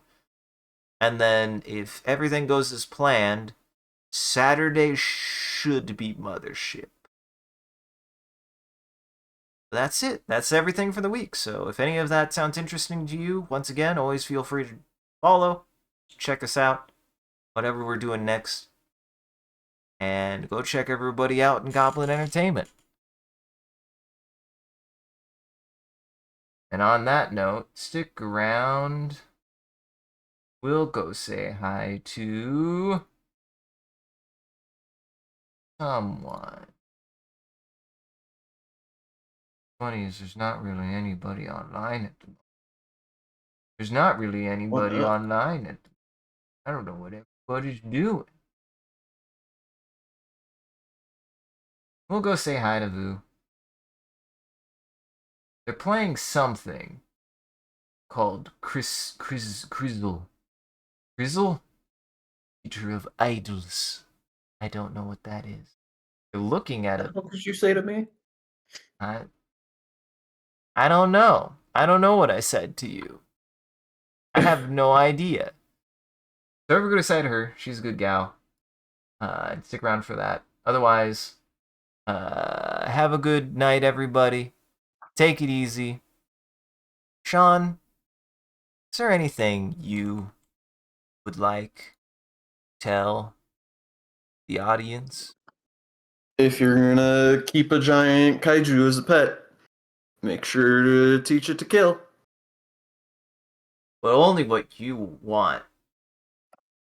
Because if it kills something you don't want it to, that's not very good. It causes problem.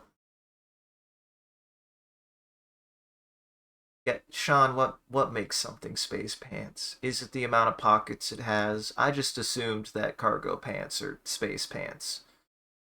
Because they I are mean, what I would take to generally, space. it's got to be one of two things. It's got to either be pants that would be worn in space, which pockets are sort of neither here nor there to that, I was gonna say, or cargo pants still fit that description. They got all the zippers.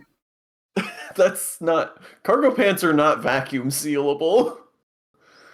Um, or it's like space fashion, which Cargo again, pants? I don't know that cargo pants generally fit that description.